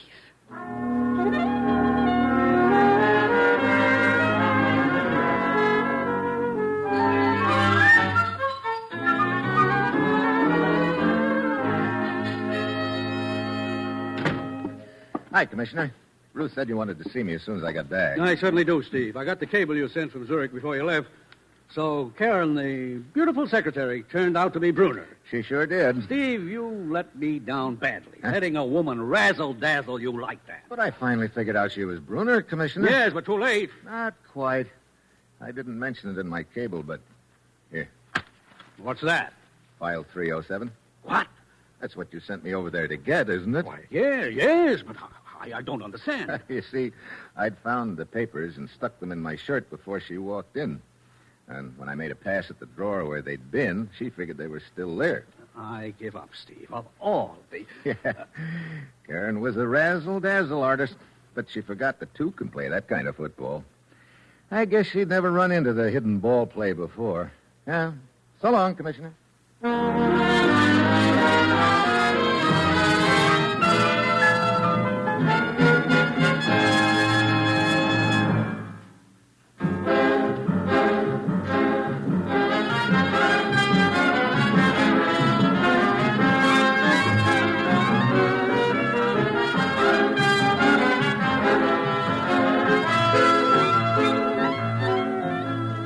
You have just heard the seventh in an exciting new adventure series, Dangerous Assignment, starring Brian Donlevy as Steve Mitchell.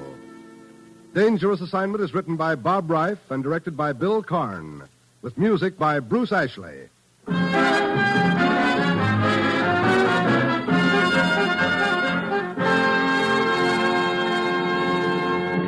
This program came to you from Hollywood. And now here's something of interest to everybody.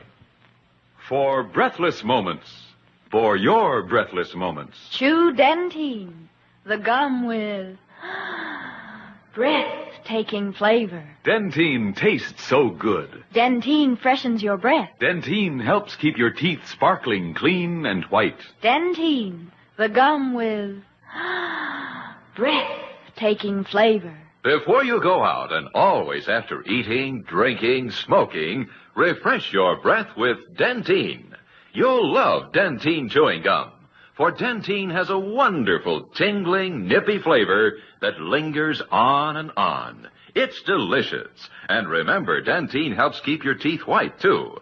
Keep Dentine handy. You'll enjoy refreshing your breath when you chew Dentine. So, for breathless moments, for your breathless moments, Chew Dentine, the gum with breathtaking flavor. Thanks for listening to HOJO Radio. We'll be back again very soon.